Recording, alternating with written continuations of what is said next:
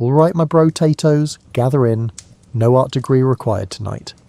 If you've ever looked at a painting and thought, I could probably do that, Picasso would have had some thoughts about that. So I'm glad you're here with me to learn something cool. This is a carefully researched and thoughtfully written sleep story, built from real historical accounts and shaped to be both accurate and easy to unwind with. Tonight we're easing into the story of Picasso. Not just the famous paintings, but the long, quiet process of experimenting, changing styles, and seeing the world in ways most people wouldn't think to try.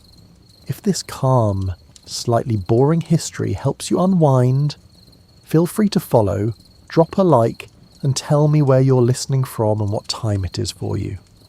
Now settle in, adjust that pillow a little, maybe let a fan or some soft background noise run, and let's slowly drift into the story.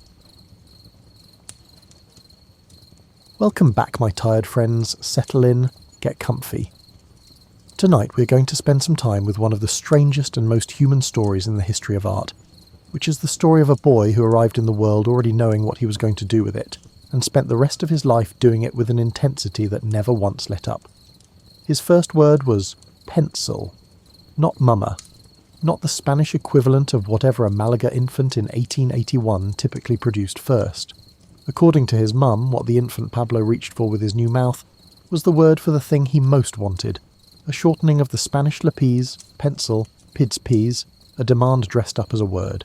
He was born on the 25th of October, 1881, in a house on the Plaza de la Merced in Malaga, on the southern coast of Spain, and he arrived into a family that was already organised around art in a way that would have made his trajectory probable even if he had turned out to be merely talented, which he did not. His father was José Ruiz Blasco. José was a painter and a teacher of painting, a methodical and technically accomplished man who had spent his career painting the kinds of things that the academic tradition expected of him. Still lifes, pigeons, birds in general, the occasional landscape, the human figure rendered with careful fidelity. He was not a radical. He was not chasing anything new. He taught at the School of Fine Arts in Malaga, and he curated the city's municipal museum, and he painted his pigeons with the patient devotion of a man who had found his subject and intended to stay with it. He also recognised what he had produced. By the time Pablo was 7, José had begun teaching him formally, in the way José understood teaching, which was the way the academic tradition understood it: copy the masters, draw from plaster casts, draw from live models, build the foundation before attempting the structure. The foundation went in very fast. The boy's hand moved with a sureness that José, who understood what sureness in a painter's hand looked like, recognised as something outside the normal range. He began bringing his son into his own work, asking the boy to help finish paintings, to add the legs to a pigeon composition, to complete a section of background. The boy was better at it than he was. At some point when Pablo was around 13, José looked at what his son had painted on a canvas he had started and understood that the thing had happened, that the child had arrived at a place he himself had never reached and was not going to reach. The story that has been passed down, possibly apocryphal but consistent with the accounts of people who knew the family, is that José gave his palette and his brushes to his son and stopped painting.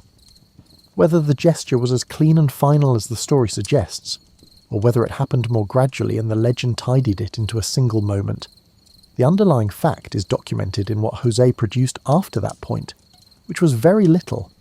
He had been surpassed by a 13-year-old.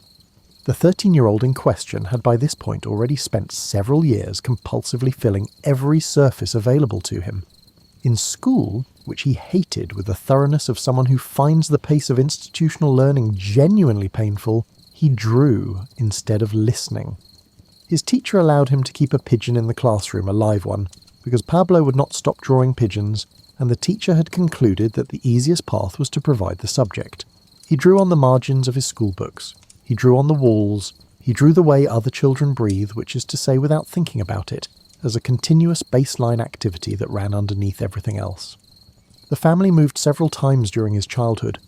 Malaga first, until Pablo was 10, and then La Coruña on the northwestern coast of Spain, where José had taken a professorship.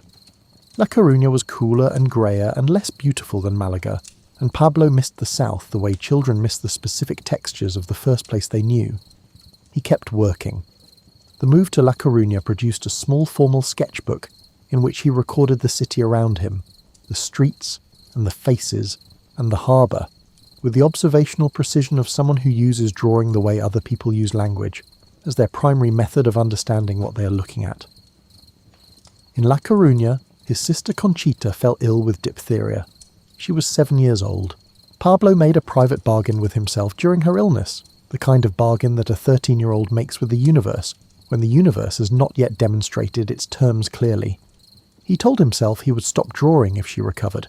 Drawing was the thing he valued most absolutely, the only currency he had that felt proportionate to what he was asking for. She did not recover. She died in January of 1895, and Pablo did not stop drawing, because the bargain had not been honoured on the other side, and because he was 13, and the need to draw was deeper than any bargain he could make against it. The family moved again that year to Barcelona. Barcelona in 1895 was not what Malaga had been or what La Coruña had been. It was a city in the middle of something, the modernist movement that was reshaping Catalan architecture and art and intellectual life simultaneously. Antoni Gaudí building his impossible organic structures across the city, the cafes full of people who were arguing about what art was allowed to be and what it was not. José had taken a post at the city's School of Fine Arts, the Llotja, and he arranged for his son to take the entrance examination for the advanced course in classical art and still life. The examination normally took students a month. Pablo completed it in a week.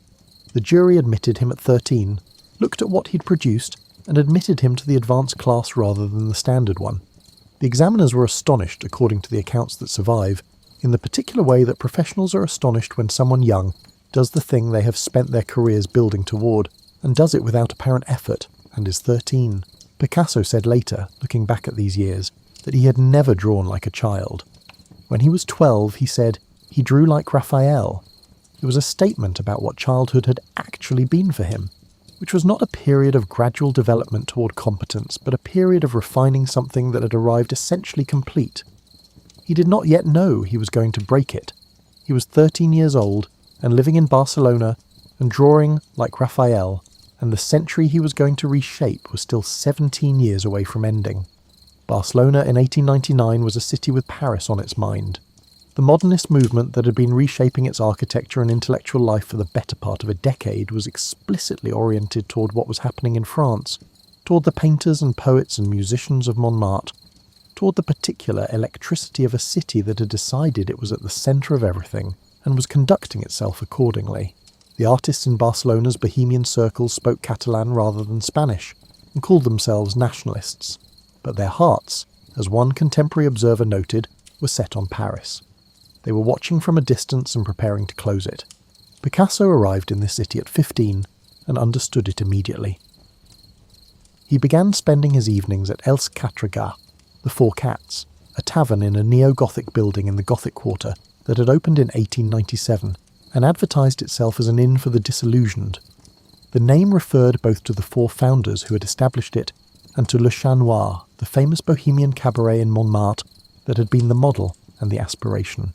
The walls of the Four Cats were hung with paintings by Ramon Casas and Santiago Rusinol, two of the founding painters, and on any given evening the room contained writers and architects and musicians and young painters who were arguing about what art was and was not supposed to be doing, which was the argument that Picasso had been waiting his whole short life to be part of. He made himself useful immediately. Pere Romeu, who ran the tavern, commissioned him to design the menu. Picasso produced a cover that showed a group of clients seated in front of the building's facade, a work that was immediately compared to the style of Ramon Casas, who was the most admired painter in the room and whom Picasso had identified as the person worth studying.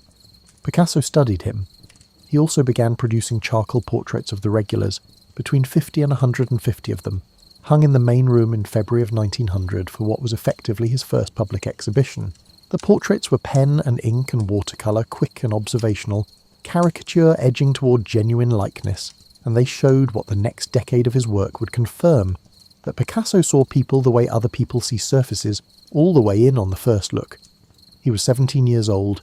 He met Carl Casagmas at Els Quatre Gats in the spring of 1899. Casagmas was a painter and poet, the son of the American consul in Barcelona, 1 year older than Picasso, and drawn to the same bohemian experimentation that drew everyone in that room.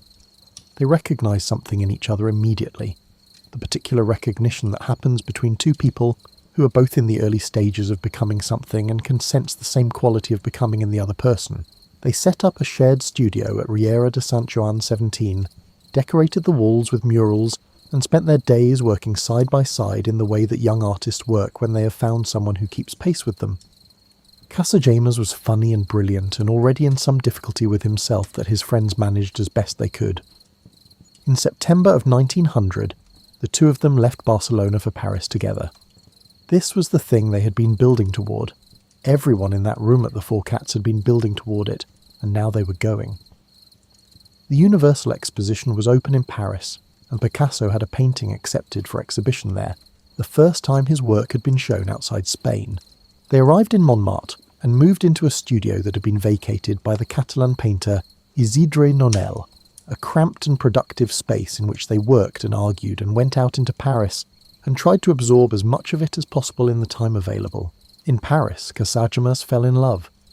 Her name was Germaine Gargallo, a model who had become part of their circle, and the love was not returned in the way Casagemas needed it to be. He had always been volatile, mood swings and depression that the people who knew him had learned to manage, and Germaine's refusal opened something in him that did not close. Picasso, watching his friend deteriorate, suggested they leave Paris for the holidays, come back to Spain, get some distance from the situation. They went to Barcelona and then to Malaga, where Casagemas's behaviour became erratic enough that Picasso, in an act he would later struggle with, put him on a boat back to Barcelona alone and went to Madrid to work. They never saw each other again. On the evening of the 17th of February, 1901, Casagemas organised a farewell dinner at the Café de l'Hippodrome in Paris. After many rounds of wine and absinthe, he asked Germaine one final time if she would marry him. When she refused, he drew a pistol and fired at her. The bullet grazed her. Believing he had killed her, Casagemas turned the gun on himself and shot himself in the right temple. He died in the hospital that night. He was 20 years old. Picasso was in Madrid when he heard. He returned to Paris in May of that year and moved back into the studio they had shared, lived in the room where his friend had slept and eaten and worked, and descended into the grief that had ended at the Hippodrome.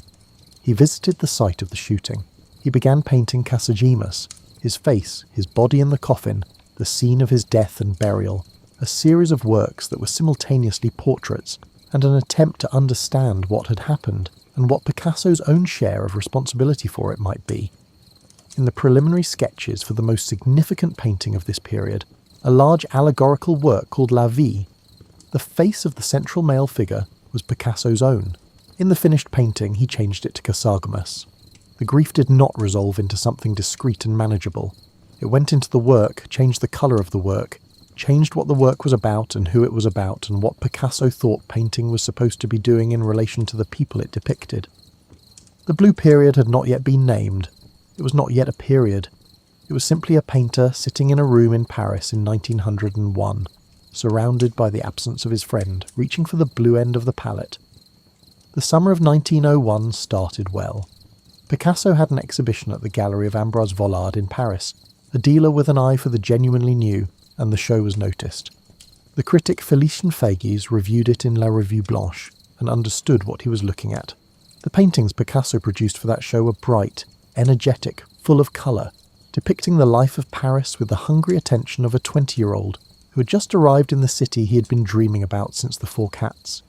He was young, and his friend had just died, and the paintings he was making that summer showed almost none of it. The second half of the year was different. Picasso's psychological state deteriorated as 1901 wore on, the grief for Casagemas moving from fresh shock into something deeper and more settled, and as it did, the palette changed. Not all at once, not as a decision. The blues came in the way that grief itself comes in, gradually and then all at once, and then simply present, the new baseline condition of things.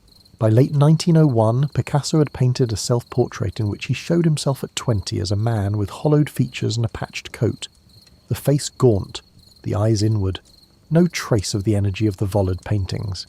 He looked like someone much older and much colder. He was also genuinely poor. This is the detail that the retrospective fame of the Blue Period tends to obscure. The paintings from this period are now among the most reproduced and most beloved in the history of Western art, hanging in major museums, reproduced on everything imaginable, sold at auction for figures that would have constituted several lifetimes of income for the 20-year-old who made them.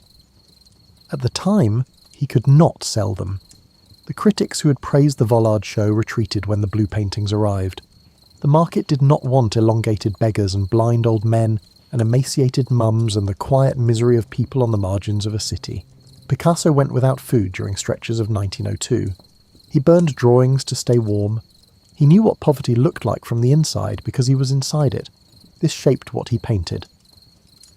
He began visiting the women's prison of Saint-Lazare in Paris, where nuns served as guards and women were housed with their nursing infants. He went repeatedly, drawing the women there, the mums with their children, the particular combination of confinement and tenderness that the prison produced. The visits gave him models and material and something else harder to name, a contact with human suffering at its most unadorned, with people who'd been removed from ordinary life and placed somewhere that stripped away everything except the essential fact of their existence. The paintings that came out of these visits, the soup among them, have the quality of documents, not of suffering dramatized, but of suffering observed with complete and sober attention. The subjects of the blue period are consistent enough to constitute a world. Beggars, the blind, prostitutes, old men alone at bare tables, mums hunched over children, figures stretched tall and thin against empty backgrounds, elongated in the way that El Greco had elongated his figures 4 centuries earlier, a technique Picasso had studied in the Prado and was now applying to the people he saw on the streets of Barcelona and Paris. The elongation is not distortion in the pejorative sense. It is a formal choice that gives the figures a kind of ghostly grace, a presence that is both entirely human and slightly beyond it. The National Gallery of Art, writing about these works, described the effect as Picasso metaphorically allowing his subjects to escape their fate, to occupy something like a utopian state of grace. Blindness recurs throughout the period with an almost obsessive frequency. The Blind Man's Meal, painted in 1903, shows a single figure at a bare table, one hand reaching toward a wine jug, the face turned slightly away in the unseeing orientation of the permanently blind. The Old Guitarist, also 1903, is the most famous of these works, a hunched old man cradling an enormous instrument, the body angular and compressed, the guitar taking up most of the space around him, the man himself reduced to the bare minimum of presence required to hold the thing and play it. The guitar is brown, the single warm note in a painting otherwise built entirely from blue-grey cold. X-ray examination of the canvas has revealed that other figures are painted beneath the surface, the guitarist laid over them, Picasso working through several compositions before arriving at this one. The blindness in these paintings was not merely descriptive. Picasso was aware of the symbolist movement's interest in blindness as a condition that opened toward inner vision rather than closing it. The idea that those without sight might see something others could not. Whether he subscribed to this idea fully, or used it as a formal resource, is a question the paintings do not answer cleanly. What they establish, painting after painting, is a sustained attention to the people who exist at the edge of the social world, the people who are present in cities and invisible in them simultaneously, and a consistent refusal to sentimentalize what he found there. La Vie, completed in May of 1903, is the blue period's most ambitious and complicated work. It is large, nearly 2 meters tall, and shows 2 groups of figures facing each other, a naked couple on the left and a cloaked woman holding a child on the right, with 2 smaller paintings within the painting visible in the background, one showing a crouched figure of grief and one a couple embracing. The central male figure has the face of Casaemus. In the preliminary sketches, that face was Picasso's own. What the painting means has been argued over ever since. Birth and death, love and its consequences, the passage between youth and age, the weight of what is owed to the living and the dead. What it refuses to do is resolve. It holds all of these readings simultaneously and will not choose among them, which is either a weakness or the most honest thing the painting could do, depending on how you look at it. The blue period ended as gradually as it began, the cold colours warming slowly in late 1904 as Picasso's circumstances changed. He settled permanently in Paris, moving into the Bateau Lavoir in Montmartre, a ramshackle building where a community of artists lived in overlapping poverty and mutual support. he met Fernand Olivier, who became his companion. The depression that had organised the previous 3 years began, not to lift exactly, but to shift, the way weather shifts, the same sky but a different quality of light. The paintings changed colour. The blue period has a strange relationship to its own fame. Picasso struggled to sell these works for years. They were not what the market wanted. They were not what critics had learned to praise. They came out of grief and poverty, and a sustained attention to the people that prosperity tends not to look at directly. Now they are worth fortunes and hang in the world's best museums and are printed on coffee mugs. Picasso himself, who lived to see all of this, said almost nothing about what the period had meant to him. He had said what he needed to say in the paintings. The paintings are still saying it. The rose period arrived the way the blue period had arrived, gradually and without announcement, the palette warming as Picasso's circumstances changed, and the depression that had organised the previous 3 years began to shift. By 1904 he had settled permanently in the Bateau Lavoir, a ramshackle building in Montmartre, that housed a community of artists in overlapping poverty and mutual company. Fernand Olivier arrived in his life and became his companion, and the subjects of his paintings changed with her presence. The emaciated beggars giving way to acrobats and circus performers, the cold blue replaced by earth tones and rose and the particular warm grey of a Paris afternoon. He was painting the world as a place worth inhabiting, rather than a place worth documenting at its margins. He was also looking at things very carefully. Cézanne died in October of 1906 and was honoured the following year with a major retrospective at the Salon d'Automne. Picasso studied it with the attention he brought to everything he wanted to understand, which was total and patient and ultimately transformative. What Cézanne had been doing with form, the way he had broken apart the convention that a painting should show you an object from a single fixed point of view, the way he had allowed multiple angles and multiple moments to coexist in a single image, was something Picasso recognised as a door and walked through.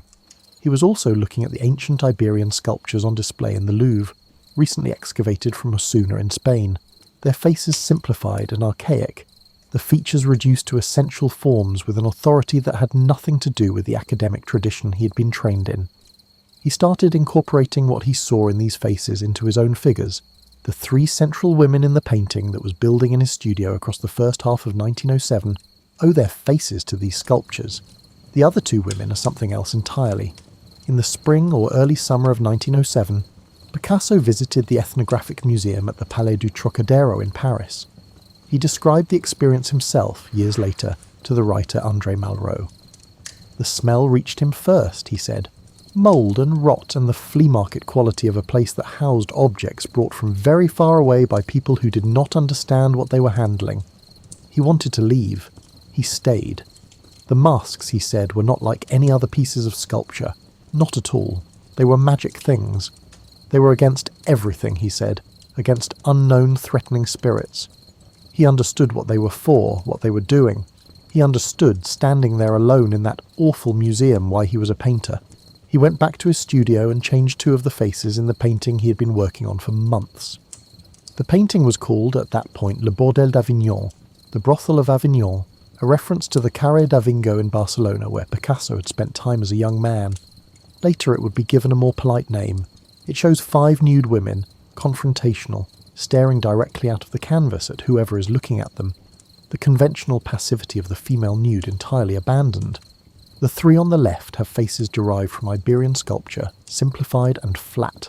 The 2 on the right have faces that were changed after the Trocadero visit, angular and fractured, wearing something very close to African masks, the planes of the face broken apart and reassembled in a way that is simultaneously familiar and wrong, or rather wrong by the standards of what Western painting had been doing with faces for several centuries, and right by some other standard that the painting was in the process of establishing.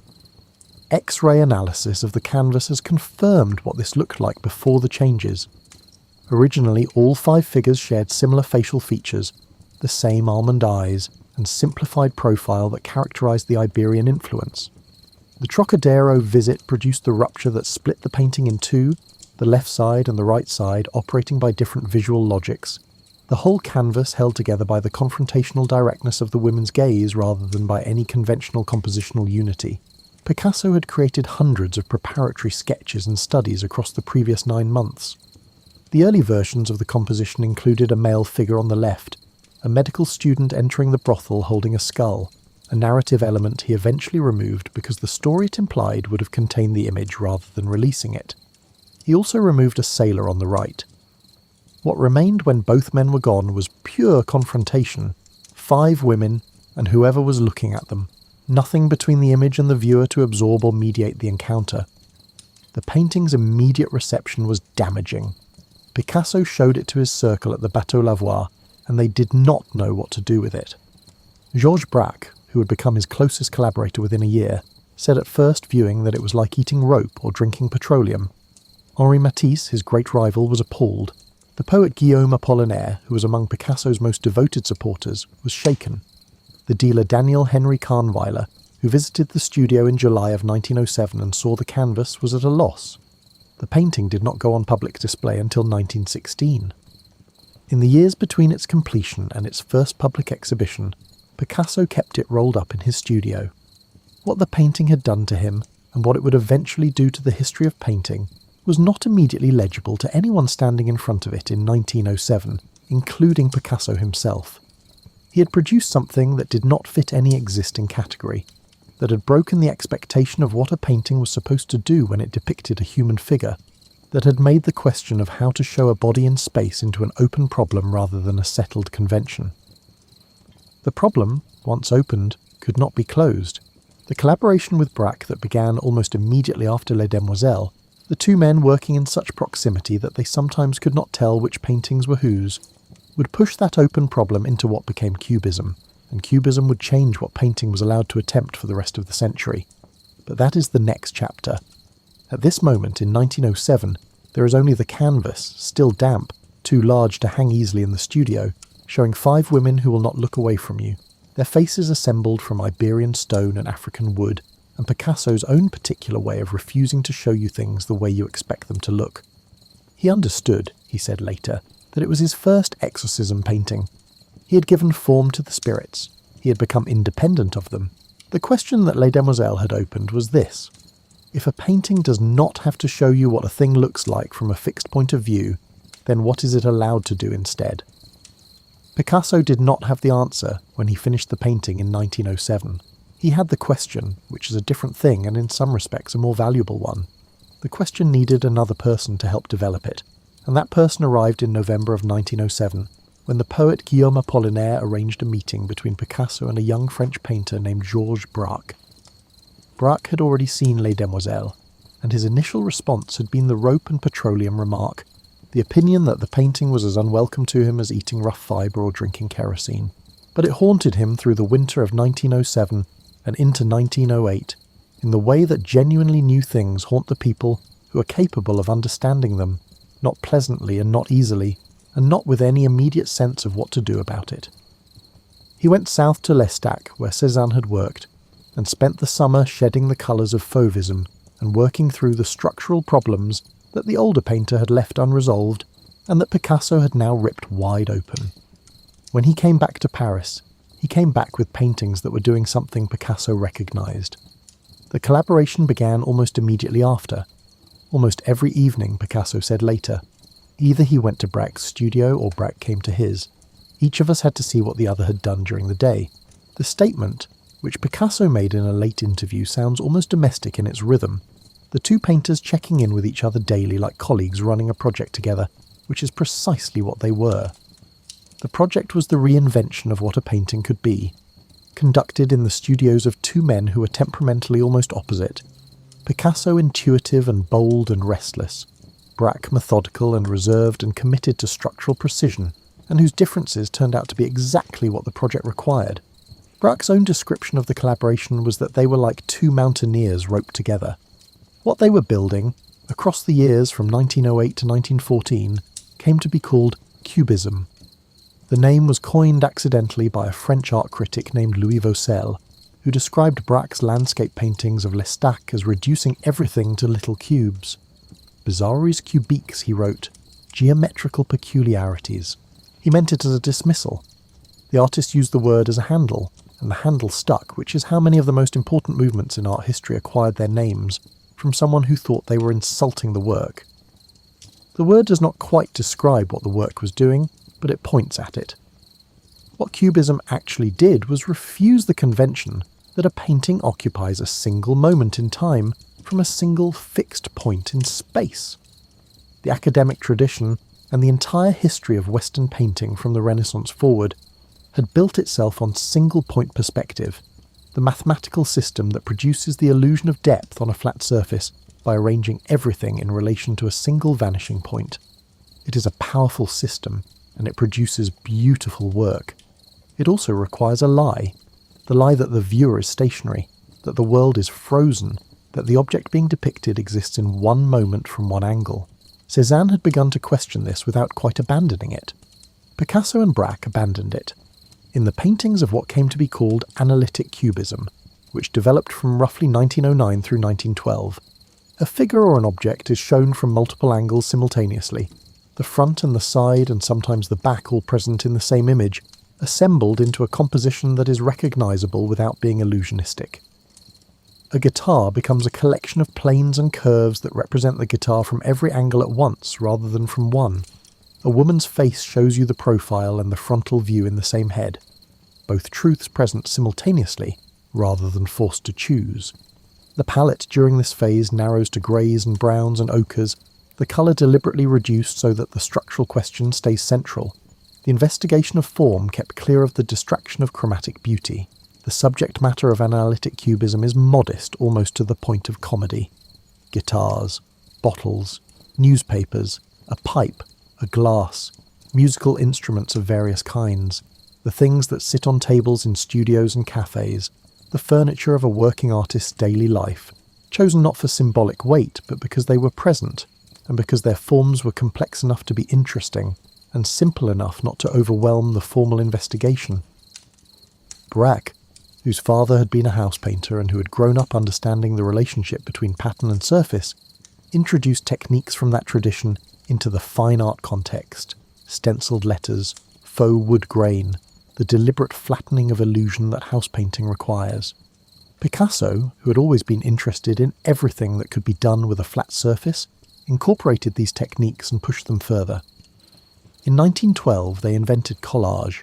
Picasso pasted a piece of oilcloth printed with a chair caning pattern onto a canvas and drew around it, producing a work called Still Life with Chair Caning that incorporated an actual non-art material into the painting, a piece of the real world used as representation rather than representation standing in for the real world.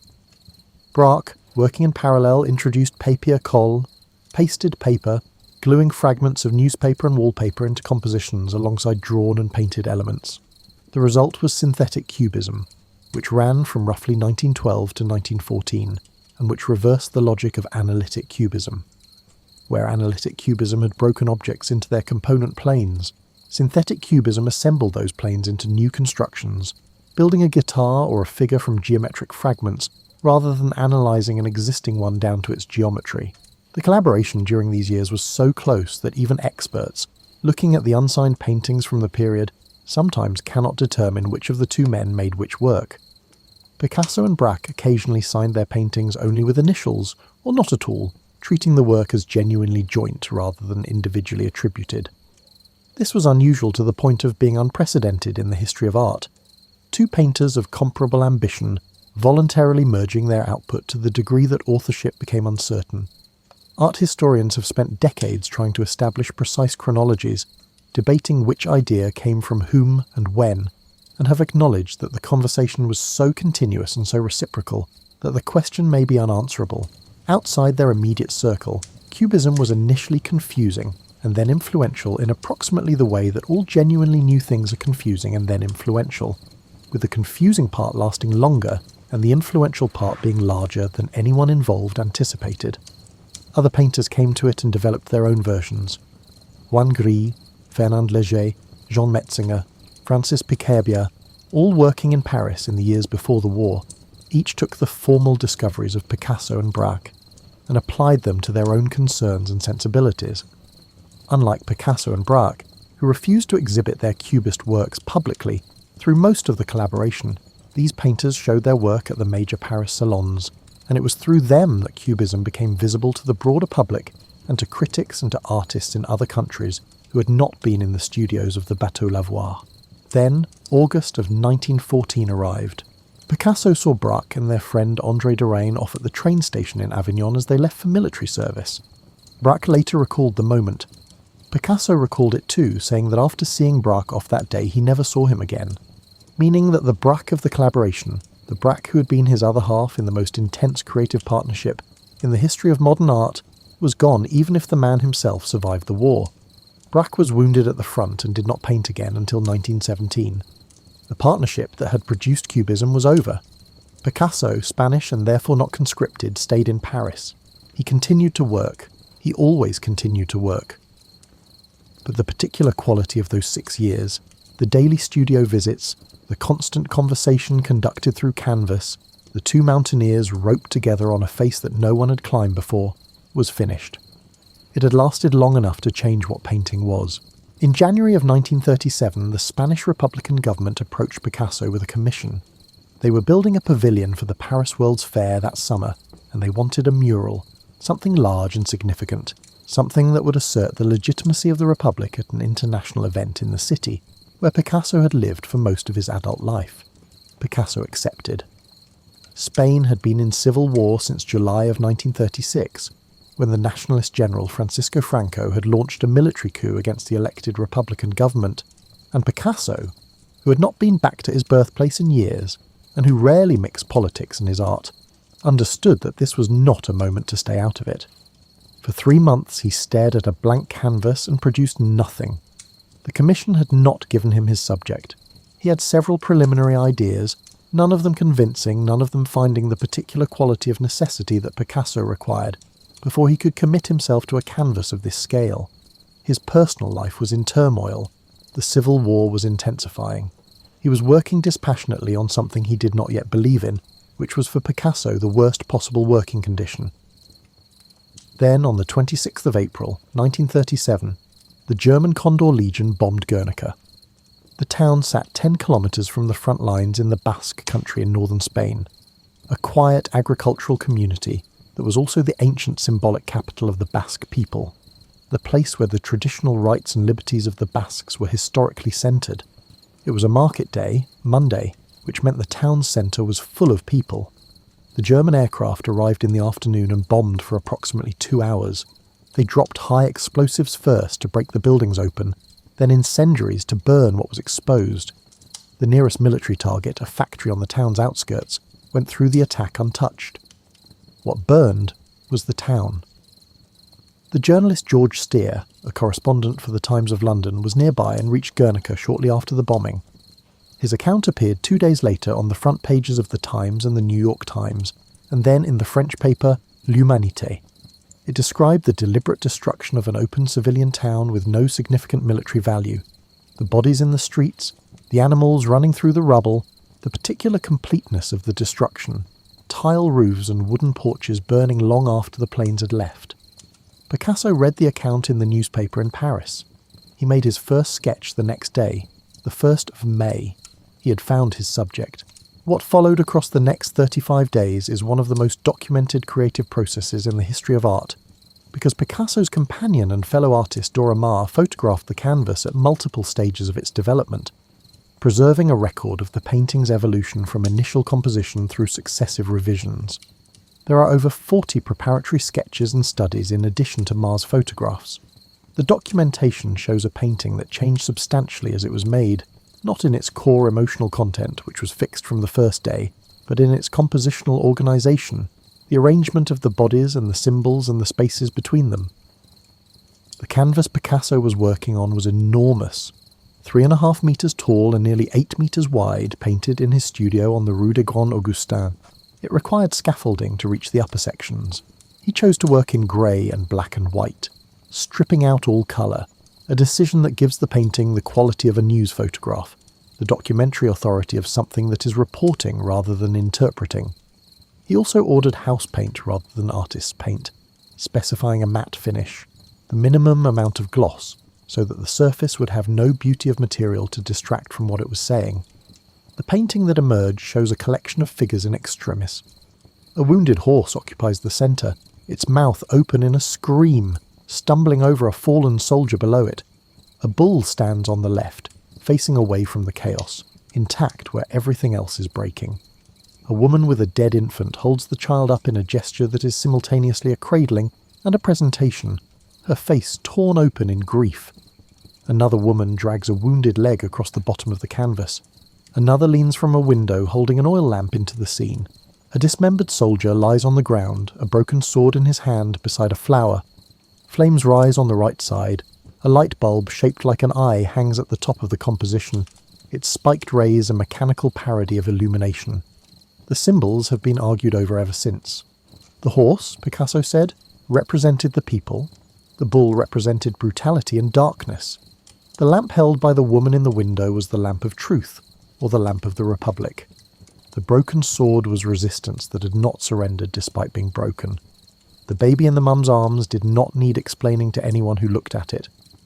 Picasso also added, at various points, that the painting meant exactly what it showed, no more and no less, which is the kind of statement artists make when they have been asked one too many times to reduce their work to a caption. The photographs Dora Maar took during the 35 days show a painting trying out different answers to the same question, which is how to contain this level of suffering in an organised image without reducing it, without making it bearable to look at, without allowing the viewer the comfort of aesthetic distance. The early stages show the bull and the horse in different positions, different proportions, different relationships to each other.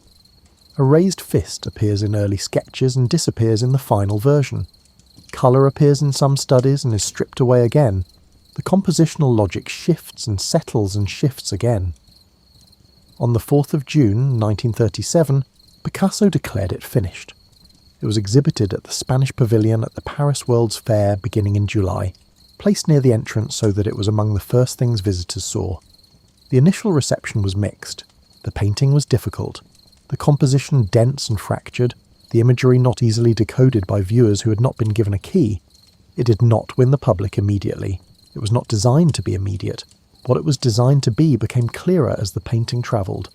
After the World's Fair, it toured Scandinavia and England to raise awareness and funds for the Spanish Republic. In 1939, when the Republic fell to Franco's forces, Picasso refused to allow the painting to go to Spain.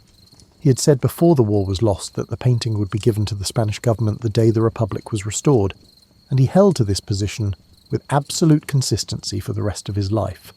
He loaned it instead to the Museum of Modern Art in New York, where it would remain for 42 years. During World War II, when Paris was under German occupation, a German officer visited Picasso's apartment. Seeing a photograph of Guernica, the officer asked whether Picasso had done that. Picasso answered that he had not. "You did," he said. The painting returned to Spain in 1981, 6 years after Franco's death and 8 years after Picasso's, in a Spain that had become a constitutional monarchy rather than the republic Picasso had insisted upon. It was displayed initially behind bulletproof glass at the Prado Museum, and then, in 1992, it was moved to the Museo Reina Sofia in Madrid, where it now hangs. Approximately 11,000 people visit it every day. Guernica is 3.5 metres tall and nearly 8 metres wide, and it was painted in 35 days by a 55-year-old man who had spent 3 months unable to start it and found his subject in a newspaper on the 1st of May 1937. It does not resolve. It does not conclude. The horse is still screaming, and the mum is still holding the child, and the soldier's sword is still broken, and the light is still the cold mechanical light of the bulb, rather than the warm light of any sun. It is the most visited painting in Madrid. It has been reproduced on protest banners in conflicts on every inhabited continent. It has been quoted, referenced, and adapted by artists working in every medium for nearly 90 years. It has become the thing that Picasso most consistently resisted, which is a caption, a single image that stands for a single idea. He would have been annoyed by this. He also would have recognised it. A painting that people reach for when they are trying to show what war does to the bodies of civilians is a painting that has done its work. On the evening of the 7th of April 1973, Pablo Picasso had friends to dinner at his villa in Mougins, a small town in the hills above Cannes in the south of France. He was 91 years old. After dinner he went to his studio and painted until 3 in the morning. Then he went to bed. He woke at 11:30 the next morning and could not get up. He died before a doctor arrived, of heart failure, on the 8th of April 1973. He had painted until 3 a.m. on the last night of his life. This is, in some ways, the most Picasso fact about Picasso. He had said, more than once, and in more than one way, that he believed work would keep him alive, that the act of making things was the thing that held him to the world. He was superstitious about stopping.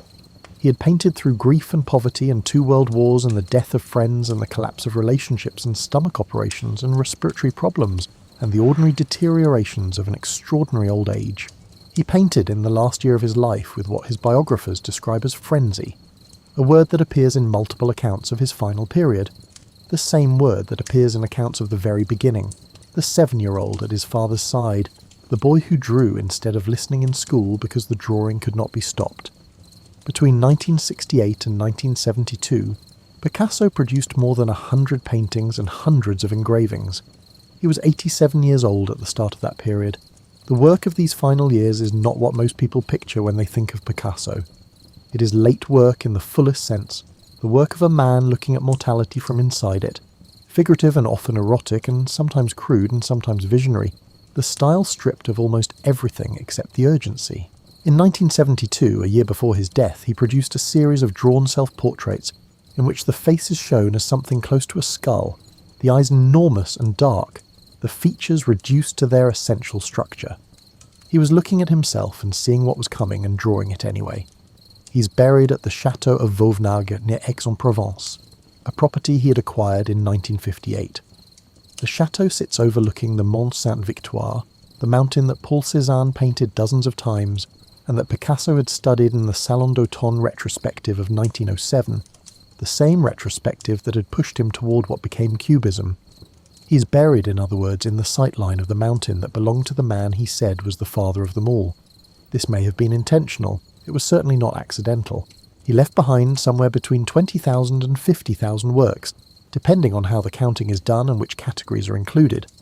Paintings, drawings, sculptures, ceramics, prints, engravings, stage designs, illustrated books, tapestry cartoons, and things that do not fit cleanly into any of these categories. The range of medium is itself a statement. He worked in whatever was available, whatever was interesting, whatever he had not yet exhausted. He learned ceramics in his 60s and produced more than 3,000 ceramic works. He made sculptures from bicycle handlebars and saddles, from cardboard and wire and string and wood, from whatever was in the studio and could be made to hold a form. Scarcity of conventional material was never an obstacle because he did not define material conventionally. His career spanned more than 76 years. When he was born, the Impressionists were still the radical edge of painting. When he died, abstract expressionism and pop art and minimalism had all come and gone. He had outlived most of the movements that had positioned themselves against him or alongside him, and had outlived several that he had helped create. He had watched Cubism become a historical period while he was still alive to discuss it. He had done things in painting that no one had done, then moved on from them, then watched them become the curriculum of art schools across the world, then moved on further still. The legacy of what he did to painting is difficult to overstate, because it is so thoroughly embedded in what painting has been allowed to do since 1907, that the specifics are hard to see clearly. Cubism changed the understanding of how a flat surface could represent space and time. It changed the understanding of how multiple truths about an object could coexist in a single image. It opened the question of what relationship a painting was required to have with the visible world, and the answer that Cubism proposed, which was that the relationship was negotiable, was so fundamental that it made almost everything that came afterward possible. Abstract expressionism, which rejected figuration entirely, is a response to the question Cubism opened. Pop art's engagement with flat planes and commercial imagery borrows from the Cubist vocabulary. The conceptual art movements of the second half of the 20th century, which pushed the question of what art is allowed to be into entirely new territories, all passed through the door that Picasso and Braque opened in a Montmartre studio between 1908 and 1914. He was aware of this and said very little about it. He made statements about art that were oracular and often contradictory and sometimes deliberately unhelpful, as though he preferred that the work speak for itself and found the conversation around the work slightly beside the point. He said painting was a form of magic. He said it was a lie that told the truth. He said it took a long time to become young. These are not the statements of someone who wanted to explain himself. His face became one of the most photographed faces of the 20th century. He was the first living artist to have a retrospective at the Museum of Modern Art in New York in 1939. He joined the French Communist Party after the Second World War and was awarded the Lenin Peace Prize in 1962, and these affiliations generated controversy that followed him for the rest of his life, as did his treatment of the women he was involved with, which by the accounts of several of those women ranged from complicated to harmful. The biography is not simple, and has not been made simpler by the passage of time or the scale of the reputation. What remains when all of it is accounted for is the work itself. The Blue Period paintings, still in the museums where they have lived for decades, still doing what they were doing in 1902 when nobody wanted to buy them, which is looking at suffering without sentimentality and without distance. Les Demoiselles d'Avignon at the Museum of Modern Art, still stopping people in the gallery the way it stopped everyone who saw it in Picasso's studio in 1907, still refusing to show you what you expect to be shown. Guernica in Madrid, where 11,000 people a day come to stand in front of it, and feel what it feels like to be in a room with a painting that will not let war be abstract.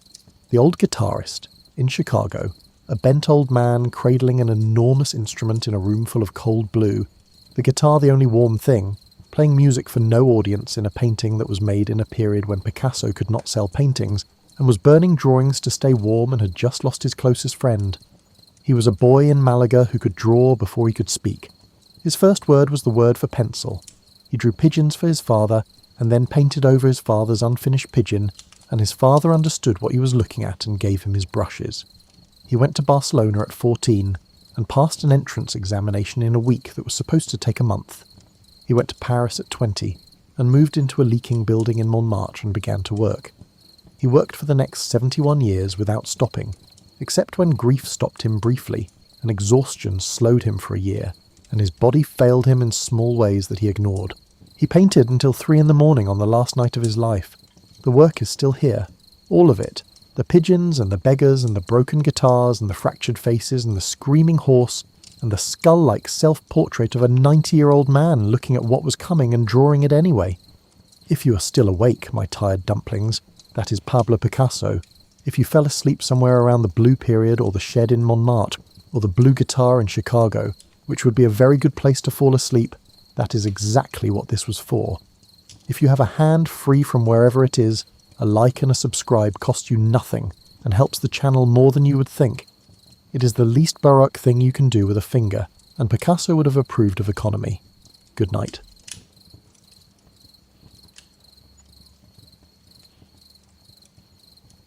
Before alphabets were printed by machines or tapped onto glowing screens, human hands shaped every letter with deliberate care. You're about to step into the quiet world of those who turned writing into an art form that demanded years of practice and endless patience. The morning light filters through rice paper windows and touches your workspace. You have been awake since before dawn because the best hours for calligraphy arrive when the world is still half asleep. The stone on your desk waits for you to grind the ink stick against its smooth surface. This ritual never changes. You add a few drops of water and begin the circular motion that your teacher demonstrated 3,000 times until it became as natural as breathing. The grinding takes 7 minutes today. Sometimes it takes 10. You learned long ago that rushing this step produces ink that lacks depth and character. The friction between stone and stick creates a sound like distant waves on sand. Your wrist moves in steady circles while your mind empties itself of yesterday's concerns and tomorrow's obligations. Ink pools in the shallow well of the stone. You test its consistency by lifting the stick and watching how the liquid falls back into the reservoir. Too thin and your characters will look pale and uncertain. Too thick and the brush will drag across the paper like a reluctant mule. This particular darkness has the right weight. You set the stick aside and arrange your brushes in the order you will need them. The largest brush stands as tall as your hand. Its bristles come from the tail hairs of horses that grazed in mountain pastures where the grass grows tough and wiry. The medium brush holds badger fur known for its spring and resilience. The smallest brush tapers to a point finer than a single hair. You made this one yourself last winter after your old detail brush finally gave up its shape. Paper waits in neat stacks to your left. Each sheet cost more than a day's wages for an ordinary labourer. The paper maker who supplies you operates a small workshop on the edge of the city. where he follows recipes passed down through his family for 6 generations. He knows you by name and sets aside his finest sheets when you place an order. You do not think about cost often, because thinking about cost makes your hand tense. The moment you begin calculating the monetary value of each stroke, your brushwork suffers. The characters become tight and controlled in ways that look mechanical rather than alive. Better to forget the price and focus entirely on making each mark as perfect as possible. The paper comes from mulberry bark that was beaten and soaked and spread thin as butterfly wings. The process takes weeks from raw material to finished sheet. The bark must be harvested at the correct season when sap flow is optimal. It gets cleaned and boiled and beaten with wooden mallets until the fibres separate. These fibres then float in water and settle onto screens in thin layers that become paper after drying. Light passes through it when you hold it up to the window. Your first practice sheet goes down on the desk. You weight its corners with small stones worn smooth by a river that dried up 200 years ago. The stones carry a pleasant coolness that somehow makes your thoughts clearer. You dip the large brush into the ink and press it gently against the side of the stone to remove excess liquid. The first stroke of the day is always the hardest. Your arm feels stiff despite the stretching exercises you performed, while the ink was grinding. You take 3 slow breaths and let the brush touch the paper. The character for Mountain begins with a strong vertical line. Your brush moves down with controlled pressure, and the ink spreads into the fibres. Each stroke requires a different combination of speed and force. The second stroke angles to the left like a peak leaning into the wind. The third stroke mirrors it on the right side. You step back and examine your work. The character is acceptable but not inspired.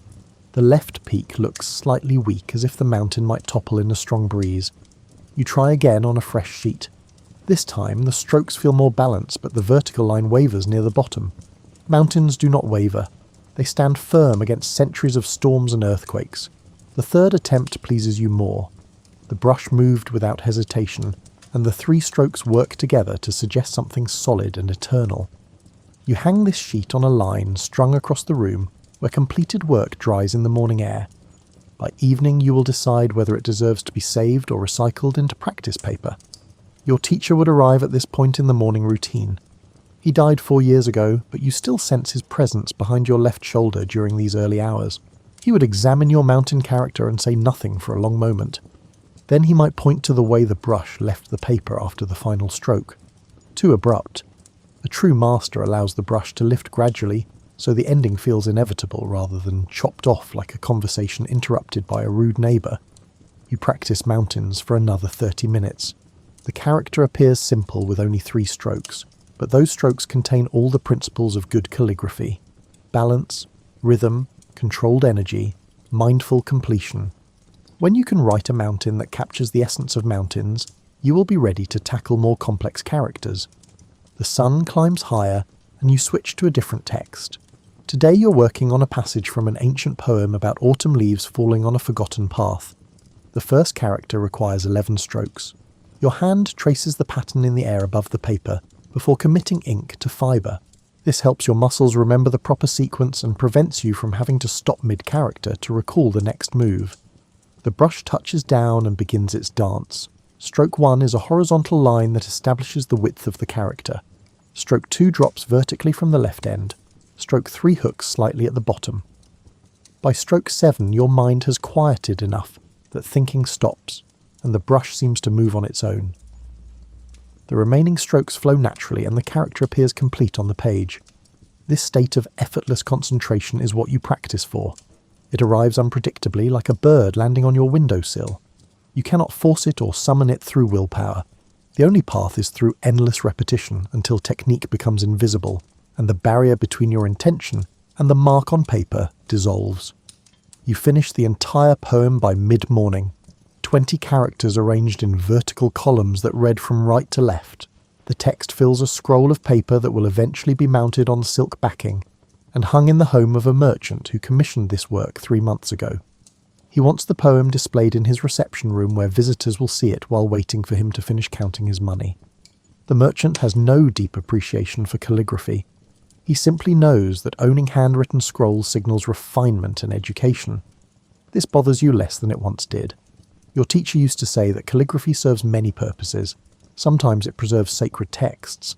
Sometimes it decorates temples. Sometimes it helps merchants prove they have arrived at a certain level of social standing. All of these purposes are valid because they all require someone to dedicate their life to mastering the brush. You eat a simple lunch of cold rice and pickled vegetables. The food tastes of nothing in particular, which is exactly what you want. Strong flavours distract from the afternoon's work. You have a commission that requires copying an entire chapter from a philosophical text. The client wants 40 pages finished by the end of the month.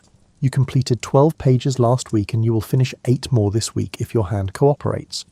Copying text is different from creating original compositions.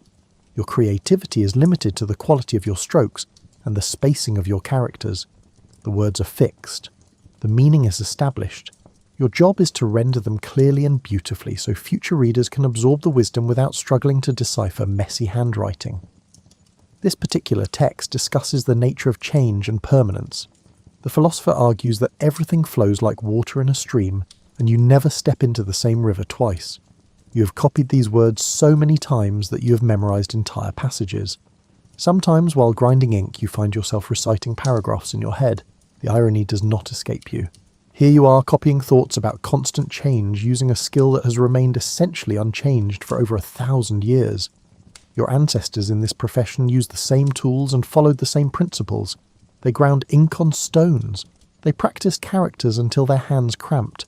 They worried about the consistency of their brushwork and whether their vertical lines stood truly vertical. You arrange a fresh stack of paper and begin the afternoon's copying session. The first character is complicated with 17 strokes that weave together like basket reeds. You have written this character at least 500 times, but you still check your reference copy to make sure you remember the proper stroke order. Writing characters in the wrong sequence is considered a serious error, even if the final result looks acceptable. There is a correct way, and all other ways are wrong. Your brush moves through the complex pattern. Each stroke builds on the previous one, and the character gradually emerges like a landscape appearing through lifting fog. You finish and move to the next character, then the next, then the next. Time becomes elastic during these sessions. You might look up and discover that 2 hours have passed while your conscious mind was occupied with nothing more than the proper thickness of horizontal lines. The afternoon sun shifts across your workspace. You adjust your position slightly to keep the light falling on your paper at the correct angle. Shadows are the enemy of good calligraphy because they make it impossible to judge the true darkness of your ink. You need consistent lighting to maintain consistent quality across 40 pages of text. By late afternoon, your hand begins to tire. The small muscles in your palm and fingers are asking for rest. You complete one more page and then stop for the day. Pushing through fatigue leads to sloppy work that you will only have to redo tomorrow. Your teacher taught you to recognize the moment when continuing becomes counterproductive. You clean your brushes with care that borders on reverence. Each brush gets rinsed in clean water until no trace of ink remains in the bristles. Then you reshape the tip using your fingers and hang the brush to dry with the bristles pointing downward. This prevents water from seeping into the bamboo handle, where it might cause the wood to split. The inkstone requires scrubbing with a small stiff brush to remove dried residue. You add fresh water and work the brush in circles until the stone surface feels smooth again. Some calligraphers keep their stone spotless enough to serve food on. You're not quite that fastidious, but you do respect your tools as partners in your work. Your practice sheets go into a basket for recycling. The merchant's commissioned scroll gets carefully rolled and placed in a wooden tube to protect it from dust and moisture. The pages of philosophical text join a growing stack that you cover with a clean cloth. Everything has its proper place, and every evening ends with this same ritual of organisation and cleaning. You stretch your fingers and rotate your wrists to work out the stiffness. Some calligraphers develop permanent cramps and tremors after decades of this work. You have been lucky so far. Your hands remain steady, and your grip stays reliable. You attribute this partly to good fortune and partly to the finger exercises your teacher insisted you perform every morning. The evening meal is rice again with a bit of fish and some greens from your garden. You eat slowly and think about nothing in particular. Food is fuel for the body. You neither love it nor hate it. It simply is. This attitude toward food developed naturally over years of training when thinking too much about meals seemed like a waste of mental energy better spent on calligraphy. After dinner, you allow yourself one luxury. You bring out your collection of old scrolls purchased from various dealers over the years. Most of them are practice pieces or unsigned works that someone's descendants sold off when clearing out an estate. You study these scrolls not to copy them directly, but to absorb the different styles and approaches that other calligraphers brought to their work. Tonight you unroll a scroll that shows bamboo stalks bending in wind. The artist used very wet ink and quick strokes to suggest motion and flexibility. Each leaf is a single decisive mark. The entire composition probably took less than 10 minutes to complete, yet it captures something essential about bamboo that a more careful rendering might miss. You wonder about the person who created this. Were they young or old? Did they work quickly out of skill or impatience? Did they know this piece would still be studied 100 years after their death? These questions have no answers, but asking them feels important somehow. The scroll goes back into its protective box and you prepare for sleep. Tomorrow will be another day of grinding ink and practicing strokes. The day after that will be the same. The day after that too. This repetition might seem tedious to someone outside your profession, but you find comfort in the predictability. Each day offers another chance to improve by small increments that accumulate over years into something approaching mastery. You lie down on your sleeping mat and close your eyes. The smell of ink still lingers on your fingers despite washing them twice. This scent has become so familiar that you barely notice it anymore. It is simply the smell of your life. Your training began when you were 12 years old. Your parents brought you to the master's studio on a cold morning when frost made patterns on the windows. You remember feeling terrified of the old man who barely looked up from his work when you were introduced. He asked you to write your name using the brush and ink he provided. Your hand shook so badly that the characters came out twisted and uneven. The master studied your attempt for a long moment and then nodded once. He told your parents to return in a week. If you survived that week without running away, you could stay and learn. The first week consisted entirely of grinding ink. You ground ink for the master and for his 3 senior students who barely acknowledged your existence. You ground ink until your arm burned and your fingers blistered. You ground ink in the morning and in the afternoon, and sometimes late into the evening when the master decided he needed especially fine ink for a special commission. No one explained why this was necessary. No one told you how long this phase would last. You simply ground ink and watched the senior students work and tried not to cry from boredom and frustration. On the 4th day you made the ink too thin, and the master slapped your hand with a bamboo stick. The blow was not hard enough to cause real injury, but it stung both your palm and your pride. On the 7th day, the master handed you a brush for the first time. It was an old brush with bristles that no longer held their shape properly. He told you to practice vertical lines on cheap paper for the next month. You were not to attempt any characters or creative work, just vertical lines, thousands of vertical lines. You drew lines until they haunted your dreams, straight lines, thick lines, thin lines. Lines that started with confidence and ended with a whisper. Lines that began tentatively and grew bolder toward the bottom. Each line required complete attention despite the apparent simplicity of drawing a straight mark. The challenge was maintaining consistent pressure throughout the entire stroke. Beginners tend to press harder at the start and lighten toward the end, or they begin lightly and press down as they gain confidence. Either pattern produces lines with uneven width that reveal uncertainty in the hand. The master would occasionally glance at your work and grunt non-committally before returning to his own projects. These grunts contained no information you could decode. You learned to ignore them and focus solely on the quality of the lines you were producing. Seeking approval from each glance would have driven you mad within a week. After the month of lines, you graduated to horizontal strokes, then diagonal strokes, then curves and hooks. Each type of stroke required weeks of practice before you could move on to the next. By the time you were allowed to attempt actual characters, 8 months had passed and your understanding of what calligraphy required had fundamentally changed. You used to think it was about making pretty letters.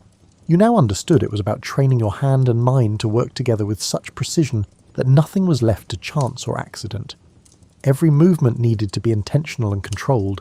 Spontaneity would come later after technique became instinctive. Your first character was the numeral one, a single horizontal line.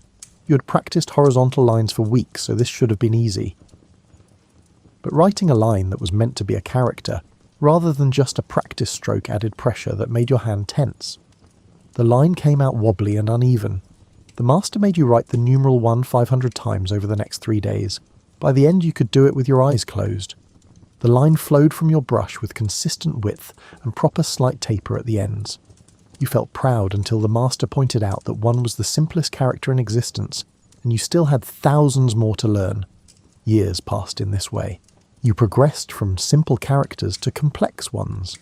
You learned the classical texts that every educated person was expected to know. You memorized poems and philosophical writings.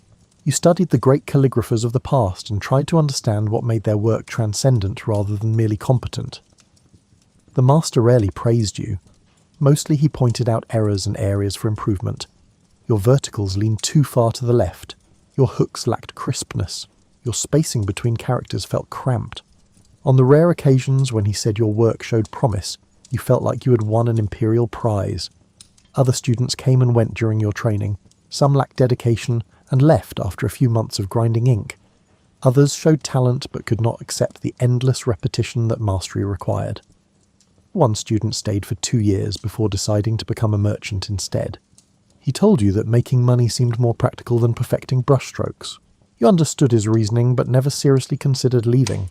Something about the work satisfied a need in you that had no name. The focused concentration, the visible improvement over time, the sense that you were participating in a tradition that stretched back centuries. These things mattered more than wealth or social status. By your 22nd birthday you had become the senior student. 2 younger students now ground ink for the master, while you worked on commissions that paid actual money. The master took a percentage of your earnings, but you accepted this arrangement without resentment. He had given you a skill that would support you for life. The master died on a spring morning when cherry blossoms were falling like pink snow. You found him at his desk with a brush still in his hand.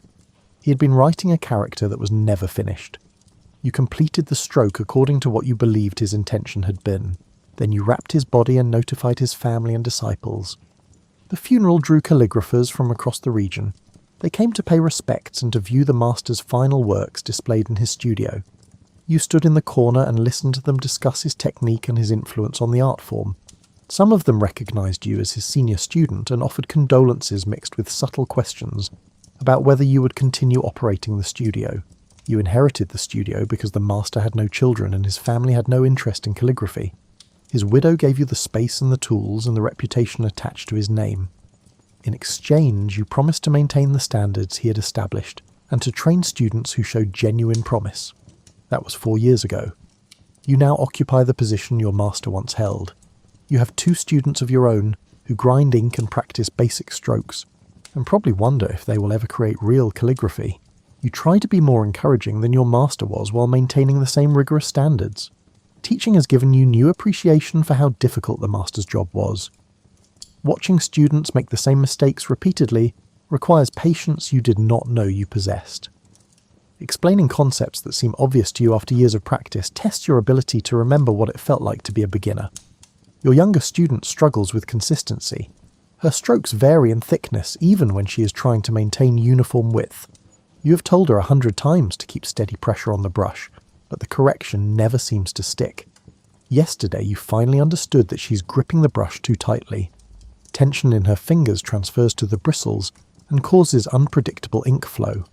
You showed her how to hold the brush with relaxed fingers while still maintaining control. The demonstration took 5 minutes, but the lesson required 3 months of watching her work before you could diagnose the root problem. Your master probably knew what was wrong from the beginning, but he waited for you to discover it yourself through continued practice. This is how the tradition passes down through generations. Each master teaches students who become masters who teach students. The methods barely change because they work. Innovations happen slowly and only after much debate and consideration. Calligraphy is conservative by nature because it values preservation over novelty. Sometimes you wonder what your master would think of your work now. Would he approve of the commissions you accept? Would he criticize your technique or praise your development?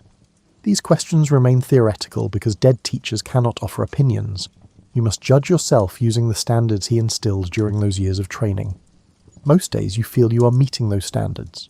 Some days you fall short and you know exactly where and why. The character's balance is off. The stroke lacks energy. The composition feels cramped.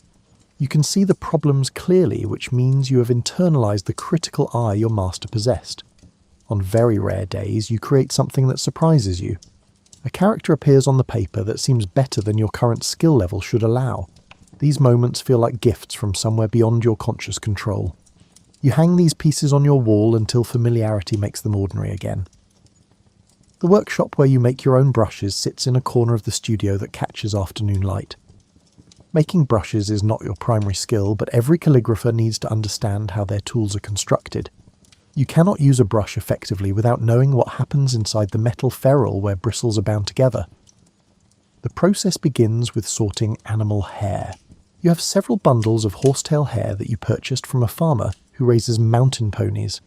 The hair must be cleaned thoroughly to remove oils and dirt. You soak it in a solution of water and ash for several days and then rinse it repeatedly until the water runs clear. Once clean, the hair gets sorted by length and texture. The longest hairs will form the outer layer of the brush tip. Shorter hairs go into the core where they provide structure and spring. You arrange the hairs on your workbench and begin the delicate process of bundling them together. This step requires more patience than almost any other aspect of calligraphy. You must align hundreds of individual hairs so their tips form a perfect point. Each hair has a slightly different length and thickness. They want to stick together in clumps or splay outward at odd angles. You coax them into submission using a mixture of gentle pressure and stubborn persistence. The bundle slowly takes shape. You tie the base with strong thread to hold everything in place.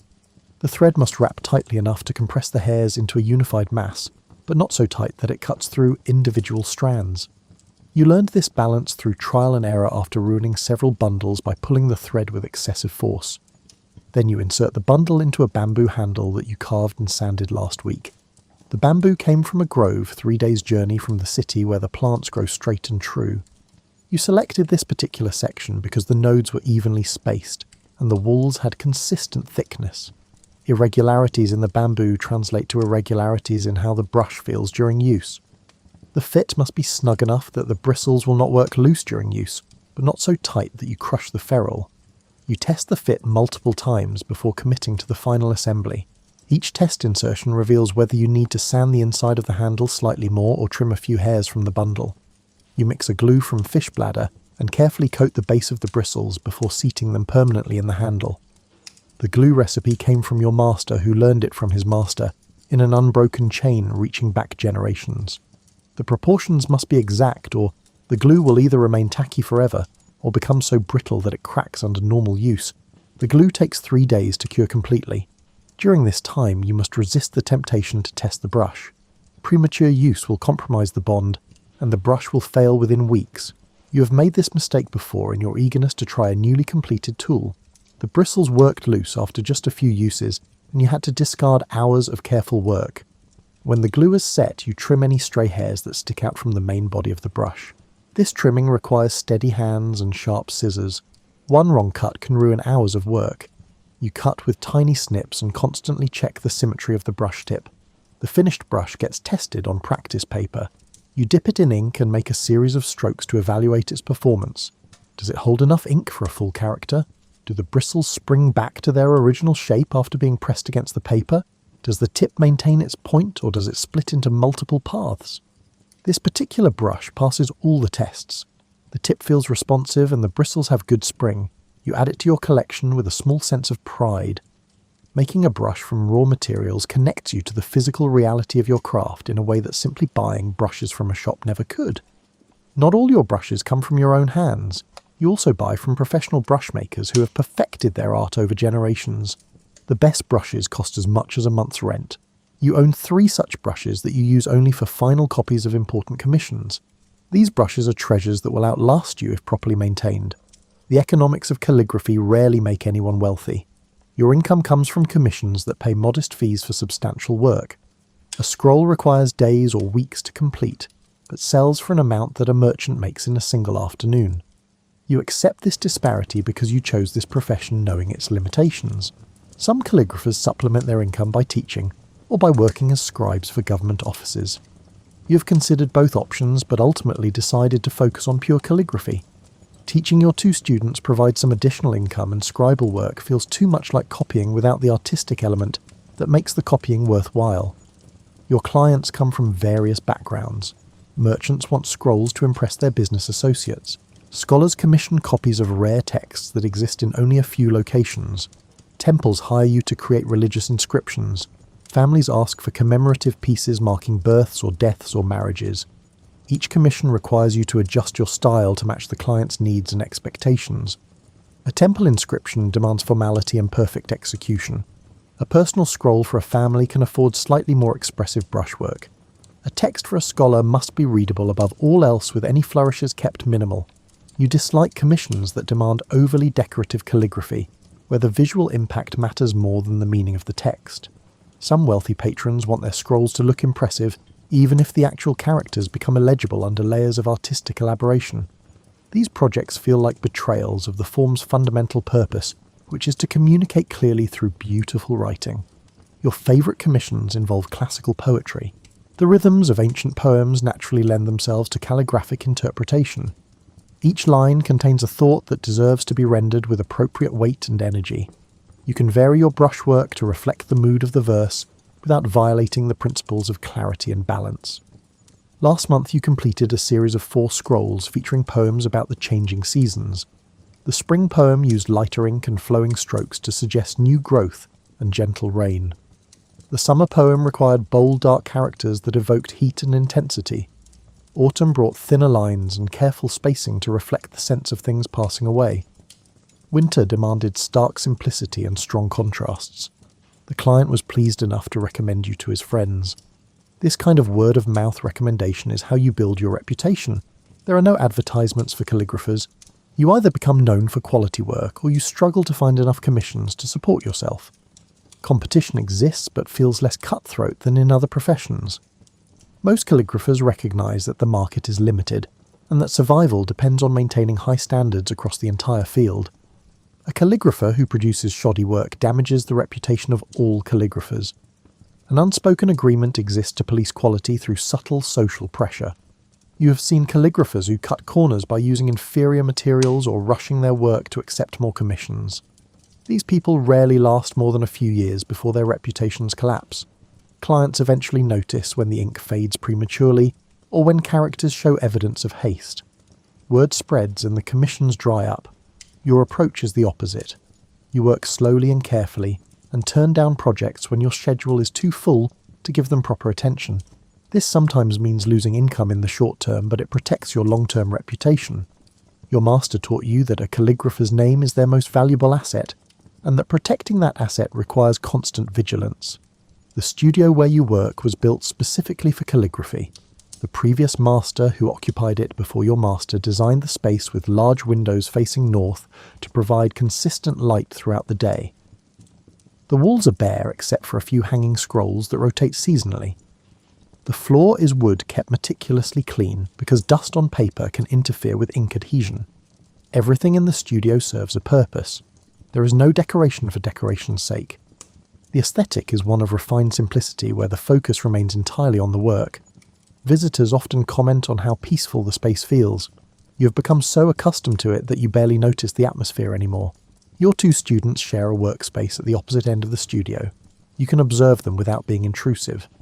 They practice basic strokes for hours while you work on commissions. Sometimes you call them over to demonstrate a technique, or to correct an error you have noticed from across the room. The older student shows promise, but lacks the obsessive dedication that true mastery requires.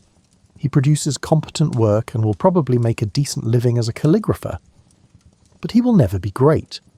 Greatness requires a willingness to sacrifice everything else in pursuit of incremental improvement. He is not willing to make that sacrifice, and you do not judge him for it. The younger student might become great if she continues for another decade. She has the dedication and the ability to focus for hours without distraction. Her technique still needs refinement, but technique can be taught. The deeper qualities that separate masters from journeymen are either present or absent from the beginning. You sometimes wonder if your master saw that quality in you during those early years of grinding ink and practicing basic strokes. Did he know you would eventually succeed him? Or was he simply training students with no particular expectation that any of them would reach the highest levels of the art? These questions have no definite answers. Your master never explained his thinking or revealed his assessments of individual students. He taught everyone the same way and let time sort out who would persist and who would quit. This approach seems harsh, but it works better than trying to predict potential based on early signs. The afternoon stretches toward evening. You complete another page of the philosophical text and add it to the growing stack. Tomorrow you will finish 2 more pages and the next day another 2. The work proceeds at its own steady pace, neither rushed nor delayed. Outside your windows the city continues its daily business. People buy and sell goods. Children play in the streets. Officials conduct government affairs. Musicians perform in tea houses. All of this activity happens in a world that you inhabit only peripherally. Your real life occurs in this studio where the only things that matter are ink and paper and brush. This isolation might seem lonely to an outsider, but you do not experience it that way. The work itself provides companionship. Each character is a small challenge to be solved. Each scroll is a conversation with the author of the text you are rendering. The great calligraphers of the past feel present in spirit if not in body. You lock the studio door as the sun sets. Tomorrow will begin with grinding ink and stretching fingers.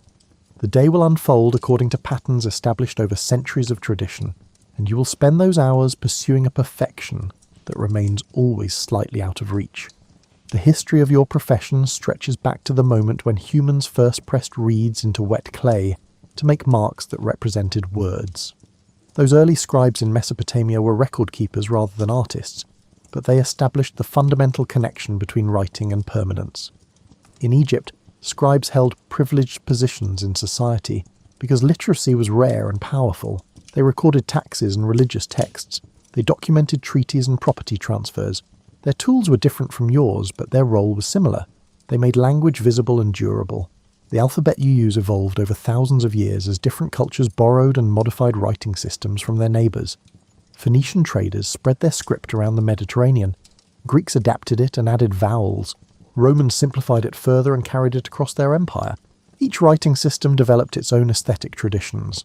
Arabic calligraphy grew elaborate and geometric. Chinese characters became standardized but retained their pictographic origins. Sanskrit scripts flowed with curves that suggested spiritual concepts. Hebrew letters acquired mystical significance beyond their phonetic values.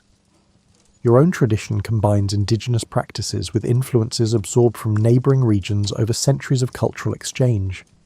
The result is a style that feels both ancient and specific to this time and place. Future calligraphers will probably modify it further according to changing tastes and technologies. Before paper existed, calligraphers wrote on materials that modern practitioners would find challenging. Palm leaves required special cutting tools and ink that would not cause the leaves to crack. Birch bark had to be prepared carefully to create a smooth writing surface. Animal skins needed processing to remove hair and fat. The invention of paper revolutionized writing in ways that are difficult to fully appreciate from this side of history. Suddenly, scribes had access to a material that was relatively cheap and portable, and could be produced in large quantities. The spread of knowledge accelerated as texts became easier to copy and distribute. Your paper comes from workshops where artisans follow techniques that have not changed substantially in 500 years. They soak tree bark until it breaks down into fibres. They spread the pulp on screens and press out the water. They dry the sheets in controlled conditions to prevent warping or cracking. The best paper has a slight texture that catches the brush and allows the ink to spread in controlled ways. Poor quality paper either absorbs too much ink, making the characters bleed into fuzzy shapes, or repels ink, leaving streaky, inconsistent strokes. You can tell the quality of paper by touch before you ever apply a brush to it. Ink itself has its own complex history. Ancient Chinese calligraphers made ink from pine soot mixed with animal glue. Japanese ink makers experimented with different soot sources to achieve various black tones. Some regions added perfumes to their ink to make writing a more sensory experience. The ink you use comes in solid sticks that look like small blocks of polished stone. Creating these sticks requires collecting soot from controlled fires, where specific woods or oils are burned. Different fuel sources produce different qualities of black. Pine wood creates soot with a slightly warm tone. Vegetable oil produces soot that yields a cooler black. The soot gets mixed with glue and moulded into sticks that are dried and aged sometimes for years before being sold. The drying process alone takes months. The sticks must lose moisture gradually, or they will crack and become useless. Craftsmen monitor humidity levels constantly and rotate the sticks to ensure even drying. Some workshops dry their sticks in caves where temperature and moisture remain stable throughout the year. Fresh ink does not have the depth and character of aged ink. Something about the chemical changes that occur over time improves the way ink flows and bonds with paper. The molecules apparently reorganize themselves into more stable configurations. The result is ink that grinds more smoothly and produces more consistent darkness on paper. Calligraphers debate the ideal aging period, with some claiming 3 years produces optimal results while others insist on 10. Your own experiments suggest that 5 years represents a sweet spot where the improvement from aging plateaus. Ink older than 5 years costs significantly more but performs only marginally better in your experience. Your own collection includes ink sticks of various ages and qualities. You save your oldest and finest ink for special commissions where the client will appreciate the difference. Most everyday work uses younger ink that performs adequately without depleting your precious aged supplies. The relationship between calligrapher and brushmaker is often close and long-lasting. You have bought brushes from the same craftsman for 8 years. He knows your preferences and can recommend specific brushes for particular projects. When you need something custom-made, he understands your requirements without lengthy explanations. Brushmaking is its own specialised profession requiring years of training. The best brushmakers can feel the quality of animal hair by running it between their fingers. They know which combinations of hair types produce specific performance characteristics. They understand how to balance spring and flexibility and ink retention in a single tool. Some regions are famous for producing brushes of exceptional quality. Calligraphers will travel for days to purchase brushes from these renowned workshops. The brushes become treasured possessions passed down through generations. Stories circulate about ancient brushes that still perform flawlessly after hundreds of years of use. Your 3 finest brushes came from different sources. One was a gift from your master on the day you completed your training. Another you purchased after receiving payment for an especially lucrative commission. The third belonged to a calligrapher whose estate was sold after his death. Each brush has its own personality and quirks that you have learned through extensive use. The social status of calligraphers has varied throughout history, depending on the value different cultures placed on literacy and artistic expression. In some eras, calligraphers enjoyed prestige and wealth. In other periods, they barely survived on meagre fees paid by the few clients who wanted handwritten texts. Currently, you occupy a middle position in society. You are neither wealthy nor impoverished. You are respected but not celebrated. People recognize calligraphy as a legitimate profession, but few truly understand the skill required to practice it well. This suits you fine because you never sought fame or fortune. The greatest historical calligraphers achieved legendary status. Their works are preserved in museums and private collections. Scholars study their techniques and try to understand what made their brushwork transcendent. These masters set standards that contemporary calligraphers still measure themselves against. You have seen some of these masterworks during trips to the capital, where museums display ancient scrolls behind glass. Standing before these pieces creates a mixture of inspiration and humiliation. Inspiration because they prove what is possible. Humiliation because the gap between their skill and yours seems impossibly wide. Your master used to say that comparing yourself to the greatest masters is both necessary and dangerous. Necessary because you need models of excellence to guide your development. Dangerous because the comparison can become paralyzing if you focus on the distance rather than the direction of improvement. You try to maintain this balance by studying historical masters while also accepting your own limitations. You will probably never achieve their level of skill, but you can still create work that serves its purpose and brings satisfaction to yourself and your clients. That is enough. The techniques you use vary depending on the specific requirements of each project. A religious text demands different brushwork than a personal letter. A formal proclamation follows rules that do not apply to a casual poem. Your training included learning when to apply which approach. The most formal style requires absolute precision. Each stroke must be executed with careful control. The characters maintain uniform size and spacing. The ink is consistently dark. Any variation suggests lack of discipline or mastery. This style is difficult to sustain for long periods, because it allows no room for spontaneity or relaxation. Semi-formal styles permit more individual expression, while still maintaining clear structure. You can vary stroke thickness for emphasis. Character sizes might shift slightly to create visual interest. The overall effect balances readability with artistic personality. Most of your commissions fall into this category. Cursive styles break many rules in pursuit of speed and expressive energy. Strokes connect in ways that would be forbidden in formal writing. Characters become abbreviated or simplified. The brush never fully lifts from the paper between strokes. This style requires deep knowledge of standard forms because the abbreviations and connections only work if the viewer can mentally reconstruct the proper characters. You practice all three styles regularly to maintain flexibility. Some days you work in formal mode for clients who want traditional appearance. Other days you experiment with cursive techniques in personal pieces that no one else will ever see. This variety prevents you from becoming rigid in your approach. The process of writing a single character involves more physical awareness than most people realize. Your posture affects the quality of your brushwork. Tension in your shoulders transfers down your arm and into your hand. Even your breathing pattern influences how smoothly the brush moves across the paper. You stand while working on large characters that require bold, energetic strokes. The standing position allows you to use your whole body to generate momentum. Your weight shifts from one foot to the other as the brush sweeps across the paper. The motion resembles a martial arts form where physical power combines with mental focus. Smaller characters demand a seated position, where your forearm rests on the desk for stability.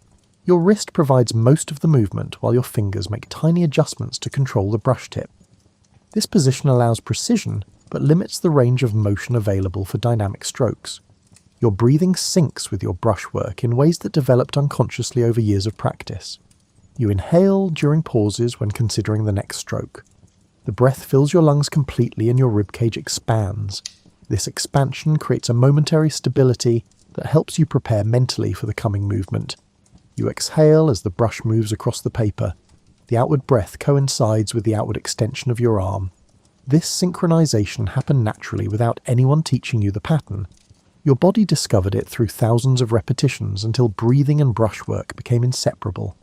The rhythm of breathing and writing becomes unified until they feel like a single continuous action.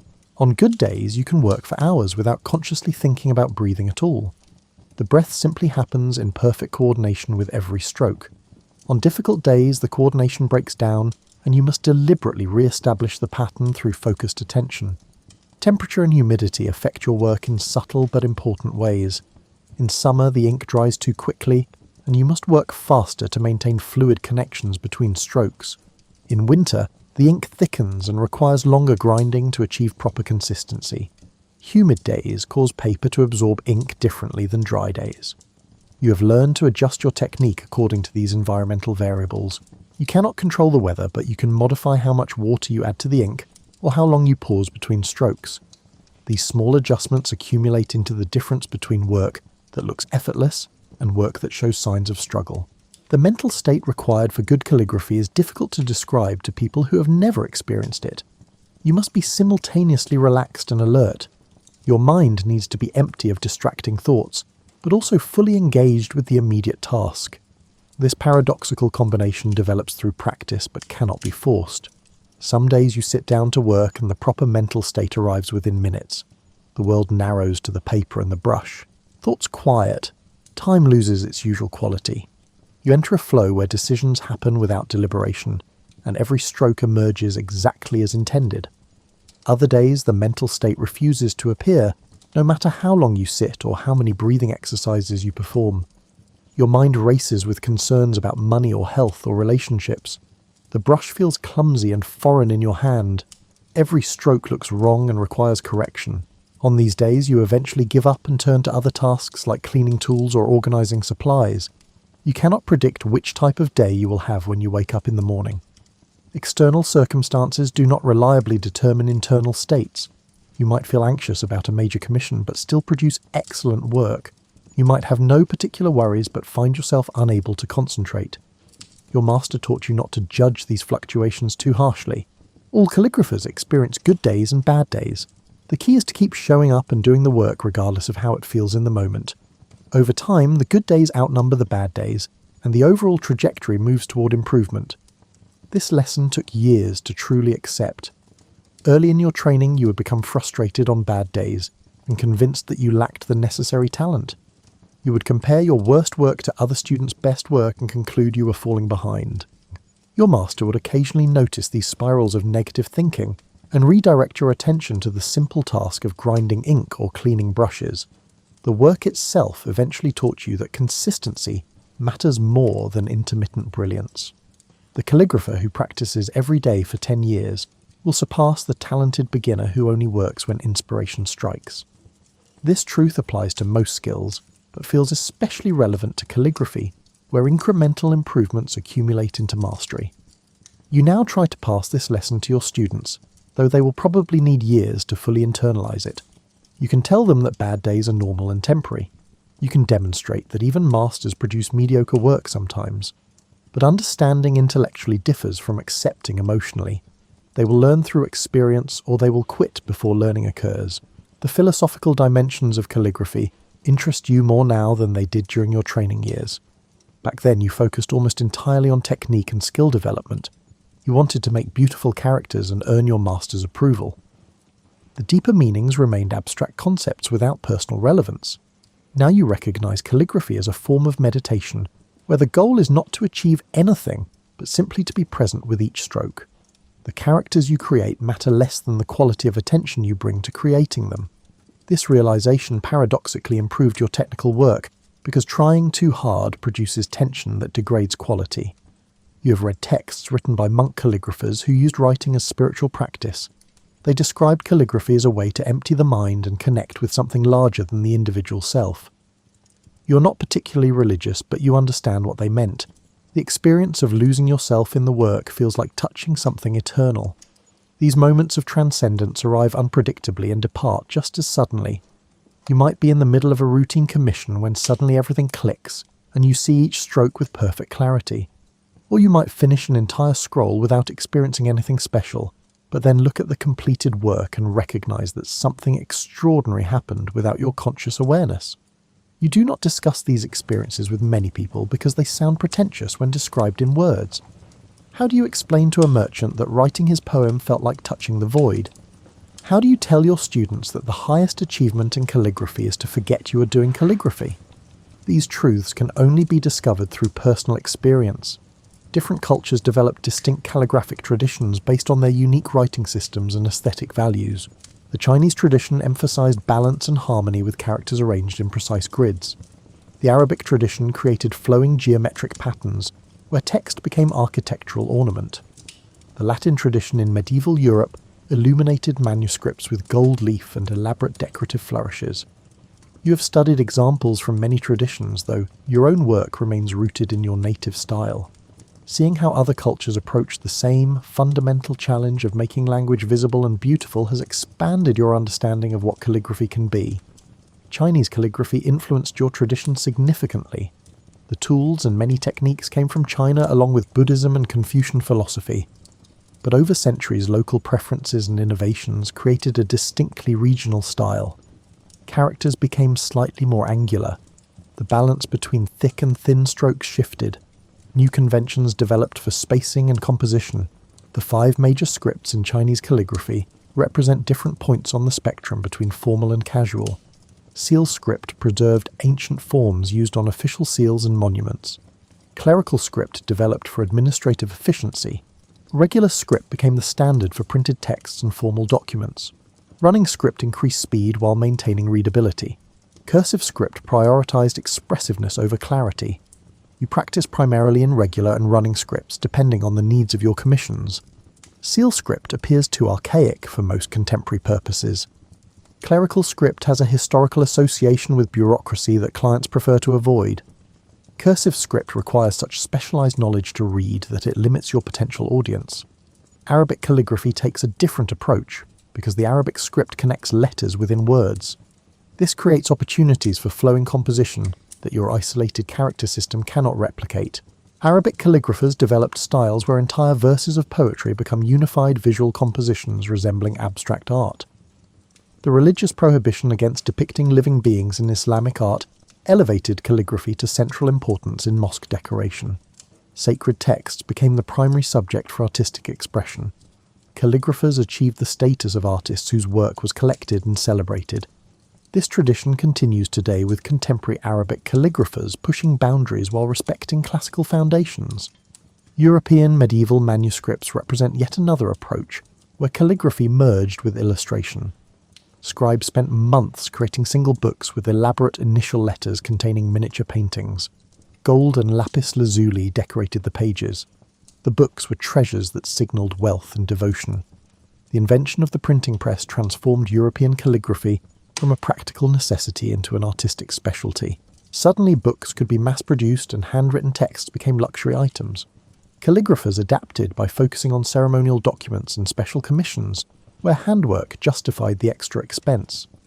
Your own culture experienced similar changes when printing technology arrived.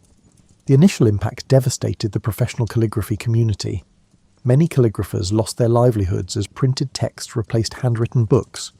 The survivors adapted by emphasizing the artistic and spiritual dimensions of handwork that machines could not replicate. Today, calligraphy occupies a niche position where it serves ceremonial and aesthetic purposes rather than utilitarian communication. No one needs handwritten letters when printed forms are faster and cheaper.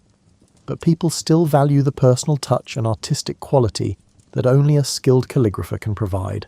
You sometimes wonder if future generations will continue practicing calligraphy, or if the tradition will fade as digital communication dominates all aspects of life. Young people rarely see handwriting anymore. They type on keyboards or tap on screens. The physical experience of making marks on paper feels increasingly foreign to them. Your two students represent a small rebellion against this trend. They chose to study an ancient art form that has little practical application in the modern world. Their reasons vary, but both express a hunger for something tangible and slow in a culture that increasingly values speed and efficiency. The younger student told you she was attracted to calligraphy because it requires presence. You cannot text and write calligraphy simultaneously. You cannot think about tomorrow while forming characters. The work demands complete attention in the present moment. This quality feels rare and precious in her daily life. The older student came to calligraphy through frustration with his previous career in commerce.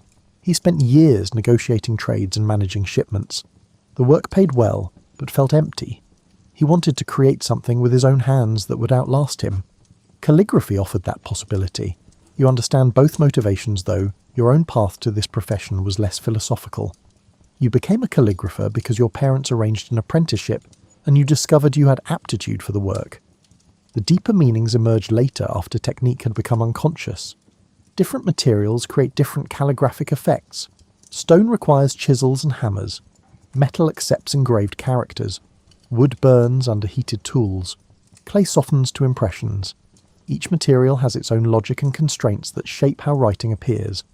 Your own work uses brush and ink on paper, which allows the most fluid and expressive approach. The brush bends and flexes under pressure. The ink spreads into paper fibres in organic patterns. The resulting characters contain life and movement that carved or stamped text cannot match. Some contemporary calligraphers experiment with unconventional materials. They write on glass or fabric or ceramic. They use tools other than brushes to create unexpected textures. They combine calligraphy with painting or sculpture. These innovations expand the definition of what calligraphy can be. You respect these experiments without feeling called to pursue them yourself. Your interest lies in mastering the traditional approach rather than inventing new approaches. Perhaps this makes you conservative, but you believe that tradition deserves preservation even as some people push boundaries. The role of technology in calligraphy remains controversial. Some calligraphers use digital tools to design compositions before executing them on paper. Others photograph their work and make prints for clients who want multiple copies. Purists argue that digital intervention corrupts the essential handmade nature of the art form. You occupy a middle position. You occasionally photograph your work for documentation, but you do not create digital versions for sale. Each piece you make exists as a unique physical object. The slight variations between supposedly identical characters reveal the human hand behind them. This unrepeatable quality seems fundamental to what calligraphy is. The future of traditional calligraphy probably involves a small community of dedicated practitioners serving a niche market that values handcraft and historical continuity. Mass culture will continue moving toward digital efficiency, but there will always be people who want something made slowly, by hand, using methods that connect to the past. You hope your students will continue practicing after they complete their training, but you also know that many factors influence whether someone commits to a difficult profession with limited financial rewards. You can teach them technique and share the philosophical dimensions. Whether they choose to build lives around calligraphy depends on circumstances beyond your control. The rhythm of your days follows patterns established by generations of calligraphers. You wake before dawn and grind ink while the world is still quiet. You practice basic strokes to warm up your hand and centre your mind. You work on commissions during the hours when your energy and focus are strongest. You clean your tools as the day ends and prepare for tomorrow. This routine might seem monotonous to someone who craves variety and excitement. For you, it provides structure that makes sustained excellence possible. The consistency removes decision fatigue and allows you to direct all your mental energy toward the actual work of calligraphy. You no longer wonder if you made the right career choice. Those questions belong to your youth when other paths still seemed possible. Now, calligraphy is simply what you do. It defines how you spend your time and how you understand yourself. Removing calligraphy from your life would be like removing your skeleton. The structure that holds everything else together would collapse. The money you earn supports a modest lifestyle. You rent this studio and a small room where you sleep. You eat simple food and wear plain clothes. You own few possessions beyond your tools and a small collection of books and scrolls. This simplicity is partly necessity and partly choice. Desire for luxury goods would create pressure to accept more commissions and work faster. Your quality would inevitably decline under that pressure. Better to live simply and maintain standards than to grow wealthy while producing inferior work. Your master lived this way, and you see no reason to live differently. Some calligraphers marry and raise families. You have chosen not to. The demands of family life would conflict with the focused dedication that calligraphy requires. You do not judge colleagues who manage both, but you know your own limitations. Divided attention produces divided results. Your relationships exist primarily within the calligraphy community. You know other calligraphers around the city and occasionally visit their studios to examine their work and discuss technical challenges. These conversations are the closest thing you have to a social life. The isolation rarely bothers you because the work itself provides fulfillment that relationships might offer others. Each completed commission gives satisfaction. Each improvement in technique brings quiet joy. Each moment of perfect concentration feels like communion with something larger than yourself. You sometimes imagine your master watching you work, not judging or criticizing, but simply observing with the neutral attention he brought to everything. This imagined presence comforts you during difficult projects or when doubt creeps in about your abilities.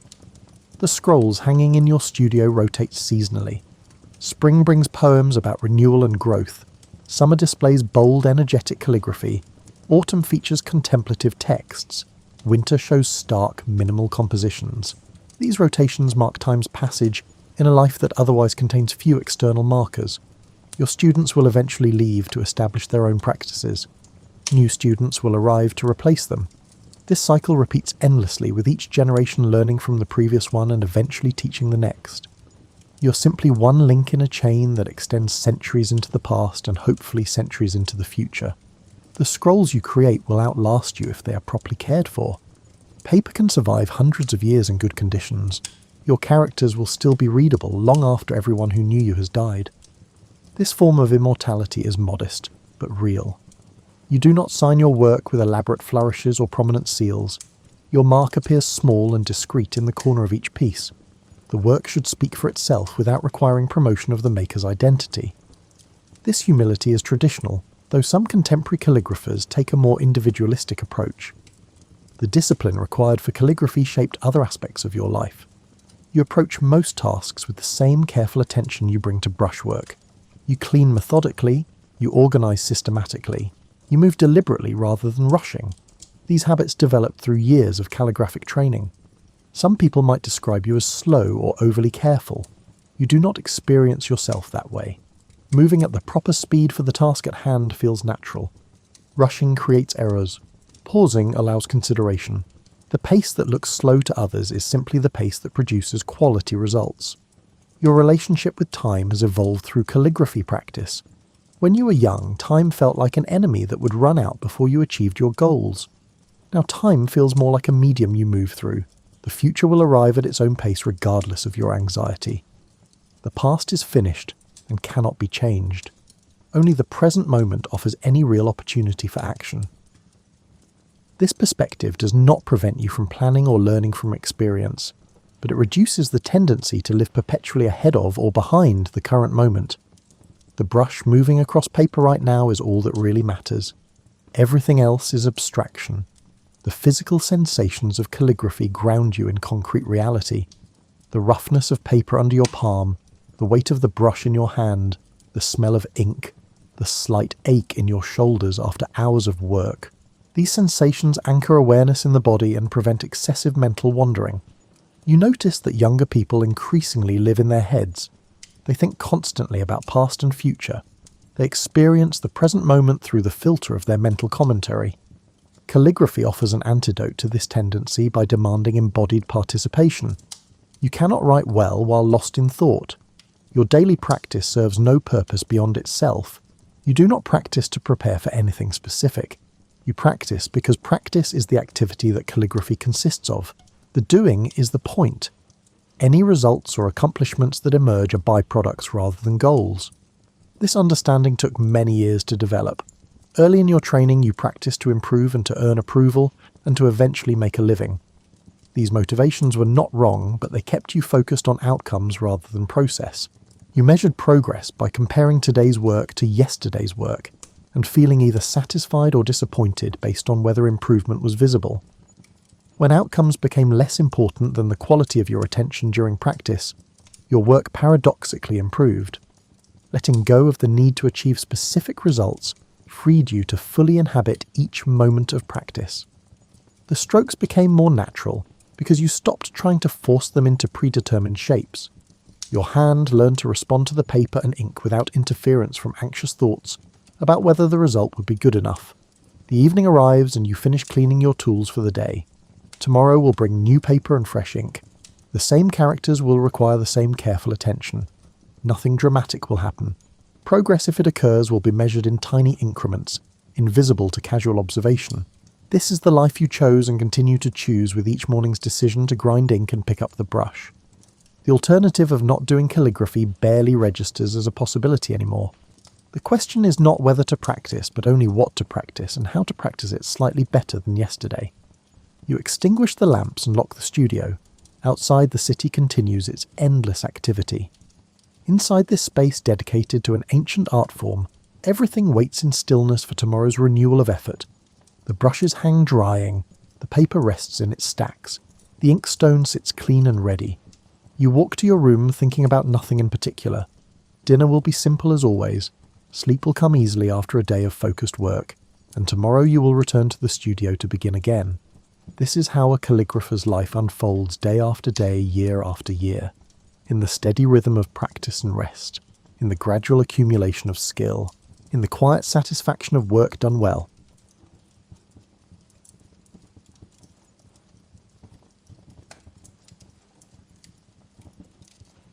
You're lying on packed earth in what will someday be called France, but right now has no name at all. The year is approximately 28,000 BCE, and above you, smoke from the fire drifts toward a ceiling of rock that your people have painted with running animals. Outside this cave, winter has locked the world in ice, but here the fire keeps you warm enough to drift towards sleep. Your body knows this transition intimately. Your breathing slows, the rhythm changing from the quick, shallow pattern of activity to something deeper and more regular. Your muscles release their daytime tension one group at a time. First your jaw, then your shoulders, then your hands that have been gripping tools all day. Your eyelids grow heavy, and the flickering firelight becomes less distinct, blurring into warm orange smears against your closed eyes. And then, without fanfare or ceremony, without even noticing the precise moment of transition, you find yourself running alongside the painted animals. They've leaped from the stone walls into a grassy plain that exists nowhere on Earth. The grass is impossibly green, greener than anything you've seen in this ice-locked world, and it brushes against your legs as you run. The deer beside you, the one painted in red ochre on the cave wall, turns its head to look at you with eyes that seem to hold more intelligence than any animal should possess. You don't question this. The boundary between waking and sleeping feels less like a wall and more like a curtain that shifts in an unfelt breeze. You move between states without noticing the movement, without marking the transition as something worthy of examination. During the day, you hunt and gather and maintain the fire. During the night, you run with painted animals and visit the spirits of your ancestors and see things that haven't happened yet but might. These seem like equally real aspects of existence. The red deer is trying to tell you something. It uses no words. Your language is still young, consisting of a few hundred sounds that convey immediate concrete meanings, but somehow you understand. The herd has moved to the valley beyond the ridge, where a fallen tree creates shelter from the wind. There's good grazing there, protected by the tree and the curve of the land. You should hunt there when morning comes. When you wake, slowly surfacing through layers of consciousness like rising through water, you'll tell the elders about this vision. They'll nod seriously, their weathered faces showing no surprise, because to them dreams aren't random firings of a resting brain, a concept that won't be articulated for another 30,000 years. Dreams are messages, warnings, and visits from the world that exists beneath the world, the place where the spirits of animals live when they're not wearing their physical bodies. No one in your community has a word for subconscious, or REM, sleep or memory consolidation. They simply know that sleep opens doors. The funny thing is, you're not entirely wrong. In a way that neuroscientists 30 millennia from now will struggle to explain fully, your brain has been processing information all day. You've been noticing patterns in animal behaviour without consciously cataloguing them. The way certain birds fly when deer are nearby, the angle of trampled grass, the age of droppings, and the scent carried on yesterday's wind. You've registered distant sounds you didn't actively listen to, tracked subtle changes in weather, and observed 100 small details that your conscious mind was too busy with survival to fully analyse. Now freed from the need to focus on immediate threats and opportunities, your sleeping brain is sorting through these observations. It's finding patterns, making connections, and occasionally stumbling onto something genuinely useful. The information emerges dressed in the symbols and metaphors your culture provides. Talking animals, spirit journeys, and painted figures come to life. You interpret it as the deer speaking to you, which seems perfectly reasonable given your understanding of how the world works. Tomorrow, when the hunters find the herd exactly where your dream suggested, your status in the community will rise slightly. You'll be known as someone the spirits speak to, someone whose dreams carry weight. This will encourage you to pay even more attention to your dreams, to try to remember them more clearly, and to look for messages in the nightly visions. And this attention itself will begin to change the dreams, though you won't notice this feedback loop, this subtle influence that awareness exerts on the thing being observed. Over the years, you'll develop a sensitivity to the feeling of dreaming, not quite awareness, not the clear knowledge that you're asleep and this isn't physically real, but a kind of receptiveness, an openness to the strange logic and impossible events that characterize the dream state. When you dream of flying, you'll accept it. When your dead grandmother appears looking young and strong, you'll speak with her without confusion. When you find yourself in a landscape that combines features from many different places, you'll navigate it confidently. This acceptance, this lack of critical questioning, is actually what allows your dreams to be so vivid and useful. Your brain can process and recombine information freely, because your conscious mind isn't interfering, isn't saying, wait, that's impossible, or this doesn't make sense. The dreams flow like water, following their own logic, making connections that waking thought might dismiss as nonsensical, but that sometimes reveal genuine insights about the natural world you depend on for survival. You're standing in the Egyptian city of Memphis around 2000 BCE, and you have a problem that's been gnawing at you for 3 nights running. Each night, you've had the same disturbing dream. Your teeth are falling out, scattering across the ground like pale seeds, leaving your mouth empty and aching. You can feel them loosening in the dream, can taste blood, and can see them lying in the dust at your feet. The dream is vivid enough that you wake each time touching your mouth, relieved to find your teeth still firmly in place but deeply unsettled by the recurring vision. This is clearly significant. In Egypt, dreams are taken seriously. They're considered messages from the gods, warnings about the future, or reflections of spiritual imbalance that needs correction. But you're not educated in the mysteries of dream interpretation. You're a mid-level scribe, comfortable enough but not wealthy, learned in hieroglyphics and mathematics but not in the symbolic language of the divine realm. So you've come to the temple, joining a stream of other dream-troubled citizens seeking guidance. The priest who greets you is younger than you expected, perhaps 30 years old, with a shaved head and white linen robes that mark his calling. He shows no surprise at your arrival. People come here daily with similar concerns, their sleep disrupted by visions they can't interpret. He leads you through courtyards fragrant with incense, past pools where lotus flowers float, into a small chamber where previous visitors have carved their dreams into the walls. This inadvertent archive of Bronze Age anxieties is fascinating if you take time to read it. Someone dreamed of climbing a mast on a ship. Another saw themselves eating figs that turned to ash in their mouth. A third encountered a cat the size of a cow, which probably says something about that particular individual's relationship with cats, or possibly their relationship with divine judgment, since cats are sacred to Bastet. There are dreams of flying, drowning, losing one's way in familiar streets, meeting with the dead, and encountering gods in both terrible and benevolent forms. The priest consults a papyrus scroll that's already ancient by his standards, its edges worn soft from handling, some sections faded to near illegibility. This is a dream book, one of several copies made from an original that dates back hundreds of years. It lists hundreds of dream scenarios and their meanings, organised with the bureaucratic precision Egyptians bring to everything from tax collection to theology. The categorisation is sometimes odd by modern standards. Dreams are divided into good and bad rather than by symbolic content, and the interpretations can be startlingly direct or mysteriously vague depending on the entry. He finds the section on teeth and runs his finger down the columns of hieratic script. Teeth falling out could indicate the death of relatives, though the text hedges its bets with enough qualifiers that it's rarely entirely wrong. The number of teeth matters. Which teeth, upper or lower, matter. Whether you see them fall or simply notice them missing matters. Whether there's blood or pain involved matters.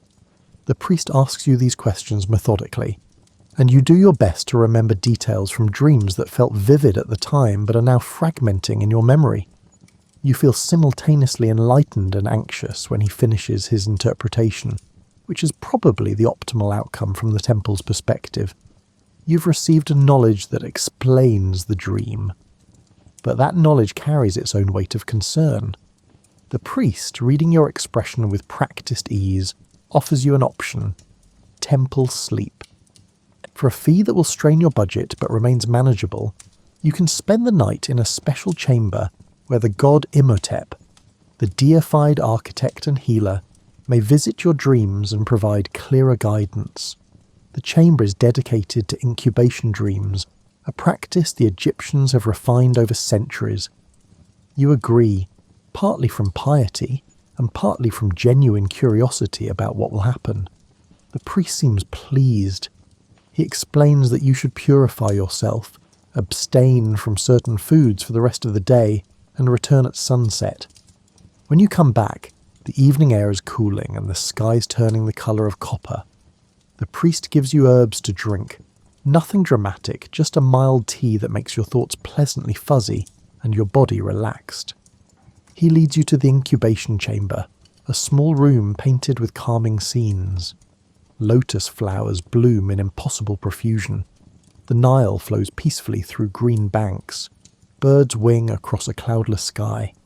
The painted ceiling shows stars and constellations carefully rendered, with the goddess Nut arching across the heavens. The priest explains what you should do. Lie down on the sleeping mat. Clear your mind of daily concerns. Focus your thoughts on your question, your need for guidance. Invite Imhotep to speak to you. Then simply allow sleep to come naturally. You're not to force anything, not to strain towards some mystical experience. Just rest remain open, and trust that if the god has wisdom for you, it will come. As you drift towards sleep in this carefully prepared space, you're aware, in a distant, dreamy way, that you're trying to dream something specific. You're not quite controlling the dream, but you're suggesting, requesting. The boundary feels blurry, and perhaps that blurriness is the point. Your conscious mind is releasing control while simultaneously holding an intention, creating a kind of directed receptiveness that's different from your normal sleep. The chamber's painted walls seem to pulse slightly in the dim lamplight. The scent of the herbs lingers in your nostrils. You can hear distant sounds from the city, someone laughing, a dog barking, cartwheels on stone. But they feel far away, separated from you by more than just the temple walls. Your breathing deepens, your thoughts begin to wander and fragment, and then you're asleep, though the transition is so smooth you don't notice it happening.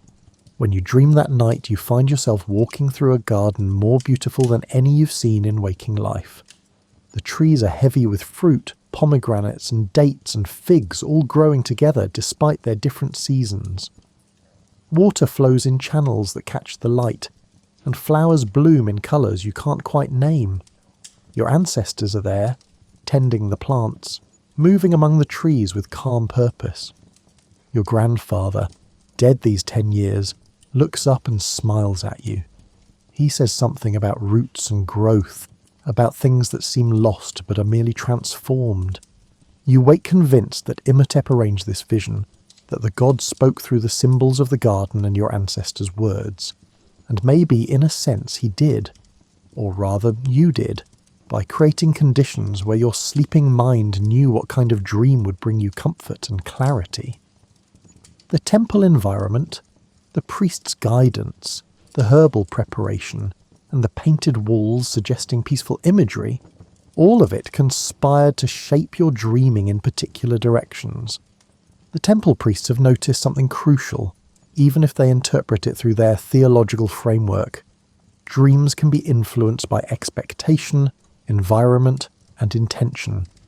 They haven't developed this into a systematic technique for achieving awareness during dreams, but they're circling around a fundamental insight about consciousness.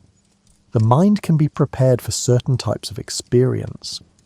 The boundary between waking intention and sleeping vision is more permeable than rigid, and the act of paying attention to dreams, of treating them as significant, somehow changes the dreams themselves. When you leave the temple the next morning, you're calmer. The dream of falling teeth hasn't recurred. You've received what feels like meaningful guidance, though if pressed, you'd have difficulty explaining exactly what you learned, or how it helps with your original anxiety. But that vagueness is part of the process. The dream worked on you emotionally and symbolically rather than providing clear intellectual answers, and that seems to be exactly what you needed. You're a student in Athens around 400 BCE, and your teacher has just given you an assignment that sounds suspiciously like he's making things up as he goes along. Remember your dreams, he says, with the casual authority that teachers use when they want to sound like they're conveying ancient wisdom rather than personal speculation.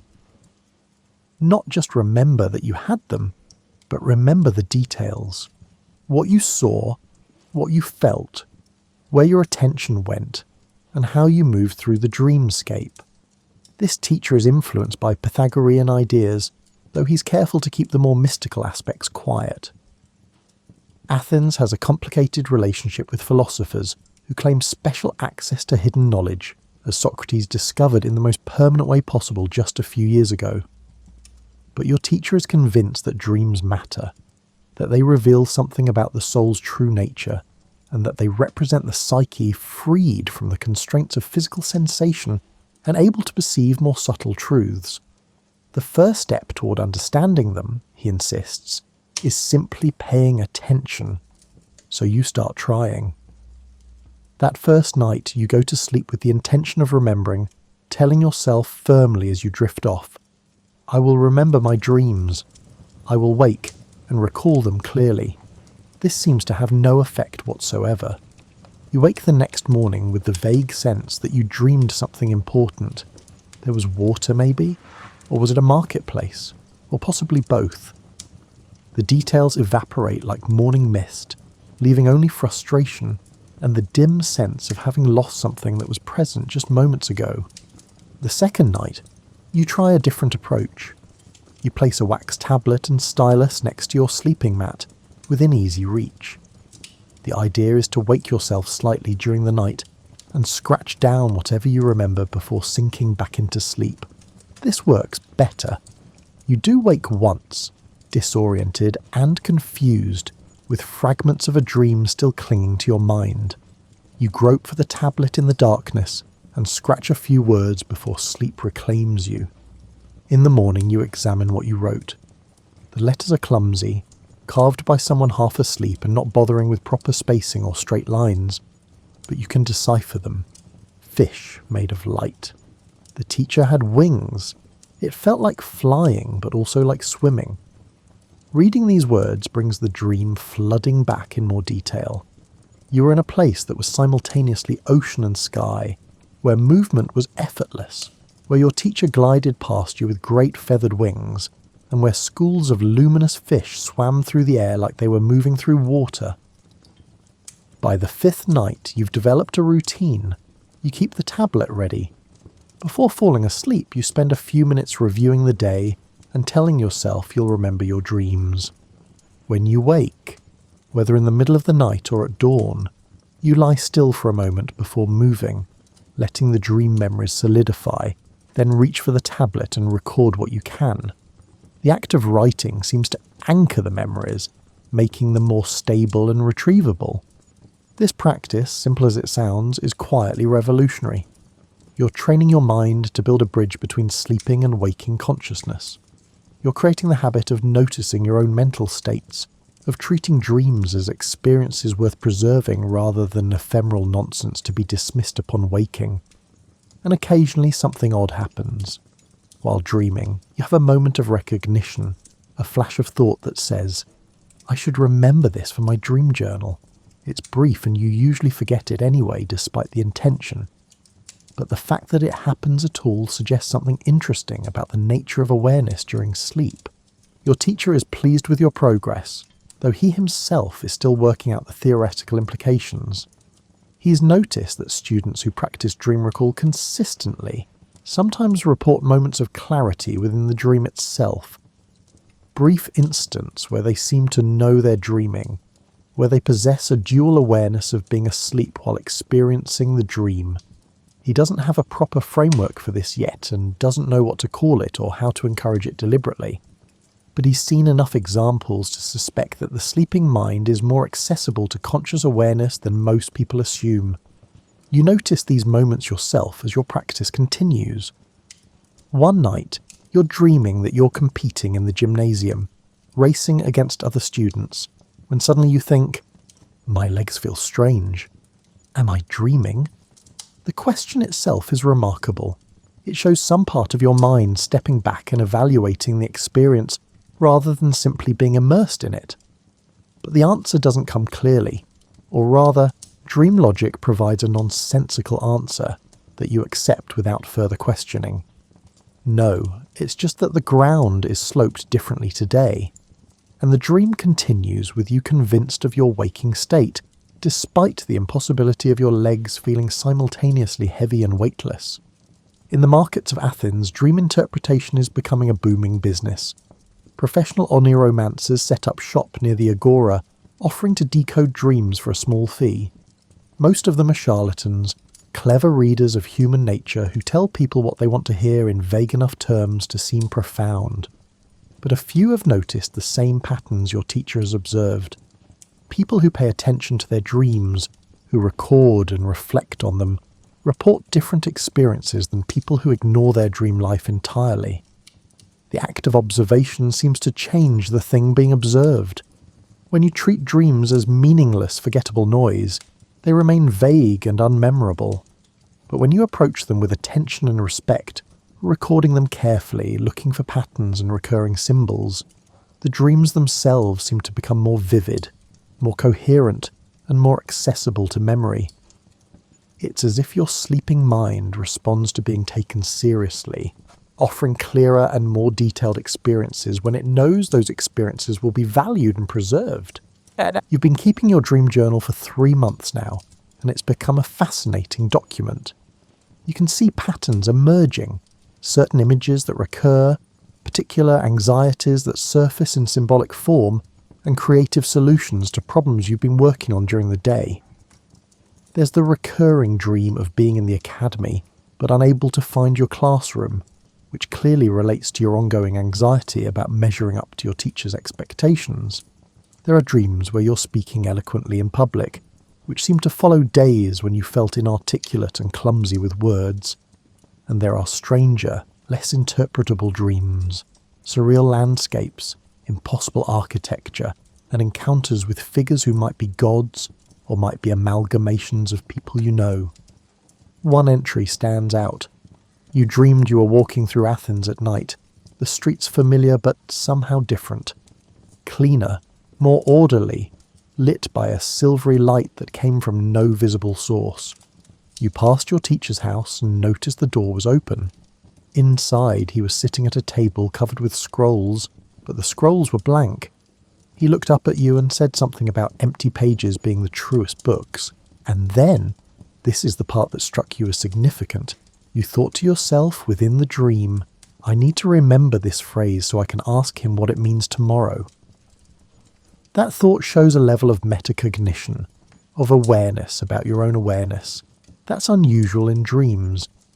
You were conscious enough to recognize that you were having an experience worth preserving, to think about your future waking self and what that self would want to know. You were, for that brief moment, operating with a kind of dual consciousness, simultaneously immersed in the dream experience and standing slightly apart from it, observing and evaluating. When you mentioned this dream to your teacher, his eyes lit up with interest. That moment of recognition, he said, is what we should be cultivating. The ability to maintain some thread of awareness even when the rational mind sleeps. The Pythagoreans believe the soul travels during sleep, freed from bodily constraints. Perhaps what you experienced was your soul becoming aware of itself, recognizing its own nature even while engaged in the journey. He's assigned you a new practice. Throughout the day, at random moments, pause and ask yourself, am I dreaming? Then examine your surroundings for evidence.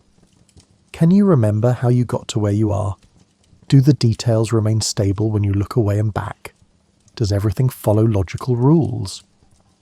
The point isn't to answer the question, obviously you're awake during the day, but to build a habit of questioning, of examining your state of consciousness.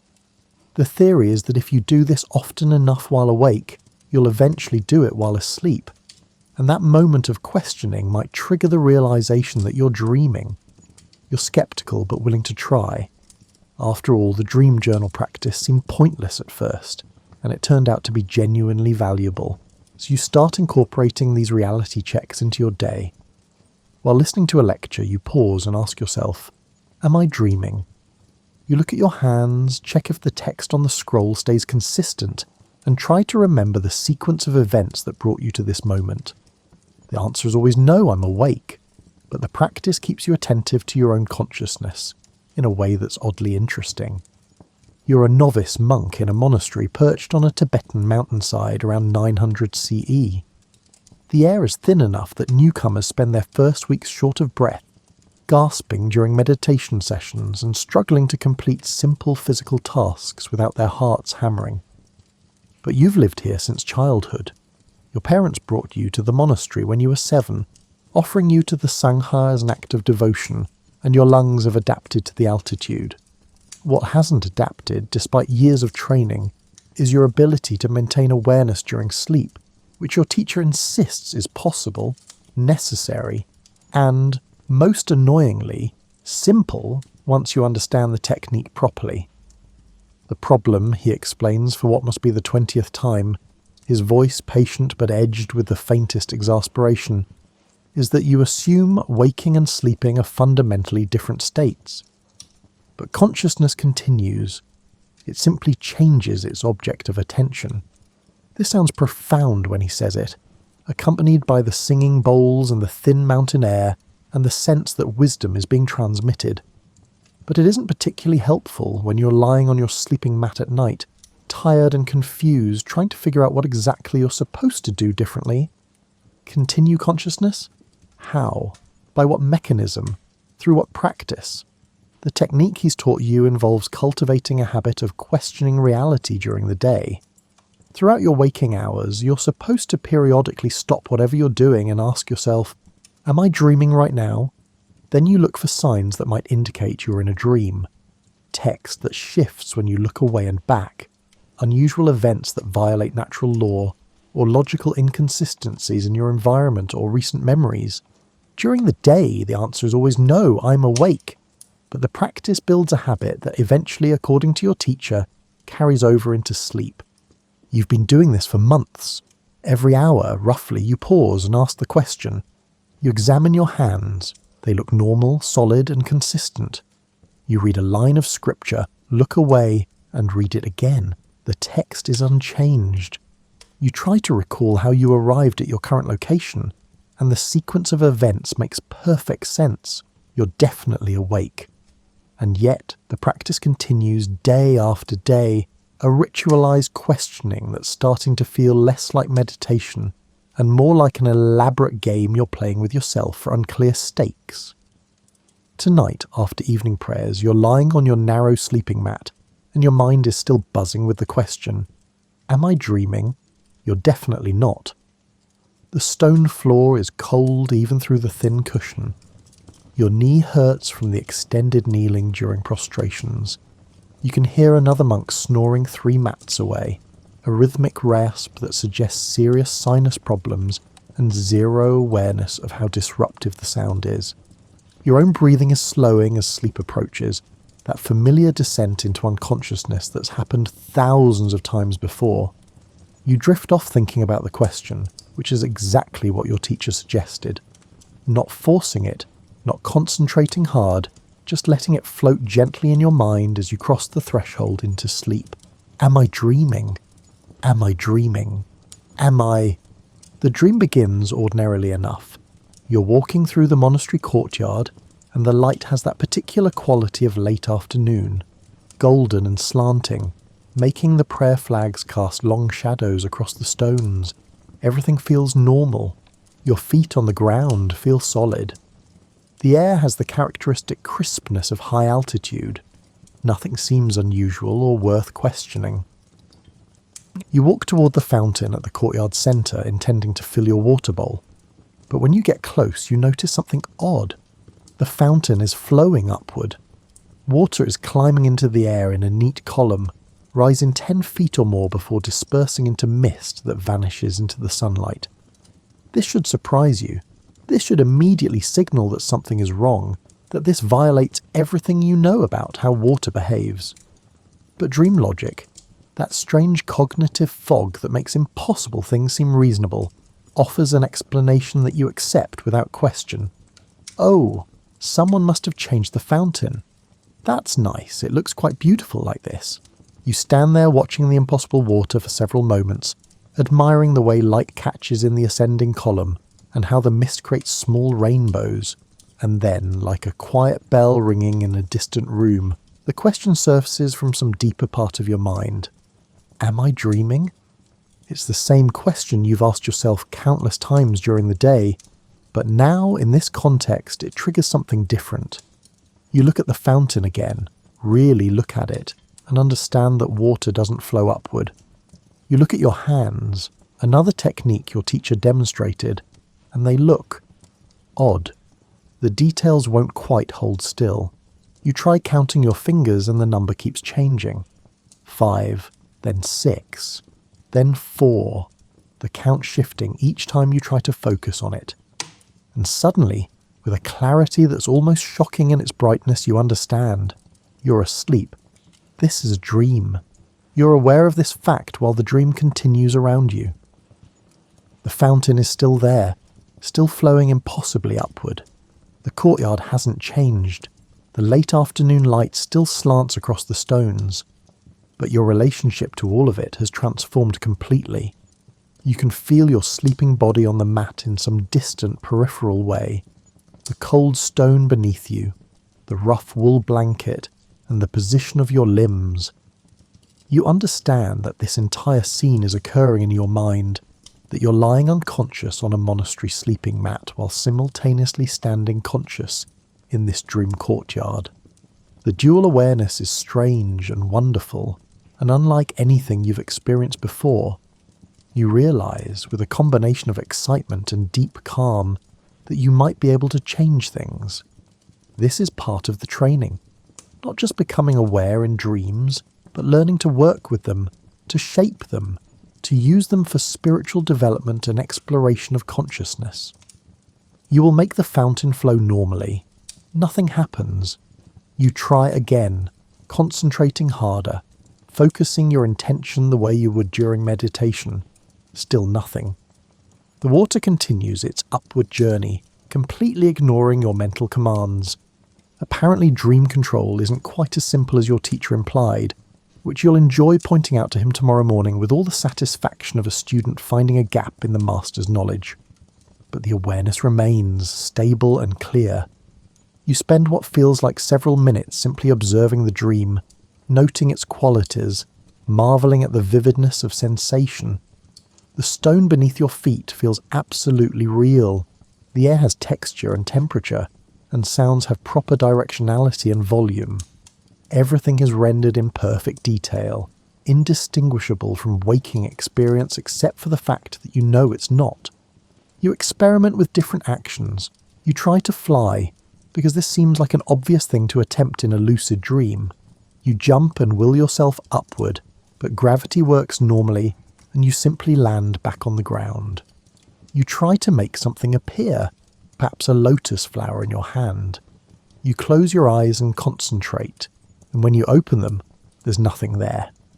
Whatever capacity you have to influence this dream, it's not responding to direct commands or visualizations. But then you notice something interesting. Your emotions affect the dream. When you feel frustrated about your inability to control things, the light in the courtyard dims slightly and the air grows cooler. When you let go of that frustration and simply feel curious about the experience, the light brightens again and the whole scene becomes more vivid. It's subtle, but unmistakable. The dream responds to your emotional state rather than to your conscious intentions. You try working with this.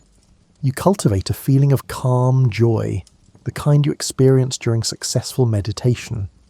The courtyard seems to glow in response, colours becoming richer, edges more defined. You shift to compassion, thinking of all beings trapped in the cycle of suffering and wishing them liberation.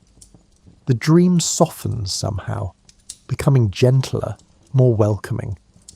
The upward flowing fountain begins producing a sound like distant bells. This continues for what feels like much longer than most dreams last. 5 minutes, 10 minutes. You can't really judge time accurately. But throughout it all, you maintain that thread of awareness, that knowledge that you're asleep and dreaming. It's effortful in a subtle way, requiring a kind of balanced attention, where you can't think too hard about being aware or you'll lose the awareness, but you can't let your mind wander completely, or you'll slip back into ordinary unconscious dreaming. Eventually something shifts. Your attention wavers for just a moment. You start thinking about how you'll describe this experience to your teacher, and the analytical thinking pulls you slightly toward wakefulness. The courtyard begins to fade, becoming less solid and more dreamlike in the conventional sense. You try to hold on to the awareness, but it's slipping, the clear knowledge dissolving, and then you're in a different dream entirely. Something about climbing stairs that keep rearranging themselves, and the lucidity is gone. You wake a while later, in the deep part of the night when the monastery is completely silent.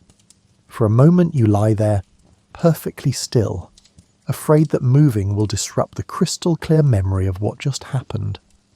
Then carefully you reach for the small journal and ink you keep near your mat, specifically for recording dreams, another practice your teacher insists on, and you write down everything you can remember while it's still fresh.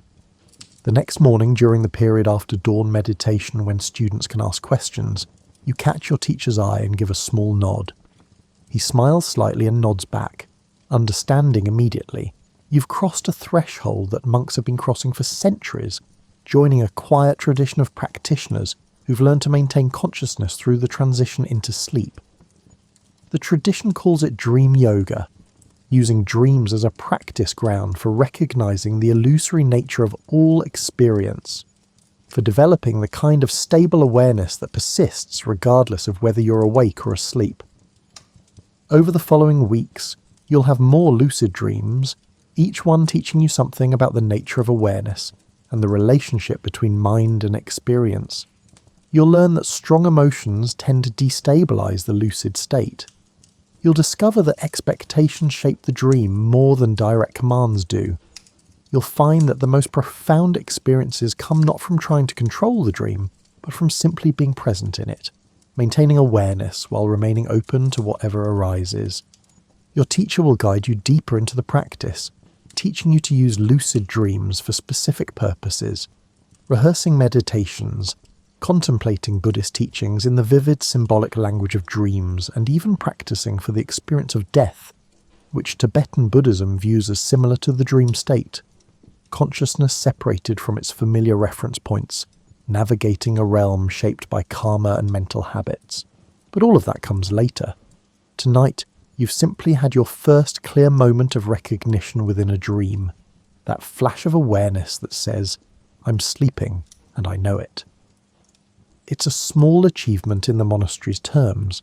Many monks have gone much further, maintaining continuous consciousness through sleep, transforming dreams into sophisticated meditations. But for you, right now, it feels miraculous, like discovering a hidden room in a house you thought you knew completely. You're a merchant's daughter in Florence around 1350 CE, and you've been having the strangest experience for the past week. It started when you attended a sermon where the priest discussed visions and divine messages, emphasizing with considerable dramatic flair that God sometimes speaks to people in sleep, sending angels or saints to deliver warnings, guidance, or comfort. The examples he gave were vivid. People dreaming of heaven's glory, receiving instructions about their life's purpose, and even being shown future events that later came to pass exactly as dreamed. That night, while dreaming that you were flying over the city's red-tiled roofs, you suddenly thought, "God is showing me this." The thought itself woke you partially, pulling you into that strange liminal state between sleeping and waking. You hovered there for several moments, aware that you were in bed but still able to see the dreamscape of Florence spreading below you. The Duomo with its incomplete dome, the Arno winding through the city, and the surrounding hills covered in olive groves and vineyards. It was disorienting and wonderful, and you fell back into the dream almost immediately, but this time without the awareness, simply experiencing the flight as a seamless part of the dream narrative. Since then, it's been happening more frequently. You'll be in the middle of a completely ordinary dream, walking through the market, helping your mother with weaving, attending mass, when recognition strikes. This is a dream. Sometimes the realization ends the dream instantly, popping it like a soap bubble and leaving you lying awake in the darkness of your bedroom, disoriented and slightly disappointed. Other times, you maintain the awareness for a few moments, observing the dream from this strange dual perspective, where you're simultaneously inside the experience and watching it from outside. You haven't told anyone about this because you're not entirely sure it's appropriate or safe to discuss. The Church has complicated and somewhat contradictory views about dreams. Some are considered divine messages, sent by God or his angels to guide the faithful. These are sacred and should be heeded carefully. Other dreams are temptations from demons, designed to lead people astray through false visions and deceptive imagery. These should be resisted and ignored. And still other dreams are just the result of eating too much cheese before bed, according to your grandmother, and have no spiritual significance whatsoever. The idea that you might be somehow conscious during dreams, aware that you're dreaming while the dream continues, choosing what happens or at least observing with full knowledge that none of it is real, this feels like it might fall into the potentially heretical category. Are you supposed to be able to do this? Is this a gift from God or something more dangerous? Could demons use this state to deceive you more effectively, catching you in a moment of vulnerability? You don't know, and you're not about to ask the priest and risk being told to do penance or worse. But you've noticed patterns in when the awareness arises. It comes most easily when something in the dream is unusual, when your deceased aunt appears looking young and healthy instead of wasted by the plague that took her, when the street you're walking down leads somewhere it shouldn't, when you find yourself in your father's warehouse, but it's somehow also the cathedral, or when the laws of nature bend in small ways that would be impossible in waking life. These inconsistencies seem to trigger a part of your mind that notices and questions, even while asleep. It's similar to the way you might notice a wrong note in a familiar hymn. The inconsistency stands out against your knowledge of how things should be, and your mind flags it as requiring attention. In dreams, though, this noticing is usually suppressed by what you think of as dream fog, that strange acceptance that makes impossible things seem perfectly reasonable. When the fog lifts for a moment, awareness comes through. You've also discovered, through trial and error, that you can sometimes continue the dream by staying calm. If you get excited when you realise you're dreaming, thinking, "Oh, I can do anything! I can fly anywhere! I can make anything happen!" You wake up immediately, the surge of emotion pulling you out of sleep. But if you simply observe, staying curious but relaxed, the dream continues while you watch it unfold with that split awareness. Simultaneously, the dreamer and the observer of dreams. Tonight you're trying something experimental. You've been thinking about this phenomenon for days, turning it over in your mind during the long hours of sewing and household work, and you've come up with a technique that might help. Before falling asleep, you spend a few minutes in the candlelight studying your hands, really looking at them, the pattern of lines on your palms, the shape of your nails, the way your fingers taper, and the small scar on your left thumb from when you cut yourself on a spindle 2 years ago. You're creating a kind of anchor, something familiar that you can check while dreaming. The idea is that if you can remember to look at your hands in a dream, they might look different enough to trigger that moment of recognition. It's based partly on something you heard once, that in dreams your hands often look wrong, having too many fingers or not enough, appearing blurry, or shifting in form. You don't know if this is universally true, but it seems worth testing. You blow out the candle and settle into your bed, which you share with your younger sister. She's already asleep, breathing deeply and evenly, one arm flung across her eyes. You lie there in the darkness, thinking about your hands, about the need to remember to check them, and about the strangeness of trying to remind yourself to do something while unconscious. The thoughts grow softer and less distinct as sleep approaches, blurring into fragmentary images and incomplete sentences, and then you're dreaming. You're in a garden you've never seen before, though it has elements from the monastery gardens you've visited, and from descriptions you've heard of paradise in sermons. Roses climb over stone walls, but instead of smelling like roses, they smell of cinnamon and cloves. Spices your father trades in. The sky is that particular shade of blue that you see sometimes at dusk, when the last light is fading but the stars haven't yet appeared. There's music playing from somewhere, though you can't see any musicians. A single voice singing a melody that's hauntingly beautiful, but not quite like any song you know. You walk through this garden for what feels like a long time, just experiencing it, until something makes you think of your hands. The thought comes unbidden. I should look at my hands. You raise them, studying them in the dream's strange light, and immediately notice that they're wrong. The number of fingers keeps shifting. 5, then 6, then 4, the count changing each time you try to focus. The skin looks somehow translucent, as if you could see through it to the bones underneath. The scar on your left thumb is missing, or maybe it's there but on the wrong finger. You can't quite tell. This wrongness triggers the recognition. I'm dreaming. The garden remains solid around you. The roses continue to bloom, their impossible scent filling the air. The voice continues singing its nameless melody. But you're aware now, fully conscious of the fact that you're asleep in your bed, that your sister is beside you, that Florence is outside your window, and that none of this garden exists anywhere except in your sleeping mind. The awareness brings a surge of wonder, but also a touch of fear. What if this is a trap? What if becoming aware in dreams opens you to demonic influence? But the garden feels benign, even holy. The singing voice has the quality of church music. The light is gentle and welcoming. If this is a test or a temptation, you can't see how. You decide to try something that's been in your mind since these experiences began. You've always wanted to see the ocean. Florence is landlocked.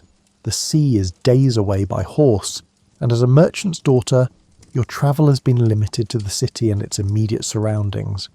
But you've heard descriptions from travellers, and your father has brought you shells and once, thrillingly, a small preserved seahorse that you keep in a box of treasures. In the dream, you simply decide that beyond the garden wall lies the ocean. You don't force it or concentrate hard or visualize it in detail. You just gently intend that it's there, the way you might decide to turn left instead of right while walking. You make your way to the wall, made of old honey-coloured stone covered in flowering vines that release perfume when you brush against them, and look over it.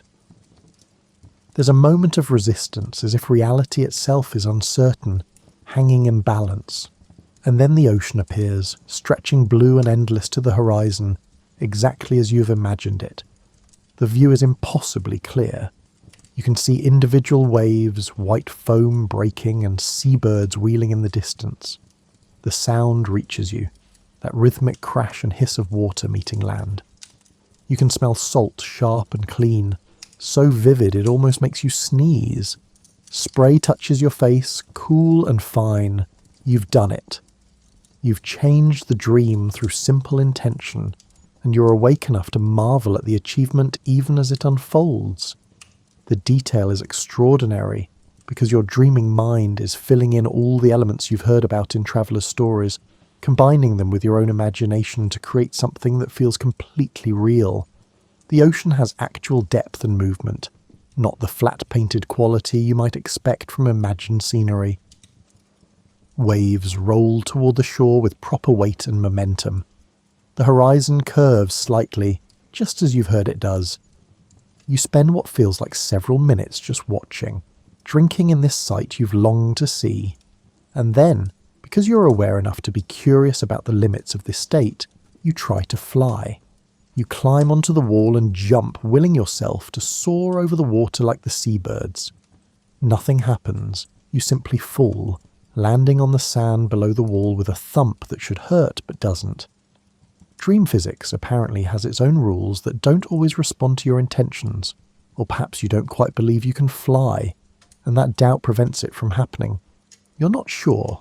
You try again, running and leaping, trying to feel what flying might be like, but gravity pulls you back each time. This failure is oddly reassuring. If you could do absolutely anything just by wishing it, this might feel more like madness than like exploration. The resistance, the way some things change and others don't, gives the experience a kind of structure that makes it seem more real rather than less. Eventually your awareness begins to waver. You've been maintaining it for what feels like a remarkably long time, but the effort is subtle and cumulative, and you can feel yourself starting to tire. The ocean becomes less distinct. The sound of waves grows quieter. The garden behind you fades into vagueness. You're slipping back into ordinary unconscious dreaming, and you don't quite have the skill yet to prevent it. The last thing you remember clearly is standing on the beach, watching the sun set over the water, which shouldn't be happening since the sun was high overhead just moments ago. But Dreamtime follows its own logic, and feeling deeply grateful for this experience, whatever its source and meaning might be. When you wake in the morning, your sister is already up and getting dressed. You lie there for a moment, not moving, afraid that the memory will dissolve the way dreams usually do. But it remains vivid and clear, every detail accessible. You remember the garden, the roses and the singing voice. You remember looking at your hands and understanding you were dreaming. You remember the ocean appearing beyond the wall, fulfilling your intention. You remember trying and failing to fly. You don't tell anyone, but you start experimenting more deliberately. Each night before sleep, you study your hands and remind yourself to check them in dreams. You think about impossible things you'd like to see. The mountains to the north covered in snow, forests you've never visited, and the inside of the Doge's palace in Venice, which you've heard described but never seen. And sometimes, not always, but with increasing frequency, you find yourself aware in your dreams, conscious enough to explore and experiment while the rest of your mind creates elaborate worlds from memory and imagination. It becomes a secret practice, something entirely yours in a life where privacy and personal choice are limited. In waking life, you'll do what's expected, help with the household, marry the man your father chooses, and probably die young from childbirth or plague like so many women do. But in dreams, you're beginning to find a kind of freedom and agency that waking life doesn't offer. You can explore, create, and test the boundaries of consciousness itself. You still don't know if this is a spiritual gift or a psychological quirk, divine communication, or merely the mind's strange capacity for self-reflection. The uncertainty doesn't trouble you as much as it once did. Whatever this is, it's revealing something about the nature of awareness, about the flexibility of consciousness, and about the strange fact that you can be both the dreamer and the observer of dreams. You're a natural philosopher in London around 1750 CE, and you've been conducting what you consider a very serious scientific experiment, though your colleagues at the Royal Society would probably laugh if you told them about it. For 6 months you've been keeping a detailed dream journal, noting not just the content of dreams, but your state of mind within them, any moments of awareness or recognition, and the factors that seem to influence dream recall and clarity. The Enlightenment has encouraged a particular kind of curiosity, the belief that anything can be studied, measured, and potentially understood through systematic observation and careful reasoning. Most people apply this to rocks, plants, the movement of planets, the properties of gases, and electrical phenomena. You've decided to apply it to sleep and dreams, treating your own consciousness as a laboratory where experiments can be conducted. Your journal has become quite extensive.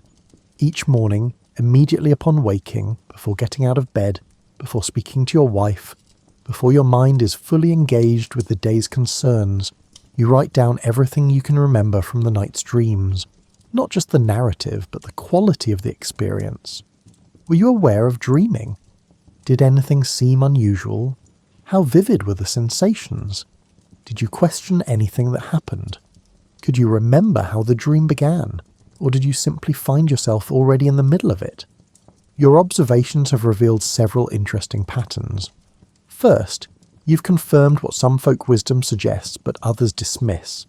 Certain foods do seem to affect dreams, though not in the ways folklore typically claims. It's not about specific ingredients having magical properties. Rather, it's about digestion.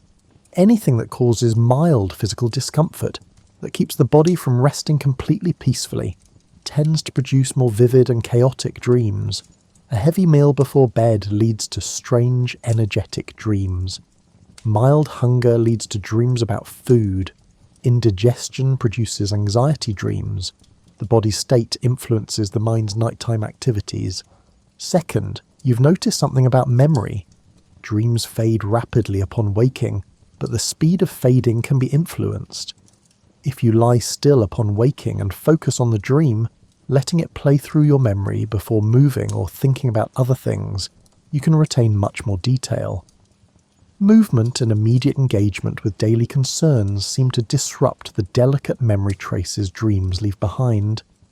The simple act of physical stillness for a few moments can double or triple what you remember. Third, and most intriguingly, you've confirmed what the ancient Tibetans apparently knew. Regular reality testing during the day sometimes carries over into dreams. You've developed a habit of reading text twice, looking at a page, looking away, then looking back to confirm the words haven't changed. In waking life, they never change. Text is stable. But 3 times now you've thought to try this test in dreams, watched the words shift and rearrange themselves like living things, and realised you were asleep. The most recent time this happened, you were dreaming that you were in your study, working on a paper about planetary motion. Everything seemed completely normal. The familiar smell of ink and paper, the weight of your pen, the scratch of the nib on vellum, and the comfortable chair you sit in for hours each day. But something prompted you to look at what you'd written, look away at the window, then look back at the page. The words had completely changed. Not just shifted slightly, but transformed entirely. What had been equations was now a recipe for plum pudding, and in a handwriting that wasn't yours. You stared at this impossibility for several seconds before the recognition struck. I'm dreaming. The study remained around you, perfectly solid and detailed, but now you understood its nature. This wasn't your actual study. You were lying in bed upstairs. This entire scene was occurring in your sleeping mind. The most interesting finding in your research, though, has been about intention. You've discovered that the period between waking and sleeping, those few minutes when you're drowsy but still somewhat aware, when your thoughts are becoming loose and disconnected but haven't entirely dissolved, offers a unique opportunity. If you hold a question or intention loosely in mind during this transition, not forcing it, but just letting it float there like a leaf on water, it sometimes influences the dream that follows. You don't get direct answers exactly. Dreams don't solve mathematical problems or provide clear solutions to practical challenges. But your dreaming mind seems to process the question, creating scenarios and images related to it, approaching it from unexpected angles that can provide new perspectives. Last week provided a perfect example. You'd been struggling with a problem related to a mechanical device you're designing. Specifically, how to create a smoother transition between gears of different sizes. You'd tried several approaches, all producing too much friction or too much noise or requiring such precise manufacturing that they'd be impractical to actually build. The problem was genuinely vexing, and you fell asleep thinking about it, turning it over in your mind as consciousness faded. You didn't solve it directly in the dream, but you dreamed about walking beside a stream, watching water flow around rocks. The dream had that vivid, absorbing quality that sometimes happens, and you found yourself fascinated by how the water adapted its flow to obstacles, moving faster here, slower there, creating eddies and whirlpools, but overall maintaining its direction toward the sea. When you crouched down to look more closely, you could see how the water's path changed gradually around each rock, not abruptly but through a series of small adjustments. You woke with that image still clear in your mind, and suddenly the gear problem seemed obvious. You'd been thinking about it wrong, trying to create an immediate perfect transition from one gear to the next. What you needed was a series of smaller transitions, intermediate gears that would allow the change to happen gradually rather than all at once. The dream hadn't handed you an answer. It had helped you reframe the question, to see the problem from a different angle. Tonight you're trying something more ambitious. You've prepared your sleeping room carefully, treating it like a laboratory being set up for an important experiment.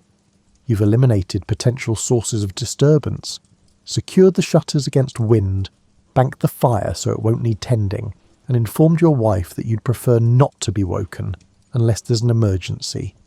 You've ensured a comfortable temperature, proper bedding, and removal of anything that might cause physical discomfort during the night. You've spent the evening reviewing your dream journal, particularly the entries that describe moments of awareness within dreams. You're reminding yourself of what that state feels like, what triggers it, and what maintains it. And as you prepare for bed, you're holding a gentle intention. I want to recognize when I'm dreaming. I want to be aware during tonight's dreams. You're not forcing this or concentrating hard. That would likely interfere with the natural onset of sleep. You're just planting the seed of the idea, letting it sink into your mind as you drift off, trusting that some part of your consciousness will remember it even as the rational waking part of your mind shuts down for the night. The dream begins in your study, which should be your first clue that something's odd since you're actually in your bedroom upstairs. But dream logic makes it seem reasonable, the way dreams always do. There's no moment of questioning how you got here or why you're here instead of in bed. You simply are here, and that seems natural. You're examining a book, trying to make sense of its contents. The text is difficult to read, somehow both clear and blurry at the same time, and the subject keeps shifting. Now it's about astronomy, now botany. Now it's written in a language you don't recognise but seem to understand anyway.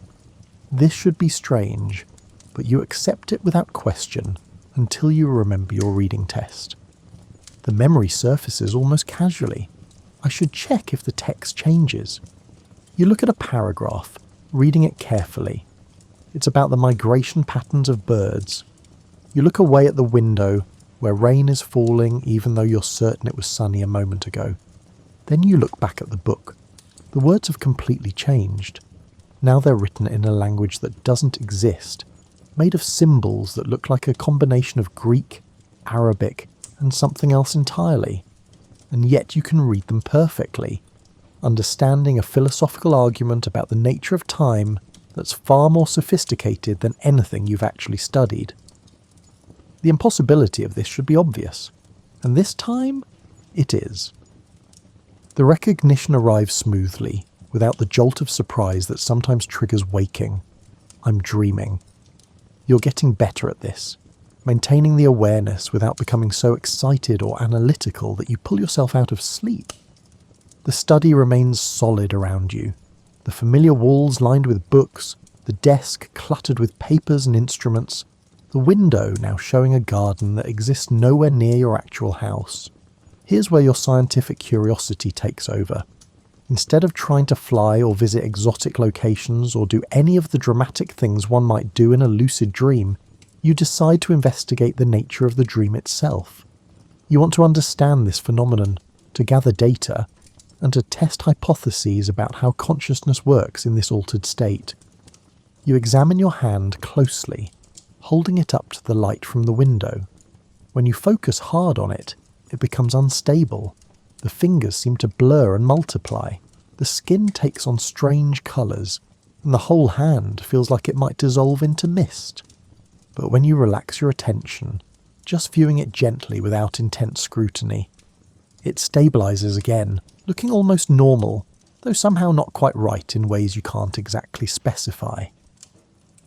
You touch various objects in the study, noting how realistic the textures feel. The smooth wood of your desk has proper grain and temperature. The books have the expected weight and flexible covers, the pages crisp under your fingers. The window glass is cool and hard exactly as it should be. The rug under your feet has the right texture, soft and slightly worn in familiar places. Everything has physical presence and substance, even though you understand it's all occurring in your mind, that there's no actual desk or books or window, just neural patterns creating an extraordinarily convincing simulation. You try an experiment. Can you create something from nothing? You decide there should be an apple on the desk, a perfect red apple, fresh and crisp. You look away from the desk, toward the bookshelf, holding the intention that when you look back, the apple will be there. You count to 3, then turn your gaze back to the desk. It is a perfect red apple sitting exactly where you intended, on the corner of the desk nearest the window. You pick it up, testing its weight in your hand. It feels completely real, substantial, and cool. It smells faintly of autumn, of orchards and harvest. You take a bite, and it tastes impossibly perfect. Crisp and sweet and tart all at once, more ideal than any real apple you've ever eaten. The juice is cool on your tongue. You can feel the texture of apple flesh and hear the crunch. This is fascinating from a philosophical perspective. You've created something from nothing, or rather, from memory and imagination.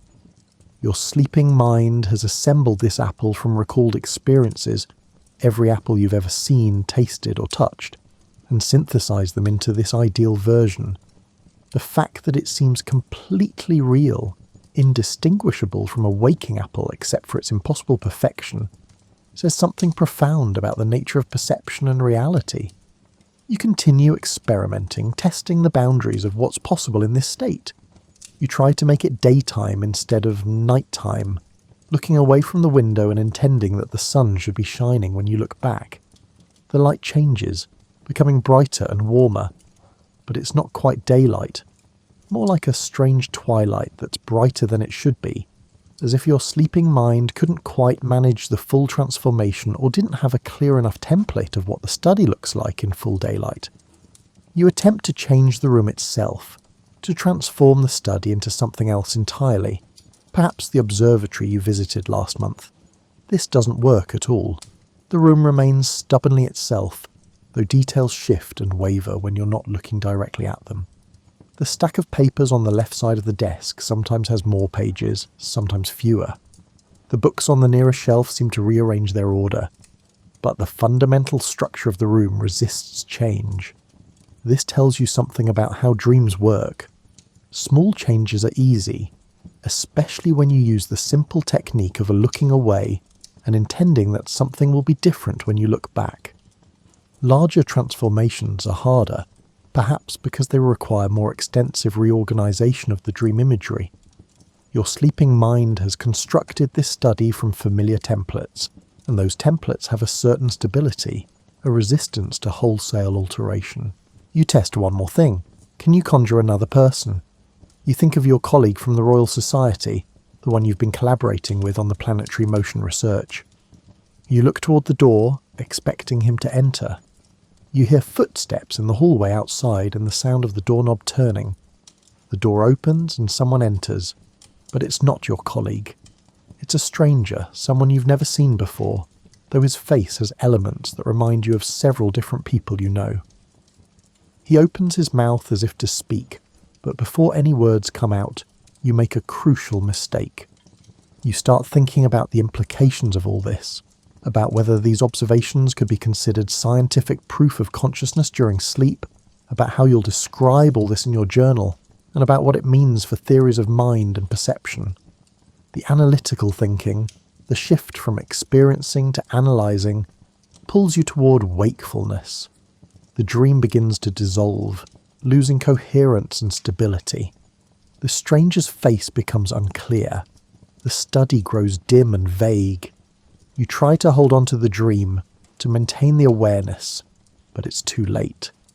The lucidity is slipping away like water through your fingers. You drift into non-lucid dreaming for a while, confused fragments about being late for a meeting, something about a broken clock, and then wake fully in the darkness of your actual bedroom. Your wife is sleeping peacefully beside you. The real study is downstairs, dark and empty. The whole experience exists now only in memory, and in the notes you immediately begin writing by candlelight, capturing the details before they fade. But you've gathered data. You've confirmed several things through direct observation. First, awareness is definitely possible during dreams. You can maintain consciousness, can observe and evaluate your experience, and can remember your waking intentions and act on them, all while remaining asleep. Second, some level of control can be achieved, though it has limitations and seems to work better through indirect influence than direct command.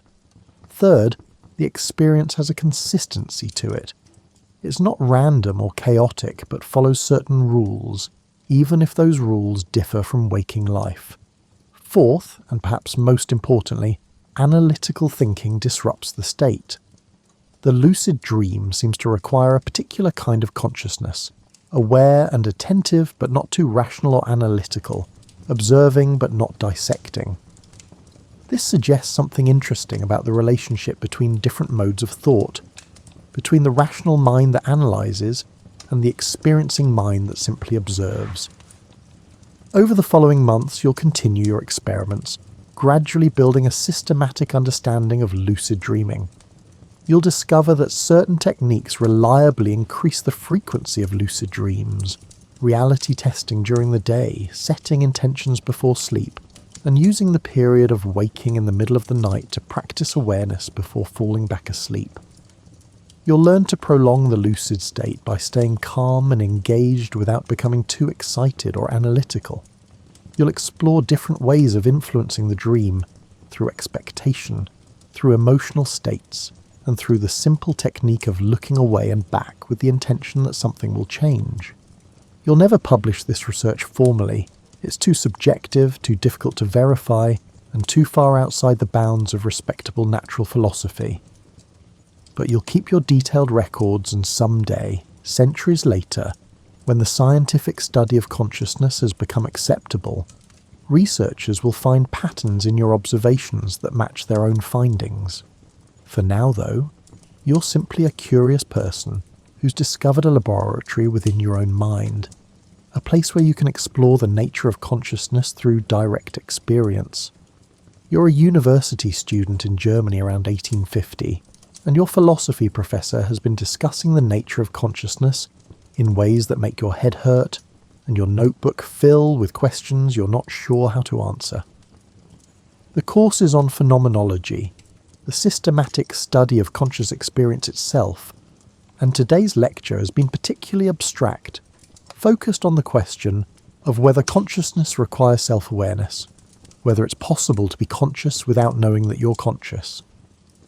The professor, a thin man in his 50s with wire-rimmed spectacles and a habit of pacing while he talks, uses examples that initially seem clear but become more confusing the more you think about them. Consider a dog, he says, chasing a rabbit. The dog is certainly conscious. It perceives the rabbit, feels the excitement of pursuit, and adjusts its running to match the rabbit's movements. But is the dog aware that it's conscious? Does it think to itself, I am now having the experience of chasing a rabbit? Or does it simply chase, with consciousness present but not reflected upon? This abstract discussion has been rattling around in your mind for days, getting tangled up with your own experiences with dreams. Like many people, you've had occasional moments of clarity within dreams, brief flashes where you understood you were asleep, where you possessed a strange dual awareness. These experiences have always seemed interesting but not particularly significant.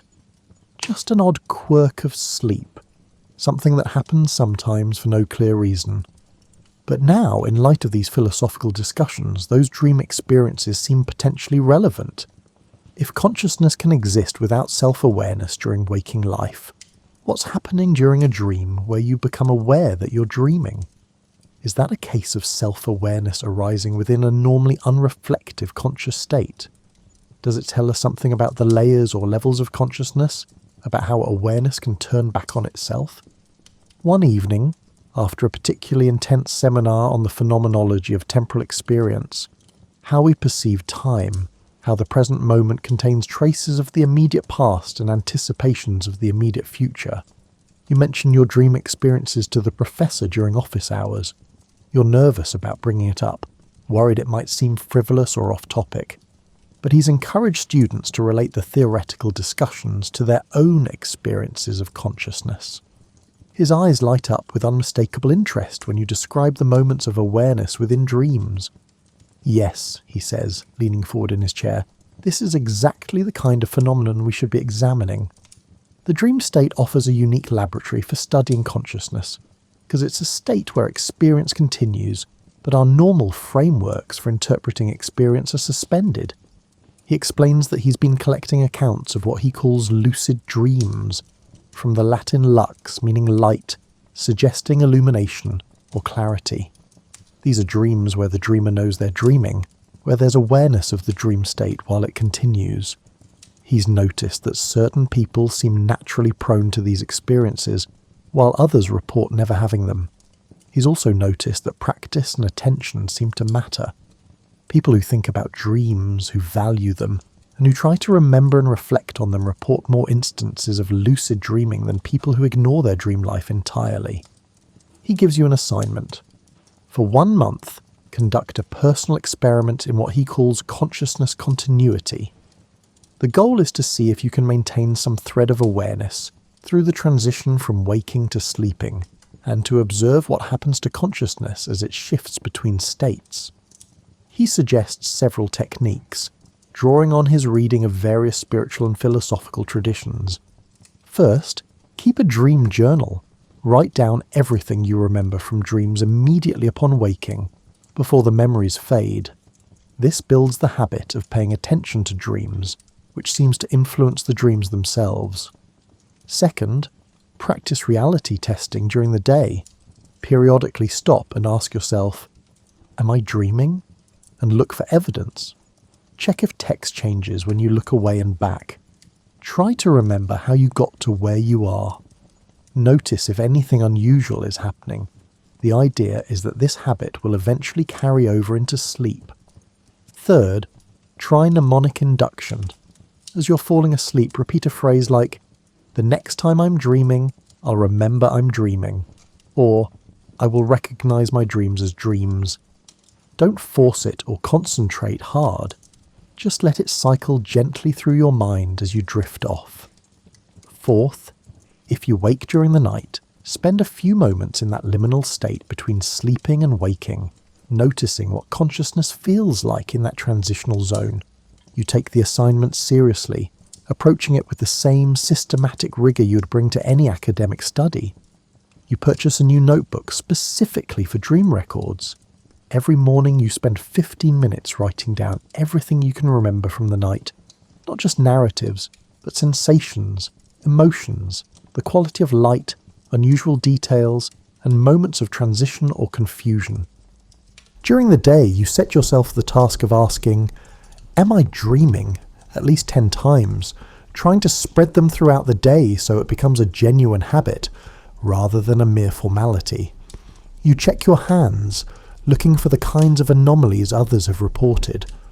Wrong numbers of fingers, strange appearance, shifting form. You try to read text twice, confirming it stays consistent. You think about how you got to where you are, checking if the memory is clear and logical or vague and confused. The first week produces nothing but ordinary dreams and frustrating gaps in memory. You remember fragments, being in a forest, having conversation with someone whose face you can't recall, looking for something important that keeps eluding you, but nothing coherent and certainly no moments of awareness or recognition. The reality testing during the day just makes you feel slightly foolish, asking yourself if you're dreaming while sitting in perfectly ordinary lectures or walking through completely normal streets. The second week, something small happens. You're having a dream about falling, a common enough dream type, and as you fall, tumbling through space with that characteristic dream combination of terror and strange detachment, you suddenly think, "This is a dream, I'm safe." The thought is brief, lasting perhaps a second before the dream ends and you wake with your heart pounding. But it was there, unmistakably, a moment of recognition, a flash of awareness that you were asleep and that the danger wasn't real. You write it down immediately, noting the circumstances. You'd been practicing the mnemonic induction technique before sleep, repeating, "I will recognize my dreams," as you drifted off. You'd also spent extra time that day asking yourself if you were dreaming. The correlation might be coincidental, but it seems worth noting. The third week, something shifts more dramatically. You're in the university library in your dream, which should be closed since it's night. But this inconsistency doesn't immediately strike you as odd. You're searching for a particular book, moving between the tall shelves, feeling that sense of mild frustration that comes from not being able to find what you need. The lighting is strange, brighter than lamplight, dimmer than daylight, and coming from no obvious source. But again, this doesn't trigger any recognition. And then, for no reason you can later identify, the question surfaces from some deeper part of your mind. Am I dreaming? It's the same question you've been asking yourself during the day, but now, in this context, you actually examine the question seriously rather than immediately dismissing it. You look at your hands, holding them up to the strange light. They look wrong. The fingers seem to shift and waver, sometimes appearing longer than they should be, sometimes shorter. You try counting them and get different results each time. 5, 6, 4, 5 again. You try the reading test. You pull a book from the nearest shelf and open it to a random page. The text appears to be in German, and you read a sentence about the cultivation of wheat in medieval agricultural systems. You look away, then back. The text has changed completely. Now it's in Latin, discussing Aristotelian metaphysics. You close the book, put it back, pull it out again, and open it. The pages are blank. The recognition arrives with absolute clarity. I am dreaming. But here's what surprises you. What will become the core of your report to the professor? The awareness doesn't feel like waking consciousness. It's subtly different. Less sharp in some ways, but more expansive in others. You're aware of being in a dream, but you're also aware of multiple layers of experience simultaneously existing. Somewhere, distantly, you can feel your body in bed. The weight of blankets, the position of your limbs, and the solidity of the mattress beneath you.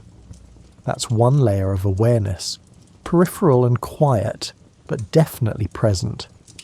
You're also conscious of the dream imagery itself, the library, the shelves, the books, and the strange sourceless light. This is the most vivid layer, taking up most of your attention.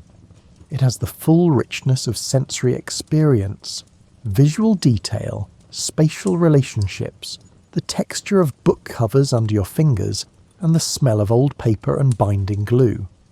And there's a third element, harder to describe, a kind of observing awareness that's watching both the dream and your recognition of the dream. It's the part of you that's conscious of being conscious, that's aware of having awareness.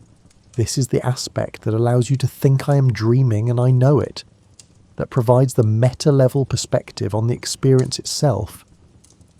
This three-layered consciousness is exactly what your professor has been theorizing about in his lectures. Consciousness isn't a single unified thing, but a collection of processes that can separate and recombine in interesting ways. During normal waking life, these processes work together so seamlessly that we experience them as one thing: awareness, perception, and self-awareness, all flowing together into the unified experience of being conscious. But during lucid dreams, they can partially separate, creating this strange state of multiple simultaneous awarenesses. You're both in the dream and observing the dream. You're asleep, but also somehow awake. You're experiencing and analysing the experience at the same time. The boundaries between these different aspects of consciousness become visible, precisely because they're no longer perfectly aligned. You spend the rest of the dream, which lasts for what feels like perhaps 20 minutes, though dream time is notoriously difficult to judge, simply observing this state, noting its qualities, and trying to understand its structure. You move through the library, noticing how the environment shifts when you're not looking directly at it. Shelves appear in different configurations, doorways open where walls should be. The room seems to expand and contract based on some logic you can't quite grasp. You try to have coherent thoughts about philosophical questions, to bring your waking intellectual analysis into the dream. You try to think about Kant's categories of understanding, about whether the dream experience proves anything about the nature of phenomenal versus noumenal reality. But sustained analytical thinking is difficult in this state. Your thoughts keep sliding sideways into images and sensations, rather than remaining as clear propositions. What you can do quite successfully is observe.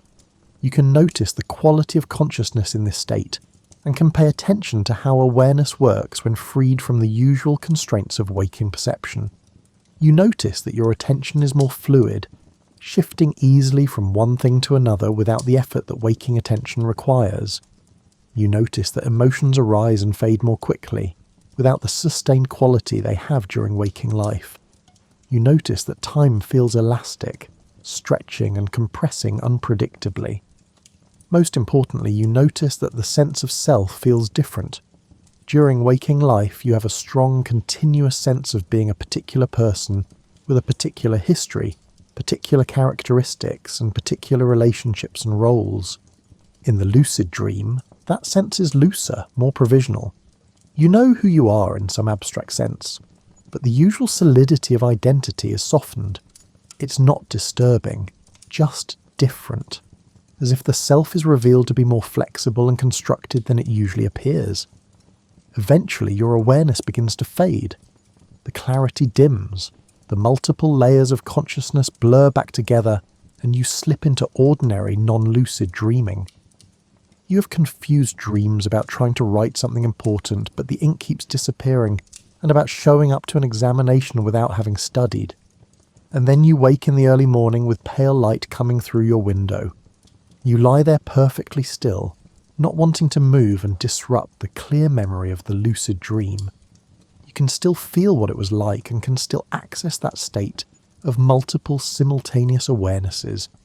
You know this memory will fade as the day progresses, as your waking consciousness reasserts its normal structure, and the dream state becomes harder to recall clearly. So you reach for your dream journal and spend the next hour writing down everything you experienced, every observation and sensation and insight, trying to capture the phenomenology of the lucid dream state as completely as possible. When you bring this to your professor the following week, he reads through your notes with visible excitement. "This is excellent," he says. "You've documented exactly what I've been trying to articulate theoretically, the way consciousness can layer and separate during liminal states. The dream awareness you describe, with its 3 levels of perception, confirms that consciousness isn't a simple on-off phenomenon, but a complex system that can reconfigure itself." He asks you to continue the practice to see if you can have more lucid dreams and gather more observational data. He's particularly interested in whether you can conduct specific experiments while lucid, testing the boundaries of dream control, examining how intention and attention shape the dream, and exploring whether complex reasoning is possible in that state, or if it's limited to observation and experience. Over the following months, you become quite skilled at lucid dreaming. You learn the tricks that help. Waking after 5 or 6 hours of sleep, staying awake briefly, then returning to sleep with strong intention seems particularly effective. You learn that certain mental states encourage lucidity, being well rested but not exhausted, being interested but not anxious, and approaching sleep with curiosity rather than determination. You also learn about the limitations. Sustained abstract reasoning really is difficult in lucid dreams. You can think about philosophical questions, but you can't follow long chains of logical argument the way you can while awake. The lucid state requires a delicate balance. Too much thinking and you wake up, too little and you slip back into non-lucid dreaming. Strong emotions destabilize the state. Trying too hard to control things often backfires. What you can do, remarkably well, is observe the nature of consciousness itself. You can notice how perception works, how attention flows, how memory operates, and how the sense of self forms and dissolves. The lucid dream becomes a laboratory for phenomenology, offering direct experiential access to questions that would otherwise remain purely theoretical. Your professor eventually publishes a paper drawing on your observations and those of other students who've participated in similar experiments. The paper argues that consciousness should be understood not as a single unified phenomenon, but as a collection of processes that typically work together, but can separate under certain conditions. The lucid dream is presented as evidence for this layered model, a state where some aspects of waking consciousness, awareness, intention, memory, persist, while others, critical reasoning, stable sense of self, connection to sensory input, are diminished or altered. The paper doesn't get much attention at the time. It's too speculative, too dependent on subjective reports, and too far outside the main currents of academic philosophy. But it plants seeds that will grow over the next century and a half, contributing to evolving understandings of consciousness, attention, and the relationship between different modes of awareness. And for you personally, it transforms sleep from a necessary but passive part of life into an active domain of exploration, a place where you can investigate the nature of mind through direct experience. You're a research subject in a sleep laboratory at Stanford University in California in 1975, and you're covered in wires that make you look like you're being prepared for some kind of elaborate electronics experiment. Electrodes are pasted to your scalp with thick gel that feels cold and slightly uncomfortable. positioned according to the International 10 to 20 system for EEG recording. These will monitor your brain waves, tracking the electrical activity that characterises different stages of sleep. Sensors are taped near your eyes, positioned to detect the rapid eye movements that occur during REM sleep, the phase when most vivid dreams happen. Other instruments measure muscle tension in your chin, which decreases dramatically during REM sleep, along with your heart rate, breathing patterns, and body movement. You've agreed to spend several nights in this laboratory, sleeping under observation while trying to have lucid dreams. It's not particularly comfortable.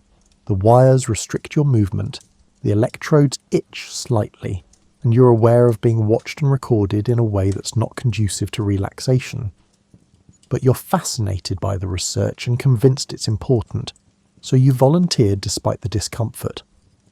The lead researcher is a psychologist named Stephen LaBerge, who's been studying lucid dreaming for years, fighting an uphill battle for legitimacy in a field that generally considers the topic fringe science at best, pseudoscientific nonsense at worst. The problem is fundamental. Dreams are inherently subjective, private experiences. You can report having been aware in a dream, can describe the experience in detail, and can swear it really happened. But how can researchers verify this? How can they prove that you were actually conscious during REM sleep and not just creating false memories upon waking or misunderstanding normal dream confusion for genuine awareness? For most of scientific history, this verification problem has seemed insurmountable. You can't directly access someone else's subjective experience. You can't peer into their sleeping mind and see whether awareness is present. All you have is their report, and reports are notoriously unreliable, subject to false memories, confabulation, and wishful thinking. LaBerge's solution is elegant in its simplicity. Create a prearranged signal that can only be produced deliberately, then have lucid dreamers execute that signal while dreaming. If the signal appears on the recording equipment at the right time, during REM sleep when dreams are occurring, it proves that the person was conscious enough to remember a task and execute it deliberately. That they weren't just passively experiencing random dream imagery, but were actively aware and capable of volitional action. The specific signal you've agreed on is eye movement. During REM sleep, most of the body's voluntary muscles are paralysed. This is why you don't physically act out your dreams, why you don't actually run or fight or fly despite dreaming about these actions. But the muscles controlling eye movement aren't paralysed. They remain active, and their movements during dreams can be detected by the sensors near your eyes. Before going to sleep tonight, you and LaBerge reviewed the signal one more time. If you become lucid in a dream, you'll deliberately move your eyes in a specific pattern: left, right, left, right, left, right, several times in quick succession. This pattern is distinctive enough that it won't be confused with the random eye movements that occur during normal REM sleep. If it appears on the recording during an REM period, it will be objective, verifiable evidence that you were conscious and capable of executing a planned action while dreaming. The first night produces nothing useful. You sleep, but it's not your normal sleep. The laboratory environment is too unfamiliar, the wires too constraining, and your awareness of being observed too present. You have dreams, vague and forgettable, with no lucidity. You wake feeling unrested and slightly discouraged. The second night is similar. You're more comfortable with the setup, but that doesn't translate into lucid dreams. You have one moment that might have been brief awareness. You were dreaming about being in a classroom and something seemed odd, but you can't remember whether you actually recognised it as a dream or just felt confused within the dream narrative. Either way, you didn't think to signal, so there's no data. By the third night, you're starting to worry that you've lost whatever knack you had for lucid dreaming. You've had them spontaneously before, that's why you were recruited for this study. But the pressure to perform seems to be interfering with the spontaneity these dreams require. You're trying too hard, thinking about it too much, and that very effort is preventing the state you're trying to achieve. LaBerge, reading your frustration, suggests a different approach for the fourth night. Stop trying so hard, he says. Just go to sleep normally. If you happen to become lucid, great, send the signal. If not, that's fine too, no pressure. It's good advice, though paradoxical, trying to not try, deliberately cultivating an attitude of relaxed indifference. You follow his suggestion, approaching sleep with less determination and more openness. You do your usual pre-sleep routine, reviewing the signal pattern to make sure you remember it, and setting a gentle intention to recognize dreams as dreams, but not forcing or straining. Then you just let go, allowing sleep to come naturally rather than pursuing it. The dream begins in a shopping mall, which should immediately seem odd since you're sleeping in a laboratory. But dream logic makes it seem reasonable. You're walking through corridors lined with stores looking for something. You're not quite sure what. The stores keep changing their positions. One moment the bookstore is on your left. The next time you look, it's on your right. Or maybe it's not there at all, but replaced with a clothing store you don't recognise. These shifting positions should be your first clue, and finally, they are. The inconsistency triggers the questioning habit you've built through months of reality testing. Am I dreaming? You check your hands, holding them up to examine them. They look strange. The fingers seem too long. Or is it that your palms are too small? The proportions are somehow wrong, shifting when you try to focus on them. You try to remember how you got here, and the memory is vague, fragmentary, and impossible to pin down. Yes, you realise with sudden clarity, I'm definitely dreaming. And then, crucially, you remember. You're in the sleep lab. You're participating in research. You're supposed to send a signal. This is harder than it sounds in theory. In the dream, you don't have a body lying in a lab bed with electrodes attached. You have a body standing in a shopping mall fully engaged with that environment. To move your actual physical eyes, you have to somehow reach through the dream to the physical body you're not currently experiencing that exists in a different layer of reality that's only peripherally accessible. You focus, concentrating on your real eyes rather than your dream eyes. It feels like trying to move a limb that's fallen asleep. You know it's there. You can feel it distantly, but the connection is fuzzy and indirect. You visualize the pattern: left, right, left, right, left, right.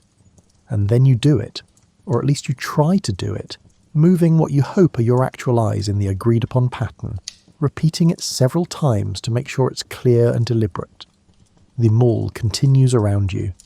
Nothing in the dream changes in response to the eye movements. They're happening in a different reality, affecting your physical body in the laboratory, rather than your dream body in the mall. But you feel a sense of accomplishment, of having completed the task. You've sent the message from inside the dream to the outside world, bridging the gap between sleeping and waking reality in a measurable way.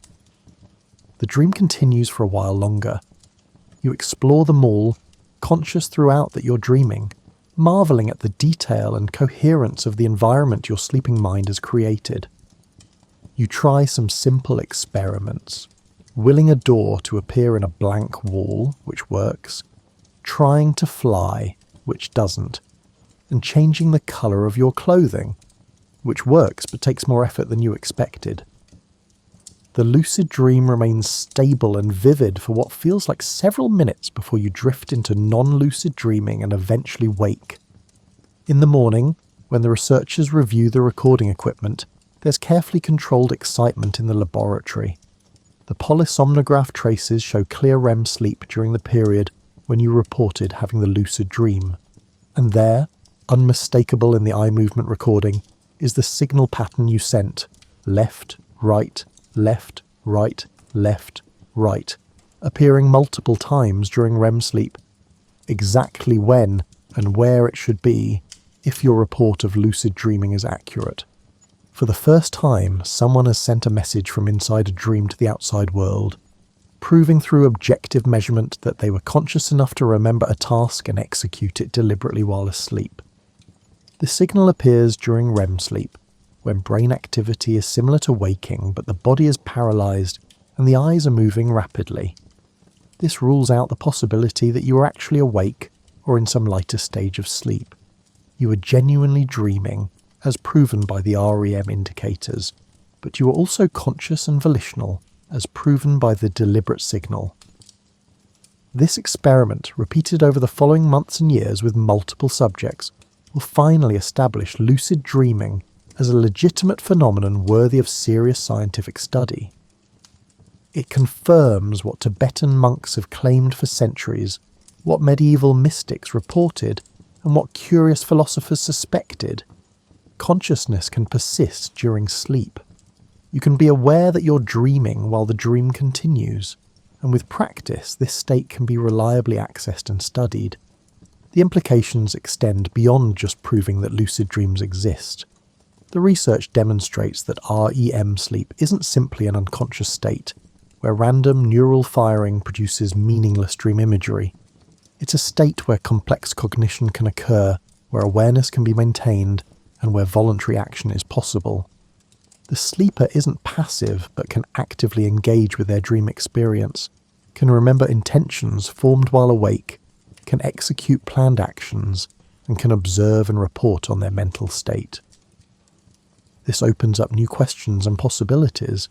If people can be conscious during dreams, what can they learn about consciousness itself by investigating this state? Can lucid dreaming be used therapeutically, helping people with nightmares or trauma? Can it be trained systematically, or does it require some innate capacity? What are the neural mechanisms that allow awareness to persist during REM sleep when it usually doesn't? How does the brain maintain that dual state of being asleep but also conscious? For you personally, participating in this research has been transformative. You've gone from someone who occasionally had interesting dreams to someone actively investigating the nature of consciousness through direct experience. The laboratory setting, far from diminishing the phenomenon, has made it more real, more legitimate. Your subjective experience now has objective validation. What you feel and observe in lucid dreams corresponds to measurable changes in brain activity and to detectable signals in the physical world. Over the following weeks, you'll return to the lab several more times, contributing more data to the growing body of evidence.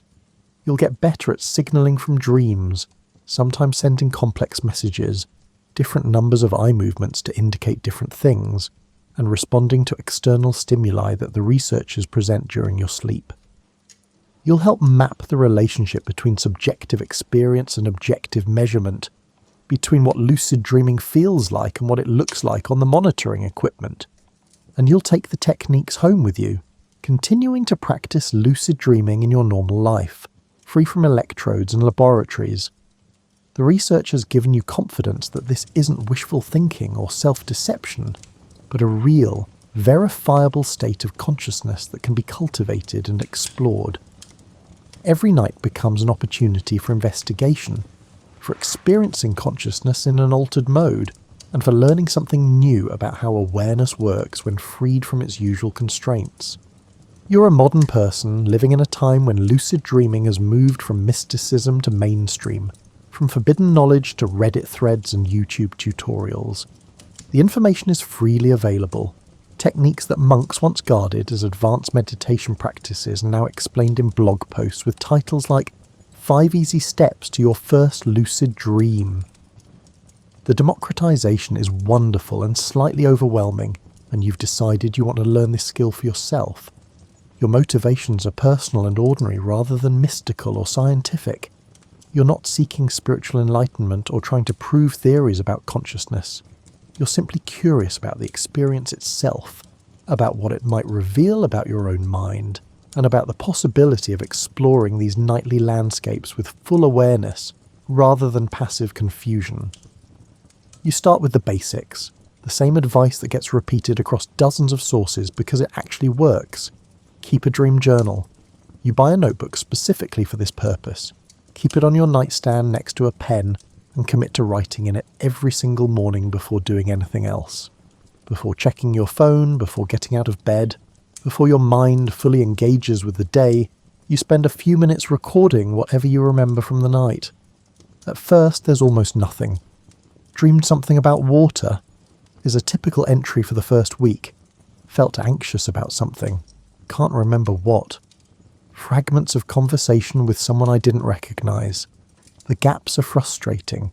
You know you must have dreamed. Everyone dreams multiple times each night, but the memories slip away like smoke, leaving only the faintest traces. But you persist, and gradually something interesting happens. The habit of paying attention, of telling yourself that dreams matter enough to record, seems to strengthen the bridge between sleeping and waking memory. After 2 weeks you're writing full sentences, after a month you're filling half a page most mornings, sometimes more. The dreams aren't necessarily more vivid, they're just more accessible, easier to remember, and their details more stable in memory. You start noticing patterns. You have recurring dream signs, things that happen in dreams but never in waking life. You're frequently back in your childhood home, even though you haven't lived there in years. You often can't find your car in parking lots, or you discover you can breathe underwater, or you're trying to read but the text keeps changing. These repeated elements are valuable because they can become triggers for lucidity, dream signs that might help you recognize when you're dreaming. Next, you add reality testing to your practice. This technique feels deeply silly at first, asking yourself, am I dreaming? While you're obviously, undeniably awake. You're sitting at your desk drinking coffee, or standing in line at the grocery store, or walking your dog in the park. Of course you're not dreaming. Everything is completely normal and consistent and clearly real. But you do the tests anyway, building the habit that might eventually carry over into sleep. You check your hands, looking for the kind of anomalies people report in dreams. Wrong numbers of fingers, strange appearance, shifting form. You try to read text twice, looking at a sign or label, looking away, and looking back to confirm it hasn't changed. You attempt to remember how you got to where you are, checking whether your memory of the past few minutes is clear and logical or vague and discontinuous. You set alarms on your phone to remind you to reality test throughout the day. At first, you need these reminders, but gradually the questioning becomes more automatic. You find yourself spontaneously checking reality during transitions, when you enter a new room, when you start a new activity, or whenever something slightly unexpected happens. The habit is forming, embedding itself into your daily awareness patterns. The technique that finally works for you is called mild, mnemonic induction of lucid dreams. It was developed by Stephen LaBerge, the same researcher who conducted the eye movement experiments, and it's elegantly simple in concept, though it requires practice to execute well. As you're falling asleep at night, you repeat a simple phrase to yourself. The next time I'm dreaming, I'll remember I'm dreaming. You don't force it or concentrate hard. That would keep you awake. You just let it cycle gently through your mind, a quiet intention you're planting in your consciousness as it transitions towards sleep. Sometimes you visualize recognizing a dream, imagining the moment of awareness, though you keep this light and relaxed rather than intense. The first 2 weeks of practicing mild produce nothing obvious, though you do notice your dream recall continuing to improve, and your dreams becoming slightly more vivid. The third week, you have a dream where you briefly wonder if you might be dreaming, though you decide you're not and continue with the dream narrative. It's progress. Even though it doesn't result in full lucidity, at least the question arose, and at least some part of your sleeping mind was paying attention to the possibility. And then, on the 23rd night of practice, it happens. You're dreaming that you're back in your childhood home, which should be an immediate dream sign since you know you don't live there anymore. You're in the kitchen, and the layout is wrong. The refrigerator is on the opposite wall from where it should be, and there's a door that leads directly outside when there should be a hallway. These inconsistencies don't immediately register as significant, protected by that fog of dream logic that makes impossibilities seem reasonable. But then you notice your hands as you're reaching for something, and they look strange. Slightly transparent maybe? Or is it that they're flickering slightly, unstable in a way hands shouldn't be? The strangeness triggers the question you've been training yourself to ask. Am I dreaming? You look at your hands more carefully. The fingers are too long, or maybe your palms are too narrow. The proportions are somehow wrong in ways you can't quite articulate. You try counting your fingers, and the number keeps shifting. 5, 6, 4, 7, 5 again. Each time you try to focus on a specific finger, it seems to split or merge or simply refuse to be counted consistently. The recognition arrives with remarkable gentleness, without the shock or surprise you expected. Oh, I'm dreaming. It feels natural, obvious even, like remembering something you'd temporarily forgotten rather than discovering something new. The childhood kitchen remains around you, perfectly solid and detailed. The wrongly placed refrigerator is still there, the impossible door is still there, but your relationship to all of it has shifted. You understand now that you're lying in your actual bed, in your actual apartment, safely asleep. This kitchen exists only in your mind, constructed from memories and imagination, having no physical reality anywhere. You've read enough to know not to get too excited, not to let strong emotions destabilize the dream. You stay calm, maintaining that gentle awareness, simply observing this state you've worked so hard to achieve. The dream remains stable around you. You can feel both your dream body standing in the kitchen and distantly your actual body in bed. The dual awareness is strange and fascinating, like being in two places simultaneously. You try the simplest form of dream control you've read about, changing something small. You look at the refrigerator, white, standard, nothing special, and decide it should be red. Bright, fire engine red. You look away toward the window, holding that intention lightly, then look back at the refrigerator. It's changed. Not quite the brilliant red you visualized, more of a brick red, darker and less vivid, but it's definitely red instead of white. This small success fills you with quiet satisfaction. You've influenced the dream through simple intention. You're not just observing this altered state of consciousness, you're participating in it, shaping it, albeit in modest ways. You spend the rest of the dream, maybe 2 or 3 minutes, though time is hard to judge in dreams, simply exploring.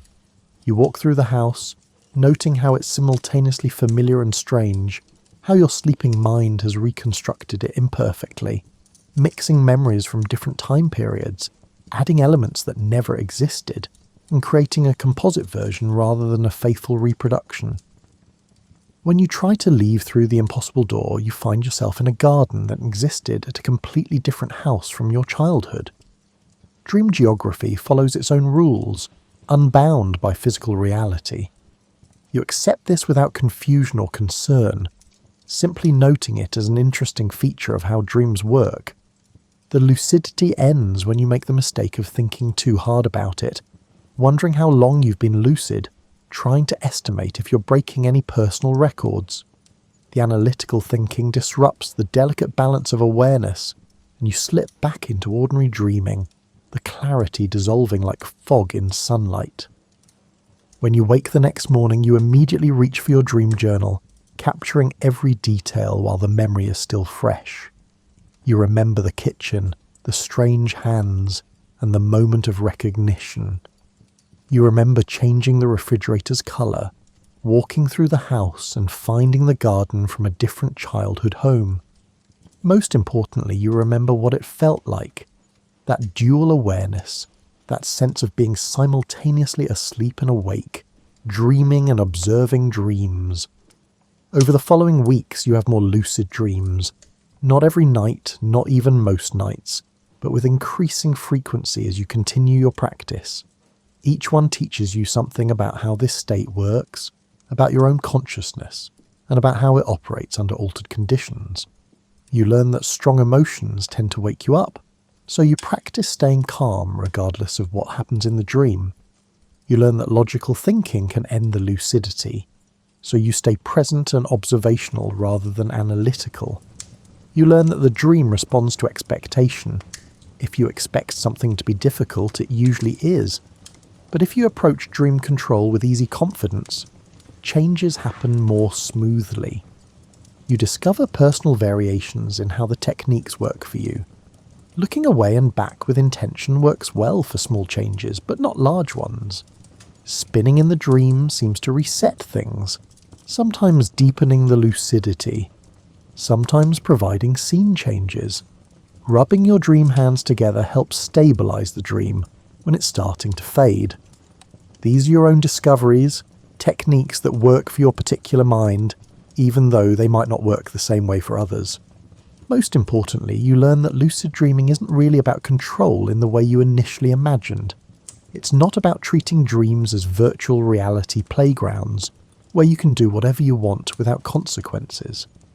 The most profound experiences come not from manipulating the dream, but from simply being present in it, fully conscious in this altered state, observing how your mind creates entire worlds from memory and imagination. You start using lucid dreams for purposes beyond just having interesting experiences. When you're worried about a difficult conversation you need to have, you rehearse it in a lucid dream, trying different approaches, practicing staying calm. When you're stuck on a creative project, you bring the problem into a lucid dream and let your sleeping mind approach it from unusual angles, making connections you wouldn't think of while awake. You use lucid dreams to face fears in safe environments. You're anxious about public speaking, so in dreams you practice giving presentations to dream audiences, learning to stay calm when the old panic starts to rise. The practice doesn't eliminate the waking anxiety, but it helps, giving you a space to work with the fear when the stakes aren't real. And sometimes you use lucid dreams for pure exploration and wonder, flying through impossible landscapes, visiting places you've never been, and experiencing sensations that have no waking equivalent. You swim through the air like water, walk on clouds that support your weight, and visit Mars or ancient Rome or entirely imaginary locations constructed from your mind's own creativity. But always, underneath the specific content, there's that fundamental fascination with the state itself, the fact that you can be aware while asleep, the strange divided consciousness where you're simultaneously dreaming and knowing you're dreaming. The way this reveals something essential about the flexibility and layered nature of awareness, about how consciousness isn't a simple binary, but a spectrum of different states and configurations. You're not a monk or a philosopher or a scientist. You're just a person who's learned to pay attention to an aspect of experience that most people ignore or dismiss. But in doing so, you've discovered a whole domain of consciousness to explore, a laboratory within your own mind where you can investigate awareness, memory, perception, and the nature of self through direct experience. You're lying in bed tonight, in whatever city or town you call home, and you're connected to something ancient and strange that reaches back tens of thousands of years. As you drift towards sleep, you're participating in a quiet revolution in human understanding. The gradual discovery of how to maintain consciousness through the transition into dreams, how to become aware within sleep, and how to explore the landscapes your mind creates every night. The story of how humans learn to control their dreams is really the story of how humans learn to understand consciousness itself, its flexibility, its layers, and its capacity for awareness even in radically altered states. From those first cave dwellers who saw no firm boundary between sleeping and waking, who ran with painted animals through impossible grasslands, through centuries of Egyptian sleep temples and Greek philosophers recording their visions, through Tibetan monks practicing recognition and medieval mystics experiencing spontaneous lucidity, through Enlightenment scientists systematically observing their own sleeping minds and modern researchers finally proving the phenomenon with objective measurements. People have been fascinated by this nightly transformation we all undergo. The techniques have been refined and systematized over this vast sweep of time. Ancient Egyptians discovered that environment and intention could influence dreams, though they interpreted this through theological frameworks. Tibetan monks developed sophisticated practices for maintaining awareness during sleep, understanding lucid dreaming as preparation for death and as a demonstration that all experience is fundamentally mind-created. Greek and later European philosophers recognized that paying attention to dreams changed the dreams themselves, that the act of observation influenced what was observed. Modern sleep science has demystified lucid dreaming while also confirming its reality. We know now that it occurs primarily during REM sleep, when brain activity is similar to waking but the body is paralysed. We know that certain brain regions associated with self-awareness and working memory become more active during lucid dreams than during ordinary dreams. We know that it can be trained systematically, that certain techniques reliably increase the frequency of lucid dreams, and that individual differences exist, but most people can learn to some degree. But beneath all the scientific understanding, the fundamental experience remains what it's always been.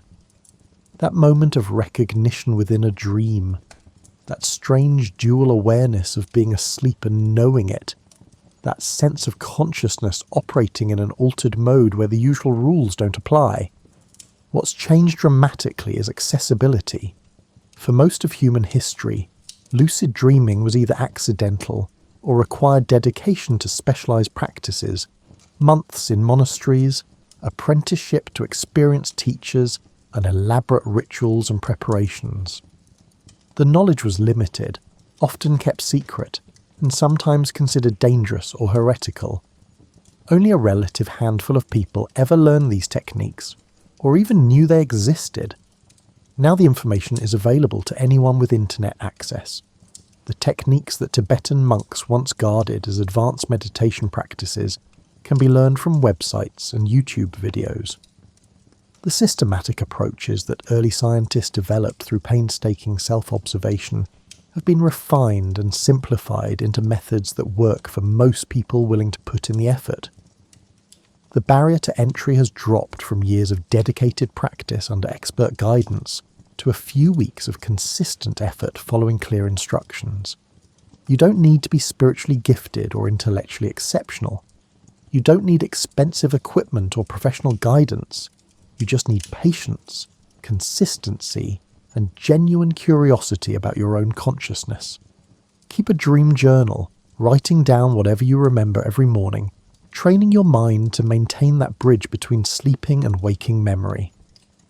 Test reality during the day, building the habit of questioning your state of consciousness, creating a pattern that will eventually carry over into dreams.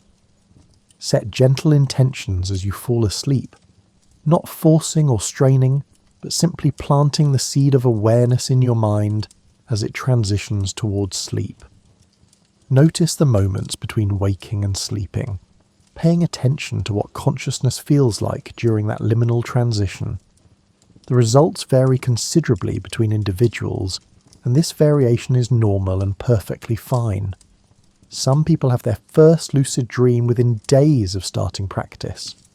The recognition comes easily, almost naturally, as if they'd always had the capacity but simply needed permission to notice it. Others practice diligently for months before achieving clear awareness. Some find that lucid dreams happen spontaneously and frequently once they start paying attention to their dream life. Others have occasional lucid moments but never develop reliable control or sustained awareness. These differences don't indicate failure or lack of ability. They reflect the natural variation in human consciousness, the fact that people's minds work differently, respond to different techniques, and have different baseline tendencies towards self-reflection during sleep. The goal isn't to become some kind of lucid dreaming expert, logging hundreds of controlled dreams and mastering advanced techniques. The goal is simply to explore this aspect of consciousness, to learn what your particular mind does while you sleep, and to discover what's possible for you specifically. Tonight, as you approach sleep, you might hold a gentle question in mind. What will I dream about? Or perhaps, will I recognize when I'm dreaming? The specific question matters less than the attitude of curious attention it represents. You're not demanding anything from your sleeping mind, not forcing awareness or control. You're simply leaving the door open, creating space for recognition to arise naturally if it will. The question floats in your mind as your breathing slows and deepens, as your body releases the tensions of the day, and as your thoughts begin to fragment and drift. Somewhere in that transition, consciousness shifts into a different mode. Your brain begins generating the vivid imagery and narrative that we call dreams, constructing entire worlds from memories and imagination, creating experiences that feel completely real, even though they're entirely mental constructions. Usually you'd experience these dreams without recognizing them for what they are, immersed in the narrative, accepting impossibilities as natural, feeling emotions, and making decisions within the dream logic that seems reasonable at the time but would make no sense from a waking perspective. This is the ordinary default mode of dreaming, complete immersion without reflection, consciousness without self-awareness. But perhaps, if you've been practicing the techniques, if you've built the habits of reality testing and dream journaling and gentle intention setting, tonight might be different. Perhaps at some point in your dreams, something will trigger that question. Am I dreaming? Perhaps you'll notice hands that look wrong, or text that changes when you look away and back, or an impossibility that catches your attention despite the dream fog. Perhaps you'll remember, while asleep, to check whether you're sleeping. And if that recognition comes, if you have that moment of awareness where you understand I'm dreaming, you'll be joining a tradition as old as human consciousness itself. You'll be experiencing what shamans and mystics and philosophers have experienced across cultures and centuries. You'll be touching the same mystery that ancient Egyptians explored in sleep temples, that Tibetan monks cultivated through meditation, and that modern scientists have finally proven and begun to understand. The moment itself is simple and profound. You're simultaneously asleep and awake, unconscious and aware, creating and observing your own mental experience. Your consciousness is examining itself, mind watching mind, awareness turned back on its own processes. It's a state that reveals something fundamental about the flexibility of human consciousness, about how we're not locked into a single mode of being, but can shift and reconfigure, can maintain awareness across different states, and can be present and observant regardless of whether we're awake or asleep. The story of how humans learn to control their dreams isn't finished. It continues tonight, in bedrooms around the world, as people drift towards sleep with varying degrees of intention and awareness. Some approach sleep as always, paying no attention to dreams, letting consciousness shut down completely without reflection or observation. Others are practicing the techniques, building the habits, and gradually learning to maintain threads of awareness through the transition into sleep. You're part of this ongoing story now. Whether you have lucid dreams tonight or next week or next month or never, you've been introduced to the possibility. You know now what previous generations learned, that consciousness doesn't have to shut down completely during sleep, that awareness can persist in altered forms, that the boundary between waking and sleeping is more permeable than it appears. Lucid dreaming doesn't offer magic powers or access to mystical realms, despite what some enthusiastic advocates might claim. It doesn't let you predict the future or communicate with spirits or access cosmic knowledge hidden from waking consciousness. What it offers is perhaps more valuable: direct experience of how consciousness works, how awareness can persist and observe even while the logical mind rests, how expectation and intention shape reality in profound ways, how the boundary between self and experience is more fluid and constructed than we usually assume. When you become aware in a dream, you're not discovering some external truth about the universe. You're discovering something about yourself, about how your own mind operates, about the extraordinary capacity for consciousness to fold back on itself, to watch itself, to be simultaneously the experiencer and the observer of experience. This self-reflexive awareness, this consciousness of consciousness, is one of the most remarkable features of human cognition, and lucid dreaming provides a unique laboratory for exploring it. As you fall asleep tonight, you're participating in an ancient investigation into the nature of mind. Your sleeping brain will create worlds, process memories, work through problems, rehearse scenarios, and generate the vivid experiences we call dreams. And perhaps, with practice and patience, you'll find yourself aware within those worlds, conscious enough to observe, to explore, to marvel at the extraordinary machinery of your own consciousness. The control part, changing dreams, directing action, creating specific scenarios, That's interesting, but ultimately secondary. The real gift of lucid dreaming is the awareness itself, the moment of recognition, the understanding that you're dreaming while the dream continues, that strange peaceful state where you're simultaneously asleep and awake, creating and observing, lost and found in the landscapes of your own mind. Sweet dreams. And if you happen to find yourself wondering whether you're dreaming while a dream unfolds around you, if you have that moment of questioning, that brief flicker of recognition, you'll be touching something profound. You'll be experiencing consciousness examining itself, mind watching mind, awareness turned back on its own processes. The answer to am I dreaming is no. Right now, as you read this, you're awake, engaged with text on a page or screen, fully conscious in the ordinary waking sense. But in a few hours, when sleep has claimed you and your mind is generating its nightly visions, the answer might be different. You might find yourself in an impossible landscape, living through an impossible situation, and some part of your mind might remember to ask that simple question. And in that moment of asking, of genuinely questioning your state of consciousness, rather than automatically assuming you're awake, you might discover the answer is yes. Yes, you're dreaming. And yes, you're aware of it. And yes, you can observe this strange state, can explore it, can learn from it, can marvel at the fact that consciousness continues even when rationality sleeps. Your mind will create entire worlds tonight. Whether you're aware of them or lost in them, whether you recognize them as dreams or accept them as reality, whether you observe or simply experience, all of this happens every time you sleep. The only question is whether you'll remember, whether you'll know, whether that spark of awareness will arise in the darkness and illuminate the fact that you're conscious even in sleep. The gift is available, the techniques work, the state is real and accessible.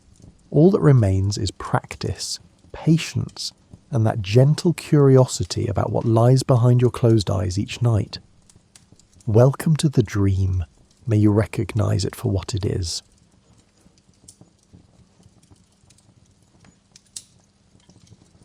Welcome to a time long before writing, before cities, before the named ages of history. You're stepping into a world shaped by sunlight and seasons, where routines are older than memory, and the land itself is your calendar. Here, in these quiet millennia, daily life unfolds in patterns so familiar they feel like breathing. You wake as light filters through the shelter opening. The air is cool but softening. Others are already stirring, adjusting coverings and checking baskets from yesterday. No one announces plans. Everyone already knows what the day requires. You reach for your gathering bag, woven from plant fibres, your hands know intimately. The weight of it across your shoulder feels correct. Your feet understand the path before you choose it. This route has been walked for generations, worn smooth by countless footsteps moving toward the same resources. The ground tells you what season this is. Certain plants have vanished. Others are everywhere. You do not need to search for what grows where. Your memory holds maps more detailed than any drawing could capture. That cluster of roots near the flat stone, those berry bushes past the fallen tree, the nut trees on the slope where morning sun arrives first. You walk with two others, sometimes three, occasionally alone, though rarely. Gathering is companionable work. You move at the same pace, pausing when someone pauses, bending when someone bends. Conversation happens in comfortable stretches and silences. No one feels obligated to fill every moment with words. The first stop is a patch of greens you've harvested from since childhood. Your hands move through the leaves, selecting without conscious thought. Too young, too tough, too damaged. Your fingers find the right ones automatically. You learned this by watching others, by trying, and by correcting yourself season after season until it became instinct. Everything you gather serves multiple purposes. These leaves can be eaten now or dried for later. The stems can be twisted into cordage. Nothing is only one thing. Your basket fills slowly, steadily, with a mixture determined by availability and familiarity rather than preference. You cross a stream at the shallow place. The stones beneath the water are positioned just so, placed by hands or revealed by current. Either way, they have been there longer than you have been alive. The crossing is routine. Your feet know where to step without looking down. Past the stream, the landscape shifts. Different plants grow here. Different materials can be found. You adjust your attention accordingly. This is birch bark territory. This is where clay deposits appear after rain. This is where certain medicinal plants cluster near damp ground. Time moves differently during gathering. You do not count hours. You notice light instead. The sun reaches a certain angle. Shadows fall a certain way. Your body recognizes these markers without naming them. When your basket feels heavy enough when the light suggests midday approaching, you turn back. The return journey follows the same path. Your feet find the stream crossing without hesitation. You pause where you always pause, at a spot where the view opens and you can see the smoke from campfires rising in the distance. This pause is not necessary, but it is customary. A moment to shift the basket's weight, to look toward home, to let your mind settle into the transition from gathering mode to returning mode. Others are arriving from different directions. Someone brings fish caught in the shallows. Someone else carries an armload of woody stems for basket repairs. A few children trail behind their adults, holding smaller versions of everything. Their gathering bags are lighter, but they are learning the routes, the timing, and the plants. You set your basket down in the usual spot. The contents will be sorted communally. What you gathered is not solely yours. What others gathered is not solely theirs. Everything becomes a shared resource, distributed according to need and custom rather than individual claim. Some of the greens will be eaten today. Some will be spread on flat stones to dry in the sun. The process requires no discussion. Everyone knows what happens next.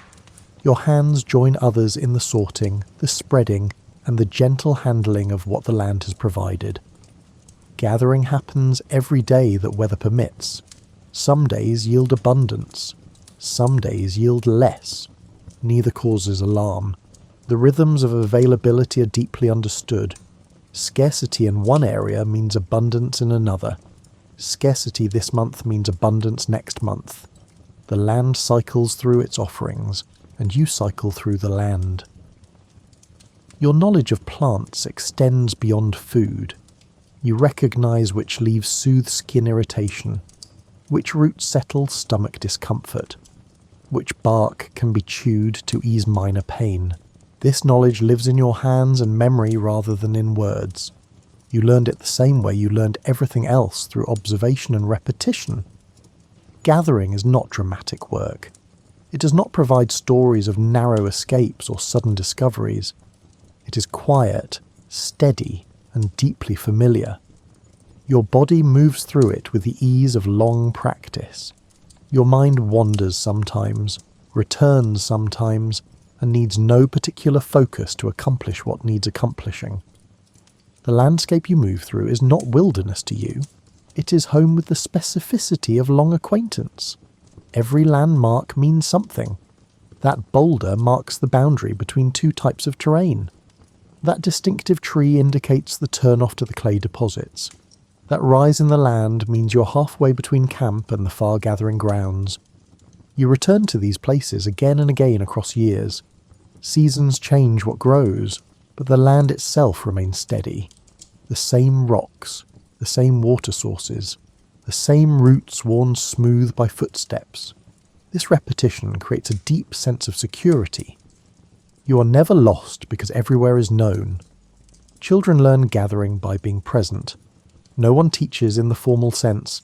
Instead, children watch, imitate, try, and adjust. They pick the wrong plant sometimes, their baskets remain light.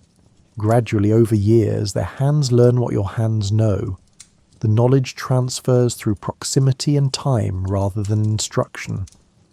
As the sun moves past midday, gathering slows. People drift back to camp in loose clusters. The work is not finished in the sense of completion.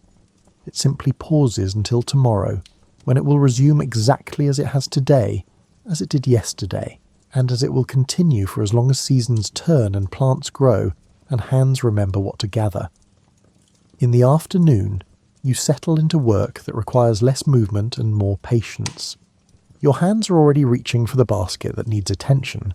Its rim has loosened. The weaving has gaps where it should be tight. This happens regularly. Everything made eventually needs remaking. You sit on the ground in a spot where light falls well. Others sit nearby, each focused on their own repairs. Someone is smoothing a wooden digging tool. Someone else is reworking cordage that is frayed. The atmosphere is quietly industrious. People work steadily without hurry. Repairing a basket means understanding how it was made. Your fingers trace the weaving pattern, reading it like language. Over, under, around, through. The pattern has been the same for longer than memory. You learned it by watching your mother's hands, just as she learned by watching her mother's hands. The knowledge lives in muscle memory now. You separate the damaged fibres carefully. Nothing is discarded that can be saved. Even worn pieces might be useful elsewhere. Waste is not a concept that exists here. Everything serves until it truly cannot serve anymore, and even then its materials often become something else.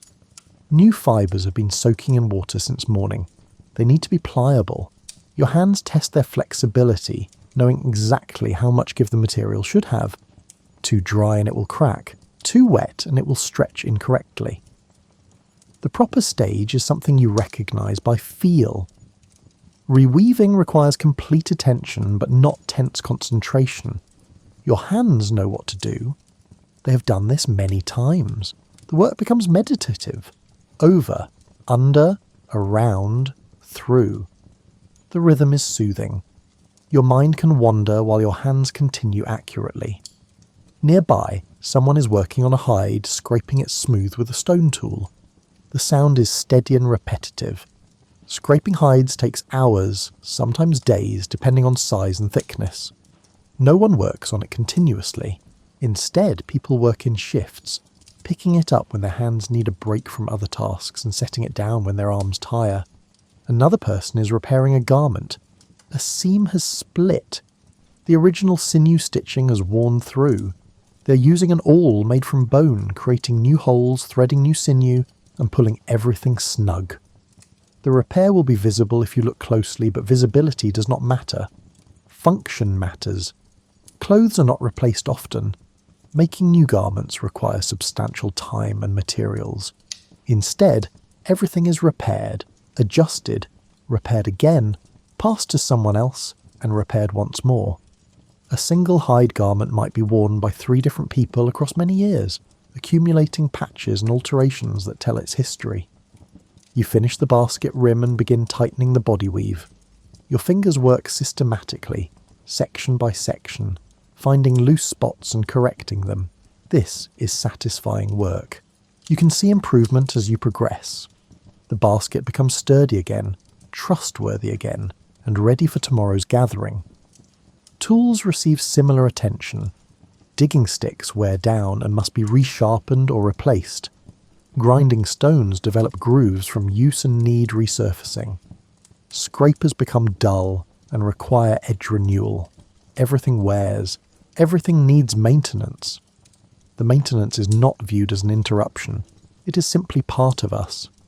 Making and repairing exist on the same continuum. You do not make something expecting it to last forever unchanged. You make something expecting to care for it, adjust it, and eventually remake it. Some repairs happen immediately when damage occurs. Others accumulate until you have time. There is always a pile of items awaiting attention. No one feels behind or anxious about this pile. It represents ongoing life rather than incomplete tasks. As long as people use objects, objects will need repair. Children participate according to ability. Young ones hold material steady. Slightly older ones practice simple weaving on their own small projects. They make mistakes frequently. The mistakes are gently corrected or left to be discovered through use. Learning happens through doing rather than through extensive verbal instruction. You watch a child working on cordage, twisting fibres together. The twist is inconsistent. Some sections are too loose, some too tight. You do not point this out immediately. Instead, you work on your own cordage nearby, your hands moving in the correct rhythm where the child can observe. After a while, the child's hands begin adjusting naturally, finding better rhythm. Materials for making and repairing are gathered continuously. You cannot collect plant fibres only when you need plant fibres. Instead, you collect them when they are available, process them when there is time, and store them for eventual use. This requires thinking ahead across seasons, remembering what will be needed when. Storage itself requires maintenance. Dried materials must stay dry. Certain items need to be kept away from certain other items. Stone tools are organised by use. Plant materials are organised by type. Everything has a place, not because of rigid rules, but because efficiency emerges naturally from repetition. As afternoon stretches toward evening, the pace of repair work does not change. There is no hurry. These tasks will either be completed today or continued tomorrow. Stopping midway through a repair is perfectly normal. You set the basket aside when your hands tell you they have worked enough. Someone else might pick it up later, or you might return to it tomorrow. The work creates a rhythm that structures the day. Gathering happens in the morning when energy is higher and light is better. Repair work happens in the afternoon when sitting feels natural and detail work suits the softer light. This pattern is not scheduled. It simply emerges from the natural flow of energy and need. People develop specialties through preference and aptitude. Someone has particularly skilled hands for fine weaving. Someone else has strength well suited for hide scraping. But specialization is never absolute. Everyone can do most things adequately. Specialization is about what you do most often, not what you do exclusively. You finish tightening the basket and test its strength. Your hands pull at the rim, checking for weak spots. Finding none, you set it with the other completed items. Tomorrow it will return to gathering duty. Eventually it will need repair again. This cycle is comforting in its predictability. Making and repairing create continuity between past and future. The basket you repair today was made by hand using techniques passed down across generations. The repairs you make will extend its usefulness into future seasons. You're a link in an unbroken chain of making, maintaining and remaking. Children are always nearby, not watched in the sense of careful monitoring, but present in the sense of natural inclusion. A toddler sits next to someone grinding seeds, reaching occasionally to touch the smooth stone. An older child carries water in a small container, practicing balance. No single person is designated as a childminder. Instead, everyone participates. Whoever is nearest responds to needs. Whoever has free hands picks up a fussy infant. This distribution of care means children interact with many adults throughout each day, learning different styles of attention and comfort. An infant cries and is passed to someone whose lap is available. That person settles the infant against their chest, rocking slightly while continuing to work on cordage with one hand. The infant quiets, not necessarily because of anything specific, but because being held is familiar and holding while working is normal. Young children move freely between adults. They lean against someone, then move to someone else, then return to the first person. No one shoos them away unless their hands are occupied with something genuinely dangerous. Otherwise, children draped across laps or pressed against sides are simply part of the environment. Older children watch younger ones, but not as a formal assignment. They play nearby, and their play naturally includes the smaller children. When a toddler wanders toward the fire, an older child redirects them gently. When a young one falls, whoever is closest helps them up. Care happens through proximity rather than designation. Nursing happens whenever an infant shows hunger. The mother pauses whatever she's doing, settles the infant to breast, and often continues her task one-handed or simply rests. Other people work around her. No one comments. Feeding is as ordinary as breathing. Multiple infants might be nursing simultaneously as different mothers sit near each other, talking quietly while their babies feed. Sometimes a mother nurses someone else's infant if that child is fussy and their own mother is occupied. Milk is a shared resource like everything else. Children learn by watching. They observe hide scraping and eventually pick up a scraper. They watch basket weaving and begin playing with fibres. Their early attempts are clumsy and usually unsuccessful. No one corrects them unless they are about to hurt themselves. Instead, they keep trying, their hands slowly learning what they have observed. A small child shadows you during gathering, carrying their own tiny basket. They pick random plants, not yet discriminating between useful and useless. You let them pick. Occasionally you show them something specific, not through words but by picking it yourself, examining it, and placing it deliberately in your basket. They notice. Sometimes they imitate, sometimes they do not. Either is acceptable. Children's work gradually becomes real work. A 6-year-old carries water that adults actually use. An 8-year-old weaves cordage that actually holds things. A 10-year-old gathers plants that actually feed people. There is no ceremony marking these transitions. Capability emerges through practice, and practice is simply what children do while being present. Discipline is gentle and infrequent. Most boundaries are maintained through redirection rather than scolding. A child reaching for something sharp is handed something else to hold. A child running too close to the fire is quietly moved farther away. Serious misbehaviour is rare, perhaps because children are so consistently included that they have little reason to seek attention through disruption.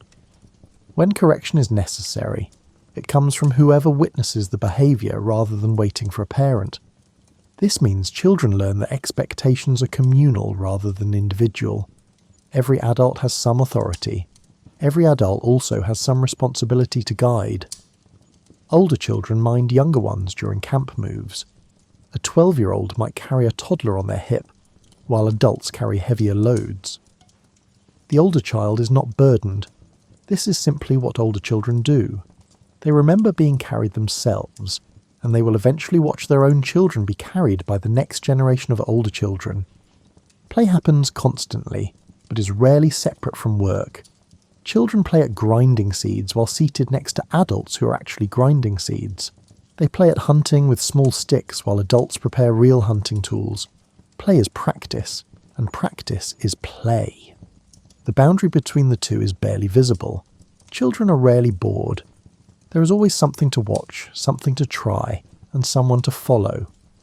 The richness of daily life provides constant engagement. They do not need organised activities because unorganised life is already full. Crying children are comforted, but not with urgency or alarm. Someone picks them up, checks for obvious problems, offers breast milk or water, or simply holds them. If the crying continues, they are passed to someone else. Eventually the child settles. Sometimes crying has a clear cause, sometimes it does not. Either way, the response is calm presence rather than anxious fixing. Children sleep when they are tired. Sometimes this happens at odd times. A child might curl up in afternoon sunlight while others continue working around them. No one moves them to a specific sleeping area unless evening has arrived. Sleep is allowed to happen naturally rather than being scheduled. Nighttime care is distributed just like daytime care. When an infant wakes, whoever is sleeping nearest responds. Sometimes this is the mother, sometimes it is someone else. The infant is nursed or rocked or simply held until sleep returns. Then that person settles back into their own sleep. As children grow older, they begin taking on caregiving themselves. A 5-year-old might hand a toy to a fussy toddler. A 7-year-old might fetch water for a tired younger child. These actions are not praised extensively. They are simply noticed and appreciated as part of what people do for each other. Children learn emotional regulation through observation. They see adults remain calm during small frustrations. They watch people share limited resources without conflict. They notice how disagreements are resolved through quiet discussion rather than raised voices. These patterns become their own patterns. The result is children who are deeply integrated into daily life, rather than separated into a child world. They know what adults do because they watch adults doing it. They learn what adults know because they absorb it through constant proximity. Teaching happens continuously without being called teaching. Rest is not earned. It is not a reward for work completed. It simply arrives throughout the day, a natural punctuation between activities. You sit when sitting feels right. You stand when standing becomes more comfortable than sitting. Midday often brings a collective pause. The sun is high and hot. Energy naturally dips. People drift toward shade and settle there. Some close their eyes. Some simply stare at nothing in particular. No one apologizes for resting or explains why they need it. You lower yourself to the ground and lean against a convenient rock. Your body relaxes section by section. Shoulders drop. Jaw loosens. Hands unfold from whatever shape work had required. This unwinding happens automatically when you stop moving. Others rest nearby. Someone is lying flat on their back, eyes closed, breathing deeply.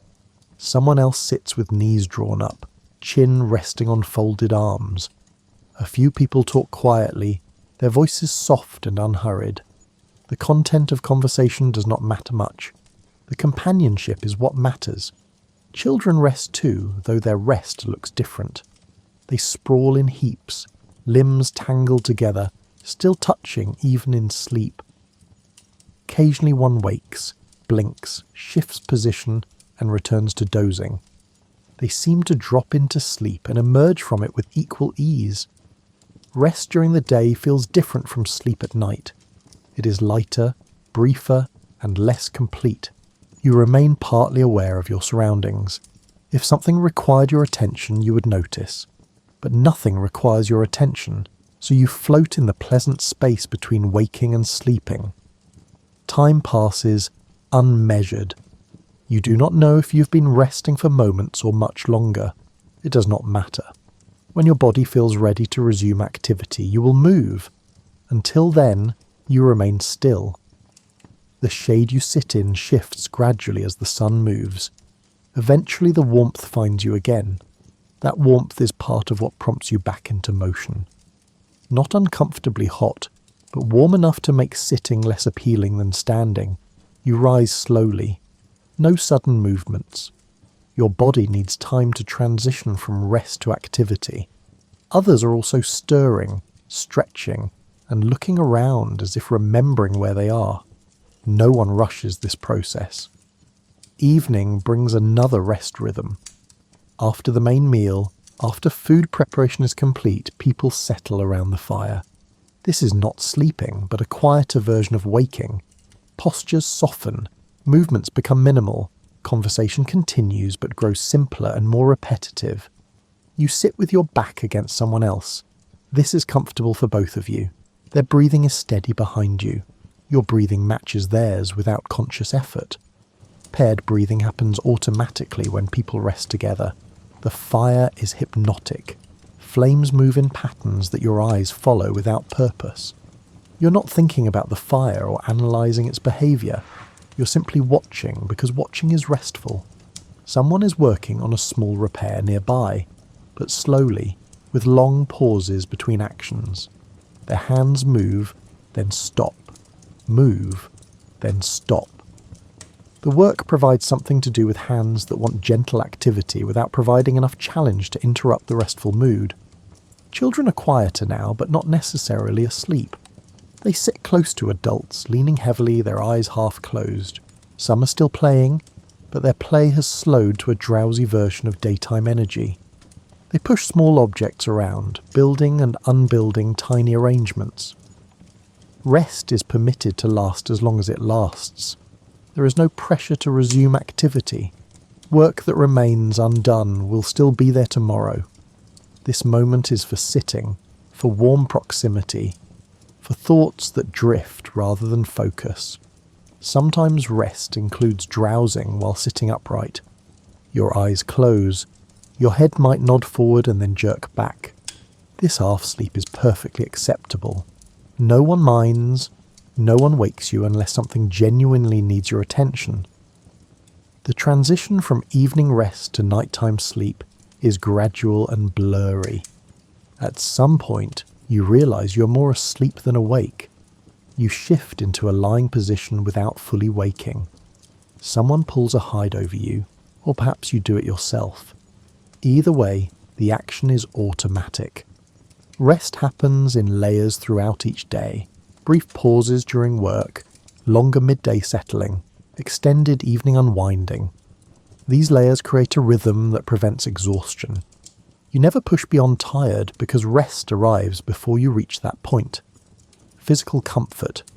During rest is simple and sufficient. The ground is familiar beneath you. The air temperature is manageable. You have something to lean against and something to cover yourself with. These basics are enough. No one rests in isolation unless they choose to.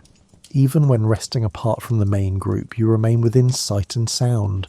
Solitude is possible, but not the default. Proximity is comforting. The presence of others creates security that allows deeper rest. When you wake from rest, whether brief or extended, you wake without agenda. There is no list of tasks waiting. There is simply the next thing, whatever that might be. Perhaps gathering, perhaps repair work, perhaps more rest. The day unfolds according to need and energy rather than plan. Food preparation begins with sorting what has been gathered. Plant materials spread across a flat area. Hands move through them, grouping by type.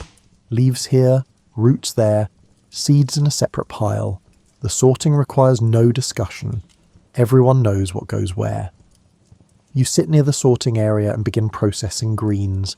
Some leaves need stems removed, some need washing in the stream. Your hands work steadily, accumulating a pile of prepared leaves that someone else will eventually collect. Nearby, someone is grinding seeds between two stones. The grinding creates a rhythmic sound, stones sliding against stone in repeated strokes. The motion looks simple, but requires specific pressure and angle. Too much force cracks the stones. Too little leaves seeds, only partially ground. Another person is digging a pit in the earth near the fire. This pit will hold food for slow cooking, packed with hot stones and covered with leaves and dirt. The method is ancient and reliable. Food cooked this way becomes tender without constant attention. You move from greens to root vegetables. These need scraping rather than washing. Your scraping tool is a flat stone with a sharp edge, worn smooth from use. The motion is repetitive and soothing. Scrape, turn, scrape, turn. The pile of cleaned roots grows slowly. Children help according to their ability. A young one carries cleaned items from your pile to the cooking area. Their trips are frequent because they can only carry a small amount each time. This does not frustrate anyone. The help is useful even if inefficient. Food preparation is communal but not coordinated. Everyone works on whichever task needs doing. When something is finished, you move to something else. When you grow tired of one motion, you switch to a different task that uses different muscles. Someone is tending the fire, adding wood to maintain steady heat. Fire tending is continuous work during food preparation. Too hot and food burns. Too cool and food remains raw.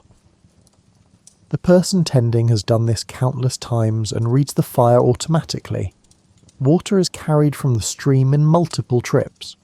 Some water is for drinking, some for washing, some for cooking. The carrying happens throughout the afternoon, whenever someone is walking toward the stream anyway. No single person makes all the trips. Instead, everyone brings water when they pass by. You begin wrapping certain items in leaves for cooking. The wrapping technique protects delicate food from direct heat while allowing steam to cook it thoroughly. Your hands know exactly how much leaf to use, how tightly to wrap, and how to secure the bundle with plant fibre. Fish brought back earlier are being cleaned. This happens away from the main preparation area. The person cleaning works efficiently, separating edible parts from waste. The waste will be carried away from camp later. Nothing is left to attract unwanted attention. Herbs and flavouring plants are added to some preparations. Not everything receives this treatment. Some food is eaten plain. The additions are subtle, enhancing rather than dominating. You have learned which plants pair well with which foods through years of tasting and adjusting. As pieces are prepared, they begin collecting near the fire. Someone is organising them into rough groups. Food that cooks quickly goes in one spot. Food requiring longer cooking goes elsewhere. This organisation happens naturally through experience rather than explicit planning. The pit is ready and lined with hot stones. Food is layered in carefully. Denser items go on the bottom, lighter items on top. Leaves cover everything. Dirt seals the pit. The food will cook slowly for several hours while everyone continues other activities. Other items cook more directly. Flat stones heated in the fire become cooking surfaces. You place thin slices of root vegetables on a hot stone and watch them cook rapidly. The slices need turning once. Timing is judged by appearance and smell rather than measurement. Some food is eaten without cooking. Fresh greens are divided and passed around. People eat while continuing to work. The greens provide immediate energy without waiting for cooked food to be ready. The main meal will happen later when the pit is opened. Until then, people nibble on whatever is available. A handful of nuts, some dried fruit, leftover items from yesterday. Eating happens gradually throughout the afternoon. You move to help with liquid preparation. Certain leaves steeped in hot water create a warm drink. The drink is not sweet or strongly flavoured. It is simply warm and slightly bitter, pleasant on the throat. Someone is carefully dropping heated stones into a bark container of water, bringing it to a simmer. The leaves go in once the water is hot enough. They need time to release their essence. You watch the water change colour slightly, from clear to faintly brown. The smell is subtle and earthy. When the drink is ready, it will be shared among everyone present. Food preparation creates a different atmosphere than other work. There is anticipation built into it. You're making something that will soon be consumed. The work leads to immediate satisfaction, rather than creating objects that will be used repeatedly over time. Children are particularly interested in food preparation. They watch closely, sometimes reaching to touch what you are working on. You let them handle safe items. They copy your motions with their own small pieces of food. Their preparations are clumsy but genuine. As the afternoon lengthens, the pace of preparation slows. Most work is complete. Now it is mainly a matter of waiting for cooking to finish. People remain near the fire, tending it occasionally, but mostly just present while the food transforms from raw to ready. The opening of the cooking pit is a collective moment. Someone pulls back the dirt and leaves, releasing steam and a rich smell. The food inside is tender and thoroughly cooked. People gather closer, drawn by the scent and the promise of shared eating. Food is removed from the pit carefully to avoid burns. It is divided onto flat surfaces for distribution. The division is not mathematical. Some people receive more because they are larger or hungrier. Some receive less because they are smaller or already satisfied by earlier nibbling. The distribution feels fair through custom rather than measurement. You eat sitting down, using your fingers, and occasionally a flat piece of wood as a scoop. The eating is not rushed. You chew thoroughly and rest between bites. Conversation happens around eating rather than during it. People's attention is on the food and the warmth and the satisfaction of hunger becoming fullness. Cleanup begins while some people are still eating. Someone carries scraps away from the immediate area. Someone else rinses sticky items in the stream. The cleanup is minimal because the preparation was simple. There are no complex dishes or elaborate tools to wash. As eating winds down, people disperse gradually. Some return to repair work. Some settle into evening rest. Some tend to children who have grown drowsy after their meal. The transition from eating to other activities is smooth and unhurried. Food preparation and eating have structured this portion of the day. The work provided focus. The meal provided satisfaction. Now, with both complete, the evening can unfold into quieter rhythms. As light fades, the fire becomes central. Not for warmth alone, though warmth matters. The fire is a focal point, a reason for people to gather, and a source of gentle activity that does not demand much energy. You settle near the fire, but not too close. The heat is pleasant at this distance. Closer would be uncomfortable. Farther would lose the benefit. Everyone finds their preferred distance naturally through small adjustments. The fire has been burning since morning, tended continuously but without fuss. Now, in the evening, it receives more attention. Someone adds wood deliberately, placing pieces to create steady heat rather than dramatic flames. The goal is duration rather than spectacle. Others arrange themselves around the fire in a loose circle. Some sit directly on the ground. Some use hides or woven mats for slight cushioning. A few lean against rocks or logs that have become familiar seating over time. The arrangement is casual but stable. People return to the same spots evening after evening. Children are still awake but moving slower. They stay close to adults, sometimes sitting between knees, sometimes sprawling across laps. Their play continues but has become quieter. They push small objects around in the dirt, creating temporary patterns they will abandon before sleep. You hold your hands toward the fire, feeling the heat on your palms. The sensation is pleasant and slightly hypnotic. Your eyes follow the flames without really seeing them. This is the kind of watching that requires no thought. Someone is working on a small task, something that can be done with minimal light. They are not hurrying. Their hands move occasionally, then pause while they stare into the fire.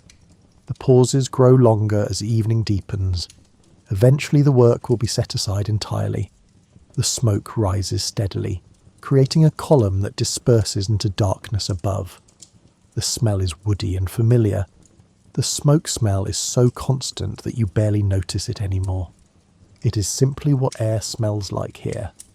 Sounds from beyond the fire are muted. The darkness holds the day's sounds at a distance. You can hear small rustlings, occasional bird calls settling into night, and the whisper of wind through grasses. These sounds are a backdrop rather than an interruption. Conversation around the fire is sporadic.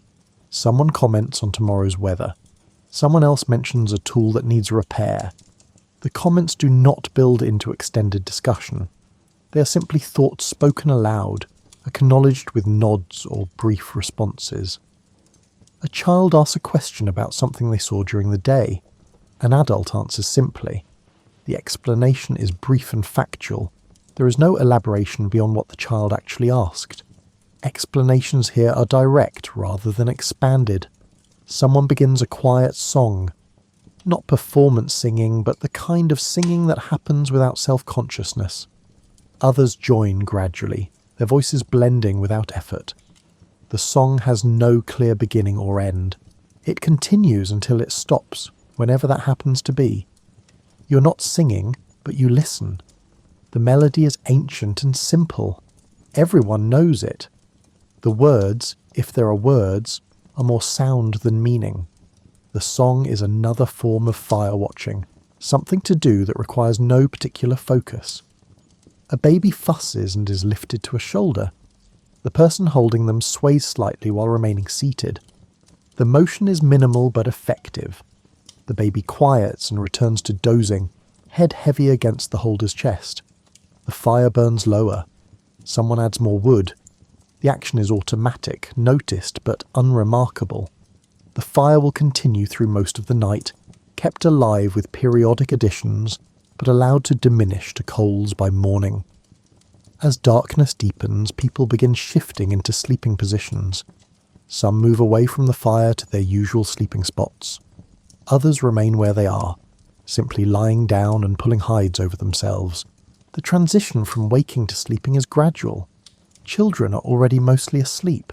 They are moved gently, carried, or guided to sleeping areas. Some protest mildly but settle quickly.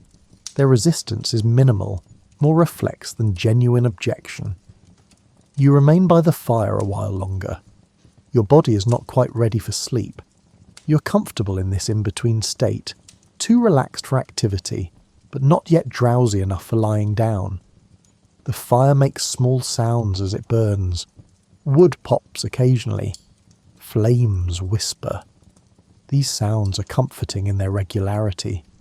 The fire is almost alive in its constancy, always present, always requiring some attention but never demanding. Around the fire, people are mostly still now. Breathing has slowed and deepened. Someone shifts position, pulling their covering more securely. Someone else is still sitting upright, but with eyes closed, head nodding forward, then jerking back in the rhythm of near sleep. You finally lie down, adjusting your position until comfort finds you. The ground beneath is familiar. Your body knows how to arrange itself on this surface. A hide covers you, heavy enough to feel secure, but not so heavy as to be oppressive. The fire is still visible from where you lie. You watch the flames through half-closed eyes. They move in patterns that are never quite the same, but always similar. Your mind follows the patterns without analysing them. Sleep begins to arrive in waves. You notice yourself drifting, then pulling back slightly, then drifting again. This gentle oscillation continues for some time. There is no moment when you can say you are definitively asleep. Instead, you gradually become more asleep than awake. The last thing you are aware of is warmth. Warmth from the fire. Warmth from the hide. Warmth from bodies sleeping nearby. The warmth is complete and encompassing. It is the feeling of security, of being exactly where you belong, of another day reaching its natural conclusion. Night does not mean complete sleep.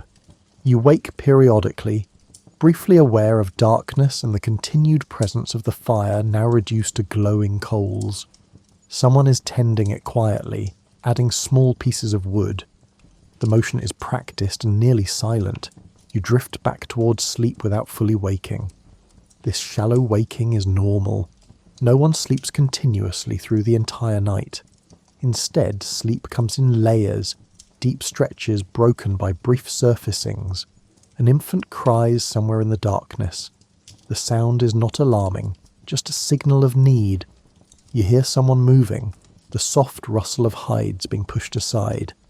Quiet, murmuring as the infant is lifted and settled to breast. The crying stops. The night resumes its quiet. You're aware of other wakings around you. Someone rises to urinate outside the immediate sleeping area. Their movements are careful and quiet, trying not to disturb others. They return shortly and resettle themselves. A child whimpers softly. You're not the closest person, so you remain still. Someone nearer reaches out, placing a hand on the child's back. The whimpering subsides. The child shifts closer to the comforting hand and returns to deeper sleep. The night is not silent. Small sounds continue. Wind moving through nearby vegetation. The occasional crack of a burning log settling in the fire.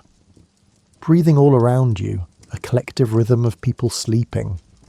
You become aware of cold on your shoulder, where your hide has shifted. Still mostly asleep, you adjust the covering without opening your eyes. Your hands know where the hide is and how to pull it back into place. The cold recedes and you sink back into sleep. Time during the night is unmeasured and elastic. You have no idea if you have been asleep for a short while or many hours. The darkness gives no indication. You wake, notice the darkness, and return to sleep. This cycle repeats several times. At some point you wake more fully, needing to move. Your body is stiff from lying in one position. You shift carefully, trying not to disturb the person sleeping pressed against your back. They murmur but do not wake. You find a new position and wait for sleep to return. The fire needs tending again. You're awake enough to notice this. Someone else notices too and rises to add wood. The flames increase slightly, sending flickering light across sleeping forms. Faces are peaceful and slack in sleep, unguarded and soft. A child wakes and calls out quietly, not distressed but seeking reassurance. Someone responds with a low voice, confirming presence. The child settles without needing to be held. Simply knowing someone is awake and aware is sufficient. You notice the stars are visible through gaps in the shelter structure. They are bright and numerous, scattered across the darkness above. You watch them briefly, not thinking about what they are or what they mean. They are simply there, constant points of light in the moving darkness. Another infant wakes and needs feeding. This time it is you who is nearest. You reach for the infant in the darkness, guided by sound rather than sight. Your hands know the shape and weight of an infant. You settle them against you, and they latch quickly, nursing with quiet urgency. The nursing is peaceful. You remain in a half-dozing state while the infant feeds. Your body knows how to sustain this activity while your mind rests. When the infant finishes and becomes heavy with sleep, you shift them gently back to where they were sleeping. Night care is never urgent or frantic. Needs are met calmly. Crying is comforted without alarm. Everyone understands that night wakings are part of the rhythm. No one expects unbroken sleep. The expectation is simply that needs will be noticed and answered. As the night progresses, the intervals of deep sleep grow longer. The brief wakings become less frequent. Your body has adjusted to a more restful state. The initial frequent position changes settle into longer periods of stillness. Eventually you notice the darkness changing. Not lighter yet, but less complete. The quality of blackness shifts towards something that will become dawn. This change is subtle and gradual. You notice it more through a feeling than through anything visible. Birds begin calling before true light arrives. Their song starts singly, one voice, then another answering. Soon the calls overlap and multiply. This bird chorus is as reliable as any timekeeper. When it begins, dawn is approaching. You do not rise immediately when you wake to birdsong. You lie still, listening, letting your body complete its transition from sleep to waking. Around you, others are doing the same. Some are still deeply asleep. Some are awake but resting quietly. Some are beginning to stir and stretch. A child wakes and immediately starts talking, their voice loud in the quiet morning. Someone shushes them gently, not scolding but simply indicating that quiet is still preferred. The child complies, their voice dropping to a whisper as they continue whatever thought they were expressing. The fire is very low now, mostly coals. Someone is building it up for the day, adding kindling first, then larger pieces as the flame catches. The fire's revival signals the true beginning of the day. Once it is burning well, people will rise and begin their routines. You push your hide aside and sit up slowly. Your body is stiff from sleeping on the ground. You stretch carefully, working out the tightness in your back and shoulders. Others are doing the same, moving through their personal waking rituals. The night has passed in its usual way, broken but restful, punctuated by small needs met with calm responses. Now, as light begins to filter into the world, the day is ready to begin again. The sun rises again, as it always does. The patterns begin anew, gathering, making, caring, resting, eating, tending, sleeping. These rhythms have no origin you could name. They existed before you and will exist after you. You are taught these patterns by watching the people who came before. You are teaching them now to the people who come after. The teaching is not formal, it is simply presence, simply the living of days in established ways. Nothing is written down. There are no records or instructions. Knowledge lives in hands and bodies, and the shared memory of the group. What needs to be known is known through doing, through repetition, and through the accumulated experience of countless days. The tools you use were shaped using techniques older than language. The foods you prepare have been prepared this same way for longer than counting allows. The routes you walk were established by people whose names are completely forgotten. This deep history is invisible in daily life. You do not think about the age of your practices. You simply practice them. The continuity is unconscious, maintained through habit rather than intention. Children growing up here will know what you know, not because you will sit them down and explain, but because they will live alongside you, watching and trying and gradually becoming capable. Their children will learn the same way. The chain remains unbroken through proximity and time. The landscape itself holds memory. This gathering ground has been used for generations. The paths are worn deep, not by any individual footfall, but by the accumulation of all footfalls across time. You walk where countless others walked before, though you never knew them. Certain places have stories, though the stories are simple. This is where the fish are always plentiful. This is where good clay can be found. This is where storms are easier to shelter from. The stories are practical knowledge disguised as narrative. You do not wonder about the future. The future will be similar to now. Seasons will cycle, plants will grow and be gathered, children will be born and raised, people will work and rest and care for each other. This continuity is so reliable it requires no contemplation. Change happens but slowly, so slowly as to be nearly invisible. A slightly different technique for basket weaving. A new food source was discovered and incorporated. Small adjustments accumulate across generations but never disrupt the fundamental patterns. You are simultaneously insignificant and essential. Insignificant because you are one person in an endless chain, your individual life a brief moment in a much longer story. Essential because the chain depends on each link. Without you, the knowledge you carry would not pass forward. The work you do today will need doing again tomorrow. This could feel futile but does not. The repetition is the point. Each day's gathering feeds today's people. Each day's repairs maintain today's tools. The work is complete in itself, not building towards some distant goal. You experience satisfaction in the immediate and the tangible. A basket successfully repaired, a child soothed to sleep, a meal shared. These small completions are what life is made of. There is no larger narrative required. Evening arrives again. You return to the fire. The flames are as hypnotic as always. People settle around you in familiar positions. Children lean heavily, their eyes already closing. The day ends as days end, quietly and without ceremony. You lie down in your usual place. The hide covers you. The ground beneath is known and comfortable. Your body arranges itself automatically. Sleep begins its gentle approach. Tomorrow will bring gathering again. The same plants in the same places, changed only by season. Your hands will move through familiar motions. Your feet will walk familiar paths. This repetition is not a burden. It is structure. It is security. It is the deep continuity that connects you to all who came before and all who will come after. The story has no ending, because it is not a story in the traditional sense.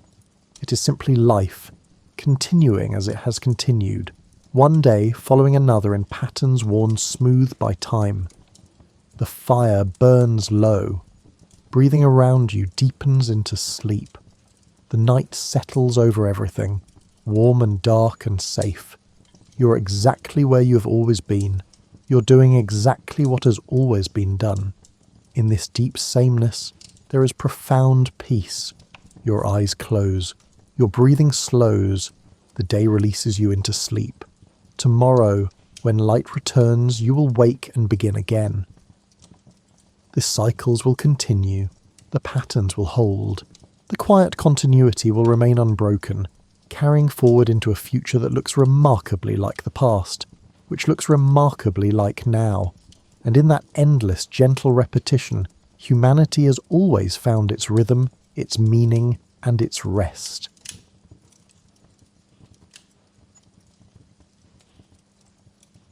You stand in mud that never quite freezes solid, despite the bitter December cold seeping through every layer of your uniform. The trench stretches before you in a zigzag pattern, carved into Belgian farmland that 5 months ago grew sugar beets and wheat. Now it grows nothing but more trenches, more wire, more reasons for men to crouch below the earth's surface like reluctant miners. The walls around you weep with moisture. Sandbags sag under their own weight, and wooden boards laid across the trench floor float slightly when you step on them, releasing brown water that smells of clay and something organic you've learned not to think about too carefully. Your boots, good British leather that your mother saved up for, are permanently damp. You've forgotten what dry socks feel like. Above the trench, the winter sky hangs low and grey, the colour of old pewter. It's the 23rd of December, 1914, and you've been in this particular stretch of hell for 11 days. The landscape beyond the sandbags offers no comfort. Bare trees reduced to splintered stumps. Fields churned into moonscapes of craters and wire. Farmhouses that are now just collections of broken brick gradually sinking into the mud. The cold works its way into your bones with patient persistence. It's not the dramatic, knife-sharp cold of mountain winters, but something more insidious. A damp chill that settles into your joints and makes everything ache. Your fingers are always slightly numb, even inside your gloves. The tip of your nose feels like it belongs to someone else. Other men share this trench with you, shapes bundled in khaki wool, faces reddened by wind and sprouting beards that never quite look intentional. Young Thompson from Sheffield works on a brazier, coaxing reluctant flames from scraps of wood. The smoke rises in a thin column before the wind snatches it away. Sergeant Davies sits on a firing step, methodically cleaning his rifle, with movements that have become automatic after months of repetition. You've learned the rhythm of trench life. Stand to at dawn, when attacks are most likely. The long stretches of waiting. Brief periods of activity when supplies arrive or orders come down the line. The constant gnawing awareness that a few hundred yards away, other men in different uniforms are doing exactly the same things in trenches that mirror your own. The war itself has become something strange and static. In August, everyone moved quickly. Armies marching, battles fought across open fields, cavalry charges that belonged to earlier centuries. By September, the movement slowed. By October, it stopped entirely. Now both sides face each other across a strip of devastation called no man's land, neither able to advance, neither willing to retreat. Your trench connects to others in a vast network that runs from the English Channel to the Swiss border. Hundreds of miles of ditches, all filled with men who'd rather be somewhere else. You think about this sometimes during the quiet hours. How many trenches? How many soldiers standing in cold mud? How many families waiting at home? The Germans occupy similar trenches across the way. You can't see them directly, but you know they're there. Sometimes you hear them. Voices calling back and forth, the clank of equipment, the same sounds you make. At night, if the artillery falls silent, you can hear their work parties reinforcing positions, the scrape of shovels against frozen earth. Someone started calling them Fritz, though you've never met a German soldier named Fritz. They probably call you something equally generic. The propaganda posters show monstrous Huns, but you've seen German prisoners being marched to the rear, young men who look tired and cold and remarkably like the fellows in your own trench. The front line here runs through what was once farmland. Before the armies came, Belgian farmers worked these fields, grew crops, raised families. You found a child's toy soldier in the mud last week, a little painted figure wearing a uniform from some earlier war. You kept it in your pocket, though you're not sure why. Your trench has a name, Piccadilly, because some officer with a sense of humour thought the trenches should sound like London streets. Other sections are called Regent Street, Bond Street, Leicester Square, as if giving them familiar names might make them less foreign, less terrible. It doesn't work, but the name's stuck anyway. The daily routine provides structure. Morning stand to when the grey light creeps across no man's land and everyone mans the firing step, rifles ready, waiting for an attack that usually doesn't come. Breakfast afterward, tea that tastes of the iron Dixie it's brewed in, bread that's often stale, sometimes jam. The bread arrives in sandbags, which strikes you as funny in a grim sort of way. Everything arrives in sandbags. During the day, there are tasks. Repairs to the trench walls where rain has collapsed the earth. Filling new sandbags, cleaning weapons, writing letters home, though you've run out of things to say that won't worry your mother. The letters all sound the same after a while. I'm well, the food's adequate, don't worry about me.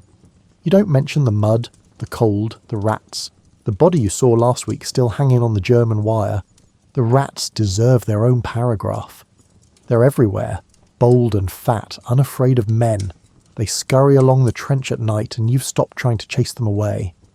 They were here before you, and they'll be here after you leave, one way or another. At least they're warm-blooded company. Winter darkness comes early this far north. By 4 in the afternoon, the light starts failing. By 5, you need lanterns for any detailed work. The long nights stretch ahead, cold and damp, filled with the small sounds of men trying to stay comfortable in uncomfortable places. But tonight feels different somehow. Maybe it's because tomorrow is Christmas Eve. Maybe it's the rumour that's been passing up and down the line about packages arriving from home. Maybe it's just the human need to believe that something somewhere might be different from the grinding sameness of trench warfare. You pull your coat tighter and stamp your feet, trying to restore circulation. Somewhere in the distance, artillery rumbles, but far away, someone else's problem. Here, in your section of Piccadilly, the evening settles into something approaching quiet. The first stars appear in the darkening sky, faint at first, then brighter as night deepens. You've always liked stars. They look the same whether you're in a trench in Belgium or standing in your backyard in England. The war hasn't changed them. The packages arrive on the afternoon of Christmas Eve, carried up the communication trenches by men who curse the weight and the mud in equal measure. Word spreads quickly down the line. Mail's here. Parcels from home. You watch as the bundles get distributed, each man's name called out. The careful exchange of soggy cardboard boxes wrapped in string. Some packages have clearly had difficult journeys. Dented, stained, retied multiple times. Others look remarkably intact, as if they've stepped through a portal from the normal world directly into this strange one. Your own package bears your mother's handwriting, and you recognise the paper she saved from last year's holiday, the pattern of holly and bells now strangely out of place in a trench. Your hands shake slightly as you untie the string, not from cold this time, but from something else. This box travelled from your kitchen table to your hands, crossing the distance between peace and war. Inside, a knitted scarf in blue wool, still smelling faintly of home, that particular combination of soap and cooking and the lavender your mother keeps in drawers, a tin of her shortbread, somehow unbroken despite the journey, a letter in her careful script, a small Christmas pudding wrapped in cloth, a packet of real tobacco, the good kind, socks, 3 pairs, thick and warm, a bar of chocolate. You're not embarrassed by the tears that blur your vision. Around you, other men open their own packages with similar expressions. Thompson unwraps something knitted by his sweetheart. A scarf in regimental colours, slightly uneven in the way that proves it was made by hand with love. Davies receives a fruitcake from his sister, hard as brick but precious nonetheless. The packages transform the trench temporarily. For a brief period the war recedes, and you're connected again to kitchens and parlours and people who remember you as something other than a soldier. The trench fills with the smell of cake and chocolate and tobacco, scents that belong to peacetime. Some men receive packages from strangers. The Tobacco Fund, organised by ladies in London, charitable organisations that send gifts to boys at the front. These contain practical items, cigarettes, socks, small tins of meat. They also contain handwritten notes. From a grateful nation, God bless you, come home safe. The notes are signed by people you'll never meet, but somehow that makes them more touching, not less. The officers receive packages too, though they open them with more restraint, conscious of maintaining dignity. Still, you see Lieutenant Carey's face soften as he unwraps something from his wife. A photograph, you think, though he tucks it away quickly. The Christmas pudding your mother sent is small but rich, studded with raisins and candied peel. You decide to save it for tomorrow, for the actual day. The shortbread, however, you share with the men nearby. It breaks into crumbs easily, and you all eat it slowly, making it last, letting the butter and sugar dissolve on your tongues. Your mum's a good baker, Thompson says, shortbread crumbs in his moustache. She'd be pleased to hear you say so, you reply. The chocolate goes into your pocket for later. You've learned to ration treats, to spread them out over days rather than consuming everything at once. The future is uncertain enough without also running out of chocolate. As evening approaches, the packages are mostly opened, their contents distributed or stored away.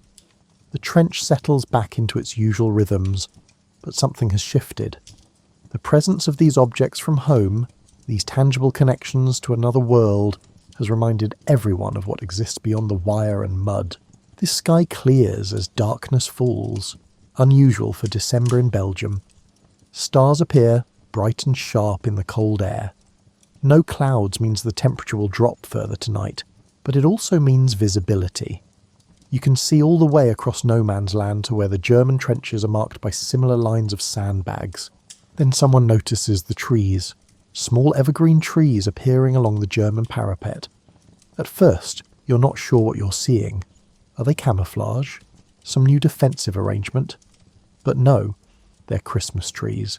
Small pines and firs set up along the German trench line, and as darkness deepens they begin to glow with candles. The sight stops conversation in your trench. Men stare across no man's land at the tiny points of light flickering in the darkness. It seems impossible, absurd even, decorating trenches as if they were parlours. Yet there they are, little trees glowing in the winter night, each candle a small defiance of the war's darkness. Well, I'll be damned, Davies mutters. The candles multiply as more trees appear along the German line. Dozens of small lights, warm and golden, utterly incongruous with the landscape of war. Someone has carried those trees to the front lines, has set them up, has lit candles despite the cold and wind. Someone decided that Christmas mattered, even here. You think about the effort involved. The trees would have come from supply lines carried through communication trenches, placed carefully on fire steps or sandbags. The candles, precious, scarce candles, used not for reading maps or writing letters but for decoration, for beauty, for Christmas. The German trenches are perhaps 200 yards away, close enough to see the candles clearly, too far to make out individual faces. But you know men are standing over there, looking at their Christmas trees, perhaps thinking the same thoughts you're thinking now. They've got the right idea, Thompson says quietly. It's Christmas Eve, isn't it? Ought to have a tree. Nobody responds, but the sentiment hangs in the air. It is Christmas Eve. The calendar doesn't stop for war. Somewhere in England, families are gathering, churches are being decorated, children are being tucked into bed with promises about Father Christmas. The world continues its old rhythms, even when part of it is frozen in Belgian mud. The temperature continues to drop. Your breath makes clouds in the air. The frost begins to sparkle on the sandbags, on the rim of the trench, on the wire stretched across no man's land. In the cold, clear air, sounds carry differently. You can hear the Germans moving about in their trenches, hear their voices. Then, across the frozen distance, someone begins to sing. The voice carries across no man's land, clear and strong in the cold air. German words, but the melody is unmistakable. Stille Nacht, heilige Nacht, silent night. The singer has a good voice, trained perhaps, and the notes rise pure and true into the winter darkness. Other German voices join in, creating harmony. The song flows over the frozen ground, over the wire and the shell holes, over all the machinery of war. You've heard this carol since childhood, sung it in church on Christmas Eve, but never like this. Never with such weight behind it. When the Germans finish their verse, silence falls. Then, from somewhere down your own trench line, a British voice takes up the melody in English. Silent night, holy night. More voices join, hesitant at first, then stronger. You find yourself singing too, the words coming automatically from years of Christmas services. The two sides trade verses, German and English. The same prayer in different languages floating up toward the cold stars. It feels dreamlike, impossible. Men who spent the day preparing to kill each other now sharing a Christmas carol across the space between their trenches. Other songs follow. The Germans sing O Tannenbaum, and some of your comrades know it as O Christmas Tree and sing along. Someone with a mouth organ plays the first Noel, and the reedy notes carry surprisingly well in the still air. A German voice, clear and young, sings something you don't recognise. A carol in German, beautiful despite the language barrier. You realise you're smiling. Around you, other men are smiling too. Davies has his eyes closed, listening. Thompson sways slightly, keeping time with the music. Even the officers have stopped their rounds to listen to this strange, spontaneous concert. The singing continues for over an hour. Carols you know and carols you don't. German voices and British voices, sometimes separate, sometimes blending together when the melodies match. No one seems to be organising it. The songs just flow from one to the next, as if the trenches themselves are having a conversation. Between songs you hear cheering and applause from both sides. When a particularly good singer finishes a solo, both British and German voices shout appreciation. It's absurd and wonderful and deeply strange, applauding the enemy's Christmas carols. The cold deepens, but nobody suggests going below to the dugouts. This moment feels too precious, too fragile. Everyone seems to sense that moving might break the spell, might remind the universe that this shouldn't be happening. A German voice calls out in English, thickly accented but clear. "Happy Christmas, Tommy!" "Happy Christmas, Fritz," someone from your trench calls back. Laughter ripples along both lines. The tension that's been constant for months seems to ease slightly, like a held breath being released. More shouts are exchanged. "How is your Christmas?" "Cold." Here, also, cold. This gets more laughter. The shared misery of winter warfare becomes briefly a joke both sides understand. Someone from the German side shouts, "We have beer, you have beer." "Only rum," a British voice responds. "Rum is good also." This exchange somehow seems hilarious, and laughter echoes across no man's land. The idea that you're comparing beverages with men you might be shooting at tomorrow should be disturbing, but instead it just feels human. The moon rises, nearly full, turning the frost-covered ground between the trenches into something almost beautiful. In the moonlight you can see no man's land more clearly. The wire, the shell holes, the scattered debris of war, but also the untouched patches of earth, the stubble of last summer's crops poking through the snow. A German soldier appears on their parapet, silhouetted against the candlelit trees.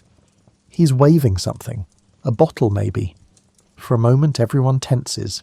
Is this a trick?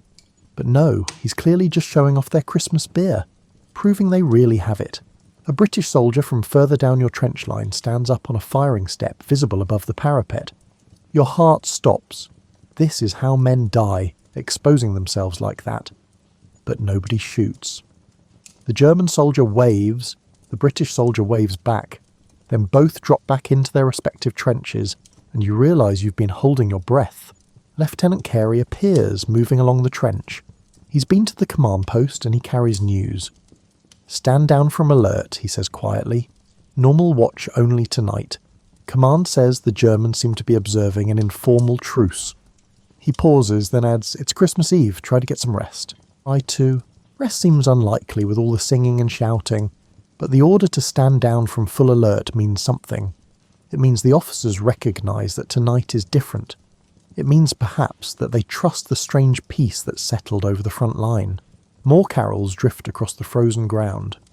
You recognise as Deste Fideles, "O Come All Ye Faithful," sung in Latin, the old traditional version. The Latin works across language barriers. Both sides can sing it together. The combined voices create something powerful. Hundreds of men singing the same words to the same God under the same stars. Thompson produces a harmonica from somewhere and plays along with the singing. He's not particularly skilled, but the effort is genuine, and the simple notes add to the strange beauty of the moment. A German voice calls out, "Bravo, harmonica," and Thompson laughs, delighted. The singing gradually winds down as the night deepens. Voices grow tired, the cold becomes harder to ignore, and men begin to remember that tomorrow still exists, with all its uncertainties.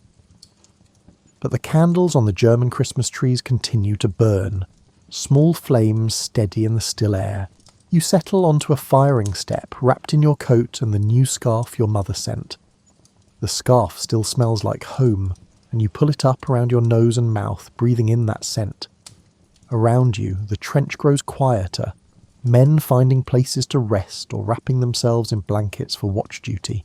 But sleep doesn't come easily. You keep thinking about the singing, about the German voices blending with British ones, about the man who stood up on the German parapet and waved, about how easy it would be to imagine him as a friend rather than an enemy. The stars wheel overhead in their ancient patterns. Somewhere far away, in another world that still exists despite the war, church bells are probably ringing for midnight services. Here, the bells are replaced by silence, a profound, unusual silence, as if the earth itself is holding its breath. Tomorrow's Christmas Day? What that will bring you don't know. But tonight there was music and light and something that felt remarkably like peace. Christmas morning arrives with frost thick on everything, turning the world into a study in white and grey. You wake stiff and cold, your breath making clouds in the dugout's dim interior. Above, you can hear movement. The usual sounds of morning stand to, men taking their positions along the firing step. You climb the dugout steps, your joints protesting, and emerge into surprising sunlight. The sky is cleared completely, bright blue and cloudless, the kind of winter morning that makes everything sharp and clear. Ice crystals sparkle on the sandbags. No man's land looks almost peaceful in the morning light, the horrors of war temporarily softened by frost and sunshine. The German trenches are quiet but visibly occupied. You can see men moving about on their side, going through their own morning routines. The Christmas trees from last night are still there. Candles unlit now, but the evergreen branches still green against the brown earth. Then something extraordinary happens. A figure appears above the German parapet. A man, standing fully exposed, his hands raised above his head in clear view. He's not armed, you can see that clearly. He stands there, waiting, as if testing whether the peace of last night will survive the daylight. Nobody shoots. The German soldier begins walking forward, across no man's land, stepping carefully between shell holes. He's young, you can see that now, probably about your age. He's wearing a grey uniform that looks as mud-stained and worn as your own khaki. Lieutenant Carey appears beside you. "Hold your fire," he says quietly, though nobody seems inclined to shoot anyway. The entire trench watches as the German soldier walks closer, hands still visible, clearly unarmed. The soldier stops about halfway across no man's land, perhaps 100 yards from each trench. He stands there, waiting. It's an invitation, you realise. A question being asked across the frozen ground. "Permission to go out there, sir?" you hear yourself asking. Kerry looks at you, then out at the waiting German, then back at you. Something passes across his face. Concern, calculation, and then a kind of resignation. "If you're going, you're not going alone," he says. "I'll come with you." Others volunteer immediately. Thompson, Davies, half a dozen more. Carey nods. Right then, no weapons. Hands visible, slow and steady. You climb up the side of the trench, your heart hammering. This is how men die, standing in the open, exposed to enemy fire. Every instinct screams at you to get back down, to find cover. But you think of the singing last night, of the candles on the Christmas trees, and you keep climbing. The ground of no man's land is rough under your feet. Frozen mud, shell holes, tangles of wire. You've only seen this landscape through periscopes or in brief, terrifying moments during raids. Walking across it in daylight feels surreal, like breaking a fundamental rule of the universe. The German soldier waits as you approach. You can see his face now. Young, yes, with light hair and a thin moustache. He looks nervous but determined. When you're close enough to speak, he smiles uncertainly. "Guten Morgen," he says. "Good morning, Merry Christmas." "Merry Christmas," you reply. His smile strengthens. He reaches into his coat and produces a small flask. "Schnapps," he offers. "For Christmas?" Lieutenant Carey accepts the flask, takes a small sip and passes it around. The alcohol burns going down but warms you from within. When it comes to your turn, you drink and pass it back to the German soldier, who takes a sip himself before offering it again. More soldiers are emerging from both trenches now, tentatively at first, then with more confidence. Germans and British walking out into no man's land, meeting in the middle like delegates at some bizarre conference. The space between the trenches, which has been a killing ground for months, becomes a meeting place. You find yourself shaking hands with the German soldier who offered the schnapps. His name is Hans, he tells you, from Bavaria. He shows you a photograph of his family, parents, a sister, a sweetheart. You show him the photograph you carry of your mother and father. Neither of you speaks the other's language well, but photographs need no translation. Around you, other meetings are happening. Soldiers trading cigarettes, showing photographs, attempting conversation in broken English and German, and lots of gesturing. Someone has produced a soccer ball from somewhere. You're not sure which side. And men are kicking it around, playing an impromptu game in the frozen mud. Thompson is engaged in an animated exchange with a young German who speaks surprisingly good English. They're comparing rations, apparently, with Thompson offering a tin of bully beef, while the German contributes some kind of sausage. The trade is made with all the solemnity of a diplomatic treaty. Davies is attempting to communicate with an older German soldier, a sergeant by his insignia. They have no common language, but they're both sergeants, and apparently that transcends language barriers. They stand together, nodding at each other, sharing the universal knowledge of men responsible for keeping younger men alive. The soccer game grows more organised. Someone has set up goals using coats and helmets. The teams are mixed. Germans and British playing together. Nationality forgotten in the simple joy of kicking a ball around. You haven't played football since before the war, and your legs are stiff from trench life. But you join in anyway, laughing as you slip on the frozen ground. The ball is leather, old and scuffed, and it skips unpredictably on the rough terrain. Someone kicks it into a shell hole, and 3 men, 2 British, 1 German, climb down together to retrieve it, helping each other up the muddy sides. The absurdity of it makes you laugh. Yesterday that shell hole was something to be avoided, part of the landscape of death. Today it's just an obstacle in a football match. The sun climbs higher, and despite the cold, the exercise warms you. You're breathing hard, your face flushed, and for a brief span you forget where you are. You could be back home, playing football on the village green, instead of in no man's land between armies. The game ends when someone kicks the ball into a particularly deep crater filled with water, and everyone agrees it's too cold to fish it out. Men stand around, panting and grinning, British and German soldiers together, looking remarkably similar in their mud-stained uniforms and genuine smiles. Hans finds you again. He's been talking with Lieutenant Carey, apparently showing him something. When you approach, Carey has a strange expression on his face, sad and amused at the same time. Hans here is a school teacher, Carey says. Before the war, in Bavaria, taught English to children. Hans nods enthusiastically. Yes, English literature. I teach Shakespeare to students. Very difficult Shakespeare, he laughs. Hamlet is German, I think. All the worrying, this gets a laugh from the British soldiers within earshot. The idea of a German schoolteacher teaching Shakespeare to Bavarian children, now standing in a frozen Belgian field wearing a soldier's uniform. It highlights the strangeness of everything. I have brothers, Hans says, his English careful but clear. One brother also in the army. Different place. I worry for him. He looks at you. You have brothers? A sister, you reply. She's nursing in London. Hans nods seriously. Nursing is important work. Very brave nurses. You realise he's right. Your sister faces her own dangers, caring for wounded men in overcrowded hospitals. The war has scattered families across Europe, everyone in their own kind of service, their own kind of danger. More items are being traded around you. A German soldier offers cigars, real cigars, better than anything you've seen in months. British soldiers share tins of tobacco, chocolate from their Christmas parcels, whatever small luxuries they can spare.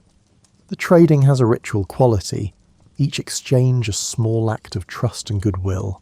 Someone has found a camera. A British soldier who works in the battalion's signal section has brought his personal camera to the front, and now he's taking photographs. Groups of soldiers pose together. Germans and British, arms around each other's shoulders, grinning at the camera. You wonder what these photographs will look like later, whether anyone will believe them. You pose with Hans and Thompson, and a young German soldier named Karl who speaks no English but smiles constantly. The camera clicks, capturing this impossible moment. Enemies standing together, treating each other like friends. The morning wears on, surreal and peaceful. Men sit in small groups, sharing food and cigarettes, attempting conversation despite language barriers. Someone has produced a mouth organ and is playing Christmas carols. A few men sing along, the same songs from last night, but stranger in daylight, sung by mixed groups of soldiers who theoretically should be killing each other. You notice something else happening, the recovery of bodies. No man's land has held casualties from both sides, men who died in previous raids and skirmishes, lying where they fell because retrieving bodies under fire was impossible. Now, British soldiers are collecting their dead while Germans collect theirs, working separately but in parallel, each side respectfully ignoring the other's grim task. You help carry one body back toward your trench, a British soldier you didn't know, dead for perhaps a week, frozen in the December cold. It feels right to recover him, to bring him back, to let him have a proper burial instead of lying in the frozen mud forever. The Germans are doing the same with their casualties, treating their dead with the same respect. The work is hard and sad, but there's a strange comfort in it. These men will be buried, prayers will be said, their families will eventually be notified. It's a small dignity in an undignified war. By midday, the recovery work is mostly complete. The dead lie in rows behind each trench line awaiting burial. It's sobering, a reminder of what this place usually is, what it will be again. But for now, the living remain in no man's land, still talking, still trading, still refusing to acknowledge that this can't last. The afternoon sun, pale and winter weak, hangs low in the sky.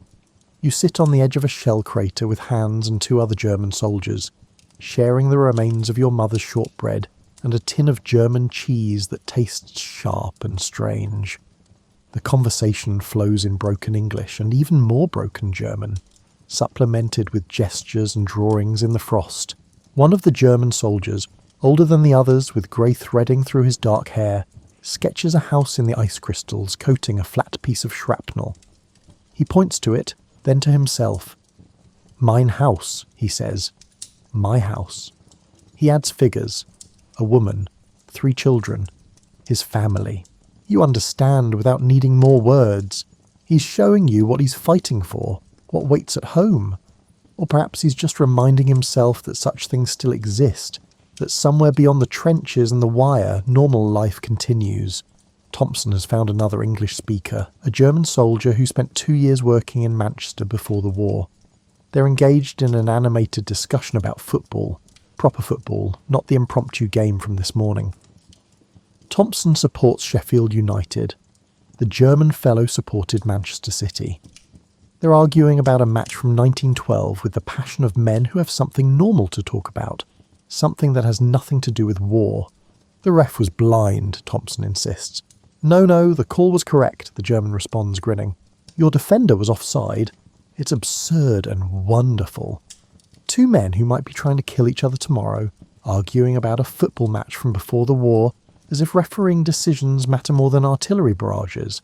You notice Lieutenant Carey standing at the edge of the gathered soldiers, talking with a German officer. Both men look serious, but not hostile. They're discussing something, gesturing back toward their respective lines. You wonder what officers talk about during a spontaneous truce. Probably logistics, boundaries, how long this can reasonably continue before someone higher up notices and orders it stopped. The sun continues its descent and the temperature drops noticeably. Men begin to shift, pulling coats tighter, stamping feet. The day has been extraordinary, but cold eventually reasserts itself, reminding everyone that standing in a frozen field in December has its limits, even during a truce. Hans pulls out a small package wrapped in brown paper. He opens it carefully. Precious things are always opened carefully, and reveals a photograph and some kind of sweet bread. He breaks the bread in half and offers you a piece. It's dense and rich, studded with dried fruit, still fresh enough to be soft. My mother makes this, he says. For Christmas, she sends it to me. He smiles. Like your mother sends you things, yes? You nod, accepting the bread. It tastes of cinnamon and raisins and something else you can't identify. It tastes like someone's kitchen, like care and attention and normalcy. You pull out the photograph of your own mother and show it to Hans. She's pretty, he says politely, though your mother would laugh at being called pretty. She's practical and sturdy and kind, but not what anyone would call pretty. Still, you appreciate Hans's kindness. The photograph Hans showed you is of a young woman with fair hair and a serious expression. Mina Verlobte, he says. My. Engaged. The woman I will marry. Your fiancé, you offer. Yes, fiancé, thank you, I forget the word. He looks at the photograph with obvious affection. After the war, we marry. She waits for me. You think about all the people waiting. Mothers, fathers, sisters, fiancés, wives. On both sides, people waiting for men to come home. People checking casualty lists with dread. People trying to maintain normal life while part of their family is absent. Maybe forever. The war, Hans says quietly, looking across no man's land, is stupid. You're not sure how to respond to that. It feels like dangerous territory, criticising the war. But Hans isn't wrong. Sitting here, sharing bread with a German soldier who teaches English literature to children, who has a mother who bakes for him, and a fiancé waiting, the war does seem stupid. Stupid and vast and beyond the control of any individual soldier to stop or change. Stupid, you agree quietly. Hans nods, satisfied that you understand. The light is fading now, the brief winter day drawing to a close. Men are beginning to drift back toward their respective trenches, the day's strange peace winding down. There's a reluctance in the movement, a slowness, as if nobody really wants to go back to being enemies. You stand, your joints stiff from sitting on cold ground. Hans stands too, and you shake hands formally like businessmen concluding a transaction. "Merry Christmas," Hans says. "Merry Christmas," you reply. He hesitates, then adds, "Maybe. Maybe after the war you visit Bavaria. I show you the mountains. Very beautiful, the mountains." The idea of visiting Bavaria after the war seems almost impossible to imagine. The war ending, life returning to something resembling normal, travel for pleasure instead of military orders. But you nod anyway. "I'd like that," you say, and you mean it. You watch Hans walk back toward the German lines, joining other grey-clad figures heading home to their trenches. Thompson appears beside you, his breath making clouds in the cold air. "Strange day," Thompson observes. "Very strange," you agree. You both start walking back toward your own trench, picking your way across the uneven ground. No man's land is emptying out, soldiers returning to their positions as daylight fails. Behind you, the space between the trenches will soon be just that again. No man's land. Empty and dangerous.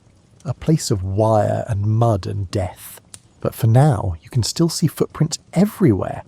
British boots and German boots all mixed together, evidence of the day's impossible peace. When you reach your trench, climbing down feels like returning to a different world. The familiar damp walls, the smell of earth and sandbags, the narrow confines after the relative openness of no man's land. Other soldiers are climbing in, settling back into positions, resuming the routines of trench life. Sergeant Davies is organising the burial detail for the recovered bodies. They'll be buried properly with prayers and marked graves, the least that can be done. The German dead have been left in no man's land, but close to their own trenches, where their comrades can retrieve them easily. Lieutenant Carey gathers the officers for a brief meeting. You're not privy to what they discuss, but you can guess. What to report to higher command, how to explain the day's events, whether the truce will continue or if tomorrow brings a return to war. You find a spot on a firing step and settle in, wrapping yourself in your coat and scarf. The Christmas pudding from your mother is still in your pack, along with the rest of the chocolate. You decide to eat the pudding now, while Christmas Day still has a few hours left. The pudding is dense and sweet, rich with dried fruit and brandy. You eat it slowly, making it last, letting each bite dissolve on your tongue. It tastes of home, of your mother's kitchen, of Christmas mornings before the war. You save a small piece and offer it to Thompson, who accepts gratefully. "Best pudding I've had in months," Thompson says, which isn't saying much given the usual rations, but you appreciate the compliment anyway. Darkness settles over the trenches. The stars come out again, bright in the clear sky. Across no man's land, you can see the German Christmas trees being lit once more, candles flickering to life in the gathering dark. The sight still seems miraculous, small flames burning in defiance of everything the war represents. Someone starts singing again, a German voice from across the way. Stille Nacht once more, but quieter tonight, more intimate. A few British voices join in softly, the words floating up into the cold air like prayers. You think about Hans, probably sitting in his own trench now, perhaps thinking about you, perhaps looking at the photograph of his fiancée, perhaps wondering if tomorrow will bring more peace, or a return to violence. The singing fades, the night deepens. Men settle into watch rotations, the normal rhythm of trench life reasserting itself. But everything feels different somehow, changed by the day's events in ways you can't quite articulate. You close your eyes, not really expecting to sleep, but the day has been long and emotionally exhausting. Images drift through your mind, Hans showing you his photograph, the soccer game in no man's land, the German sergeant trading tobacco with Davies, the candles on the Christmas trees, all those footprints in the frost. Tomorrow will bring what it brings. But today there was peace. Today there was singing and laughter and shared food and handshakes between enemies. Today, for a little while, the war paused. That's worth something. You're not sure what exactly, but it's worth something. You wake to the sound of rain, soft at first, then harder. The clear weather has broken, and water drips from every surface, turns the trench floor to deeper mud, soaks through every layer of clothing. The 26th of December arrives cold and wet and grey. The mood in the trench has shifted overnight. Men are quieter, more withdrawn. Yesterday's extraordinary peace feels distant now, almost dreamlike. You wonder if it really happened, or if the whole thing was some kind of shared hallucination brought on by cold and loneliness and Christmas longing. But then you see Thompson carefully tucking away a German cigar wrapped in cloth to keep it dry. You see Davies wearing a scarf that looks suspiciously German in its weave. You see the photographs people received, the extra tins of food traded across the lines. It happened. All of it happened. Lieutenant Carey makes his rounds early, his face serious. He stops at each group of men, speaking quietly. When he reaches your section, his message is brief and clear. "Orders from command," he says. "The truce is over. We're to resume normal operations immediately. No more fraternization with the enemy." He pauses, then adds more quietly, "I'm sorry, lads. Yesterday was yesterday. Today is today." Nobody argues.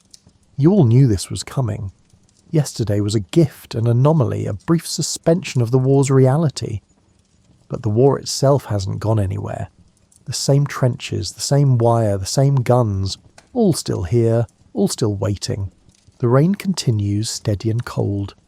You stand watch with water dripping from your helmet, running down your neck, soaking through your gloves.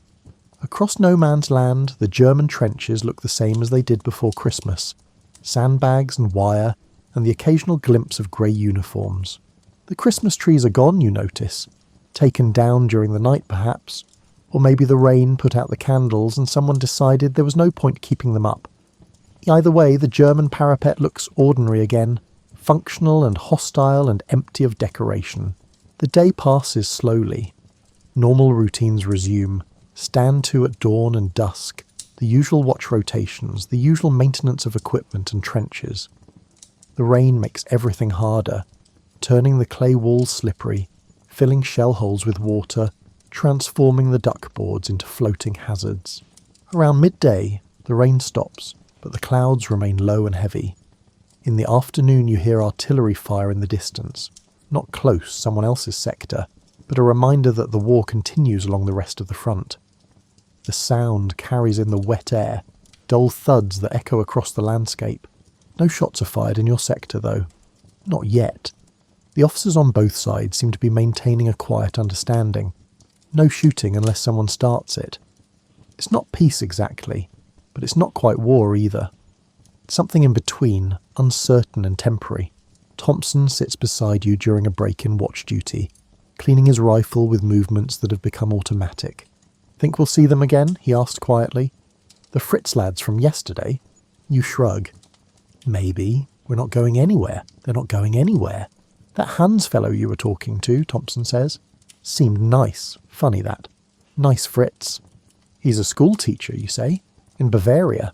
Teaches Shakespeare." Thompson absorbs this. "My brother's a teacher," he says.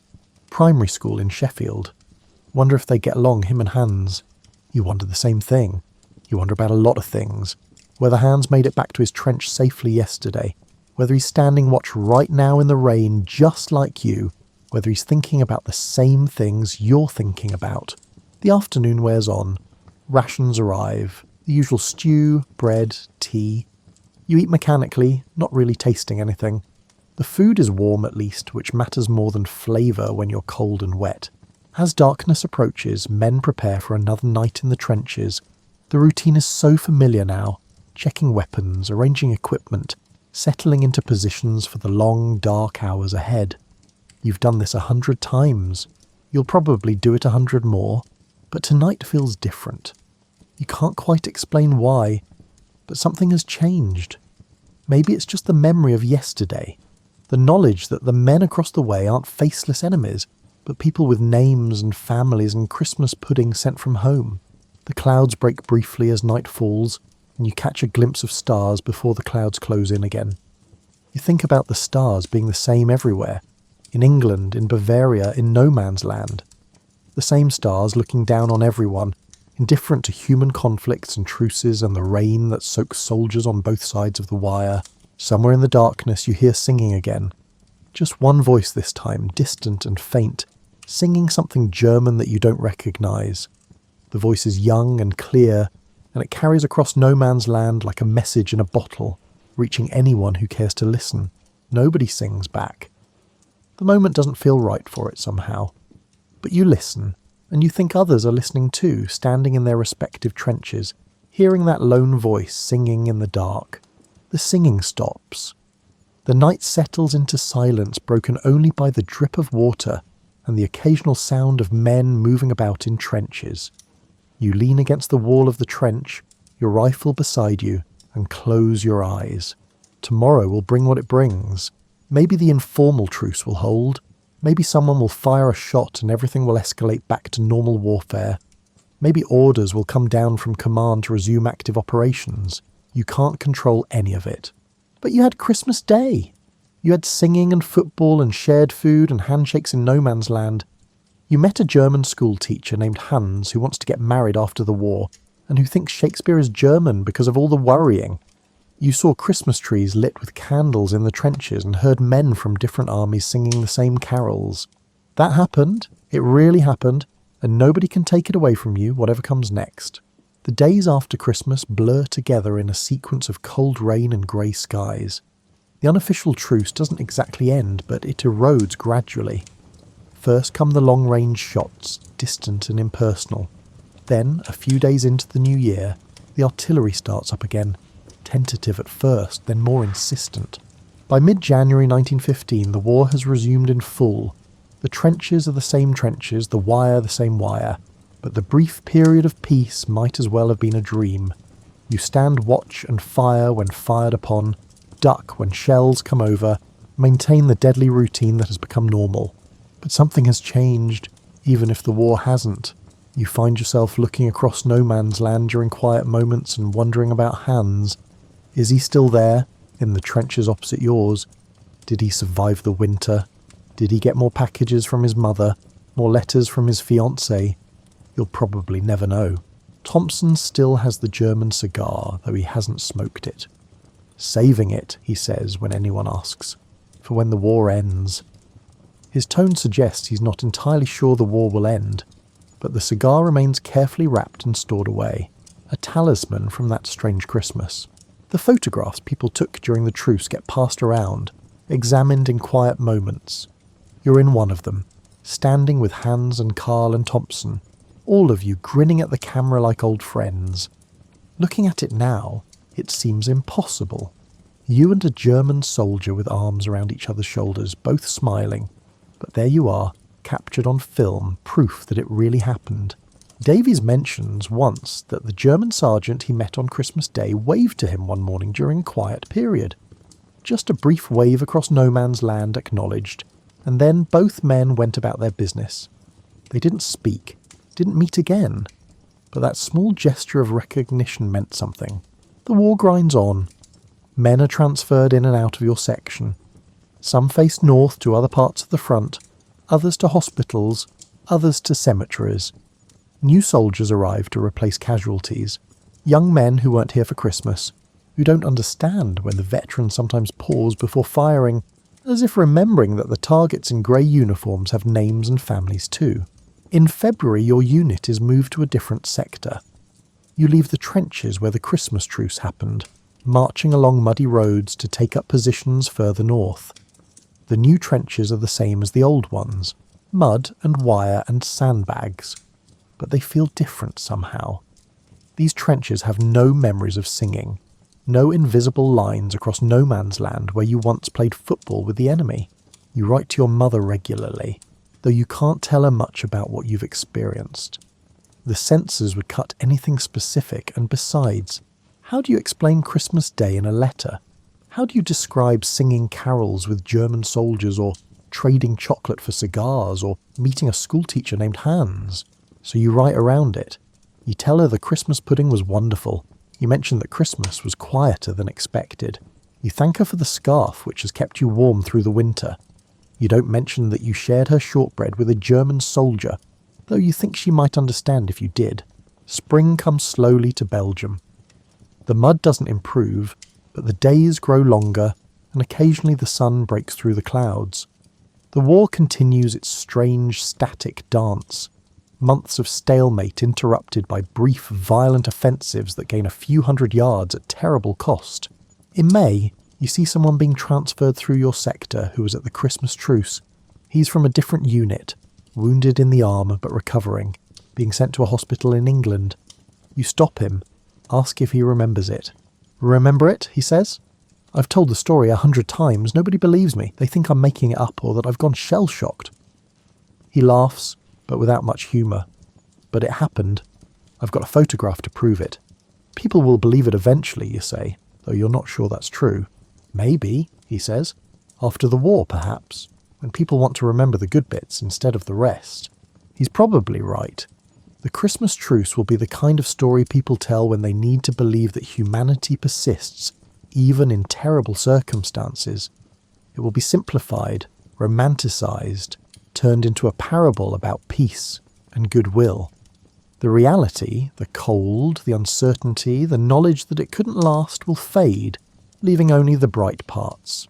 But you were there. You know what it really was, complicated and beautiful and fragile, born from loneliness and Christmas longing and the human need for connection.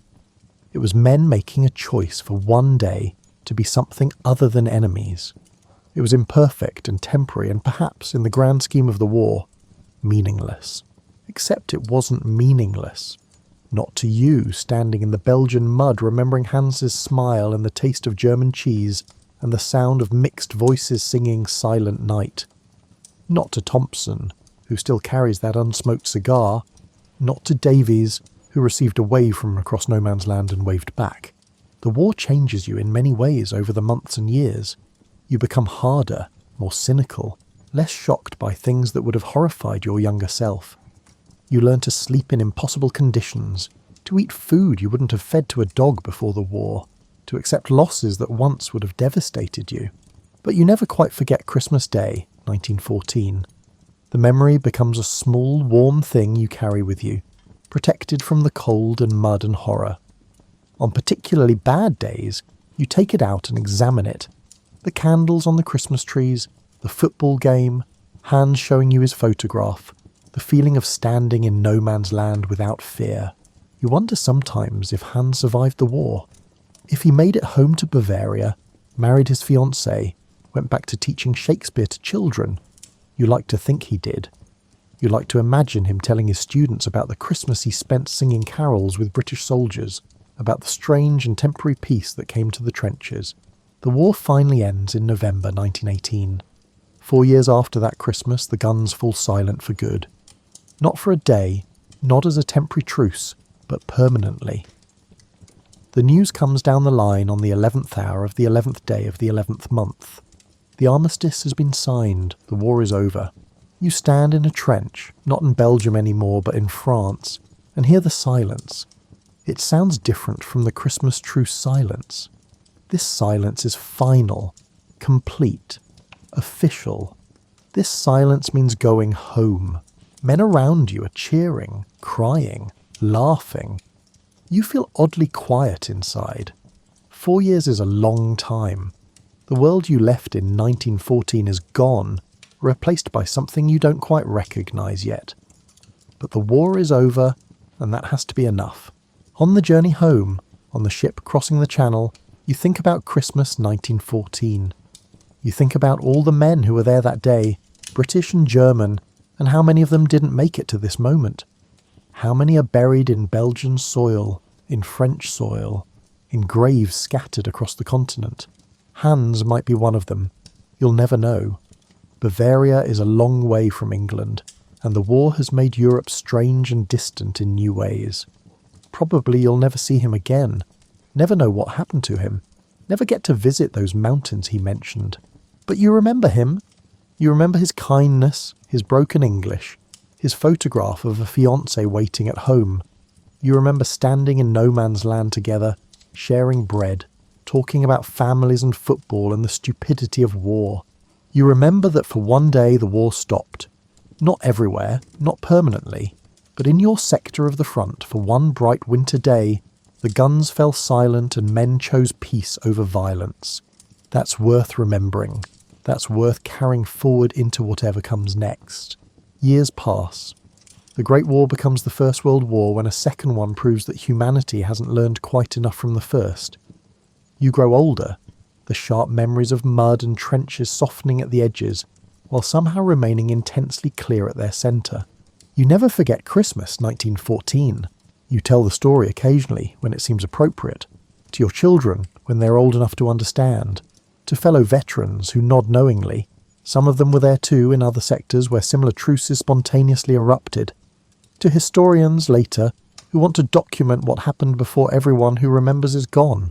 The story gets told in newspapers, in books, in documentaries.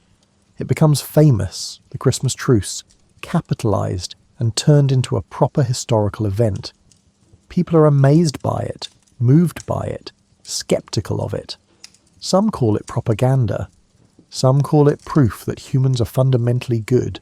It becomes both more and less than what it actually was. But you know the truth of it. You were there. You stood in no man's land on Christmas Day, 1914, and shook hands with a German soldier named Hans.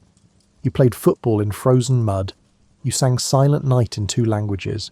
You saw Christmas trees lit with candles in trenches, small flames burning in the dark. You never found out what happened to Hans. You tried, after the war, writing to schools in Bavaria, asking if anyone knew a teacher named Hans who served in the army. But Bavaria is large, and Hans is a common name, and the chaos after the war made searching difficult. Eventually you stopped trying, accepting that some questions don't get answered, but you think about him sometimes, especially at Christmas, when you hang decorations on your own tree, when you sing carols at church, when you sit with your family in warmth and peace. You think about a young German man who loved his fiancée and Shakespeare and wanted to show you the mountains of Bavaria. You hope he survived. You hope he made it home, married his sweetheart, taught children about literature and language, grew old in peace. You hope his memory of that Christmas is as clear and precious as yours. The world changes around you. Another war, more terrible than the first. Then peace again, uneasy but lasting. The trenches in Belgium and France are filled in, though the scars remain if you know where to look.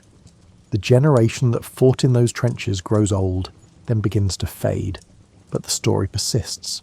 The Christmas truce becomes one of those moments that people need to believe in, proof that even in the worst circumstances humanity can assert itself. It gets simplified, romanticised, turned into a symbol. But that's all right. Symbols matter. Stories matter. You know what matters most, though? It really happened. The singing happened. The football game happened. The handshakes and the shared food and the brief bright peace. All of it happened. Not because governments ordered it or generals planned it, but because ordinary soldiers chose it.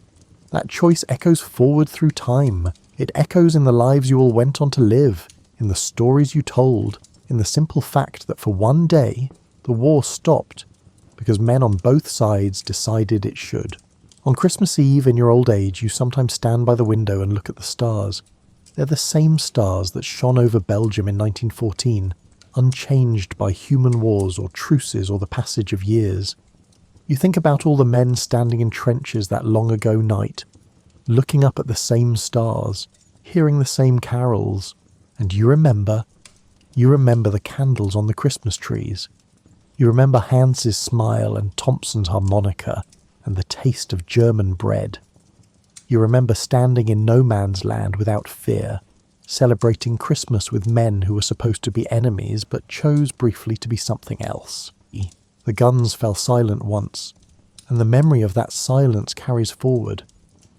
It reminds you that peace is possible, that humans can choose kindness over violence, that even in the darkest times light can find a way through.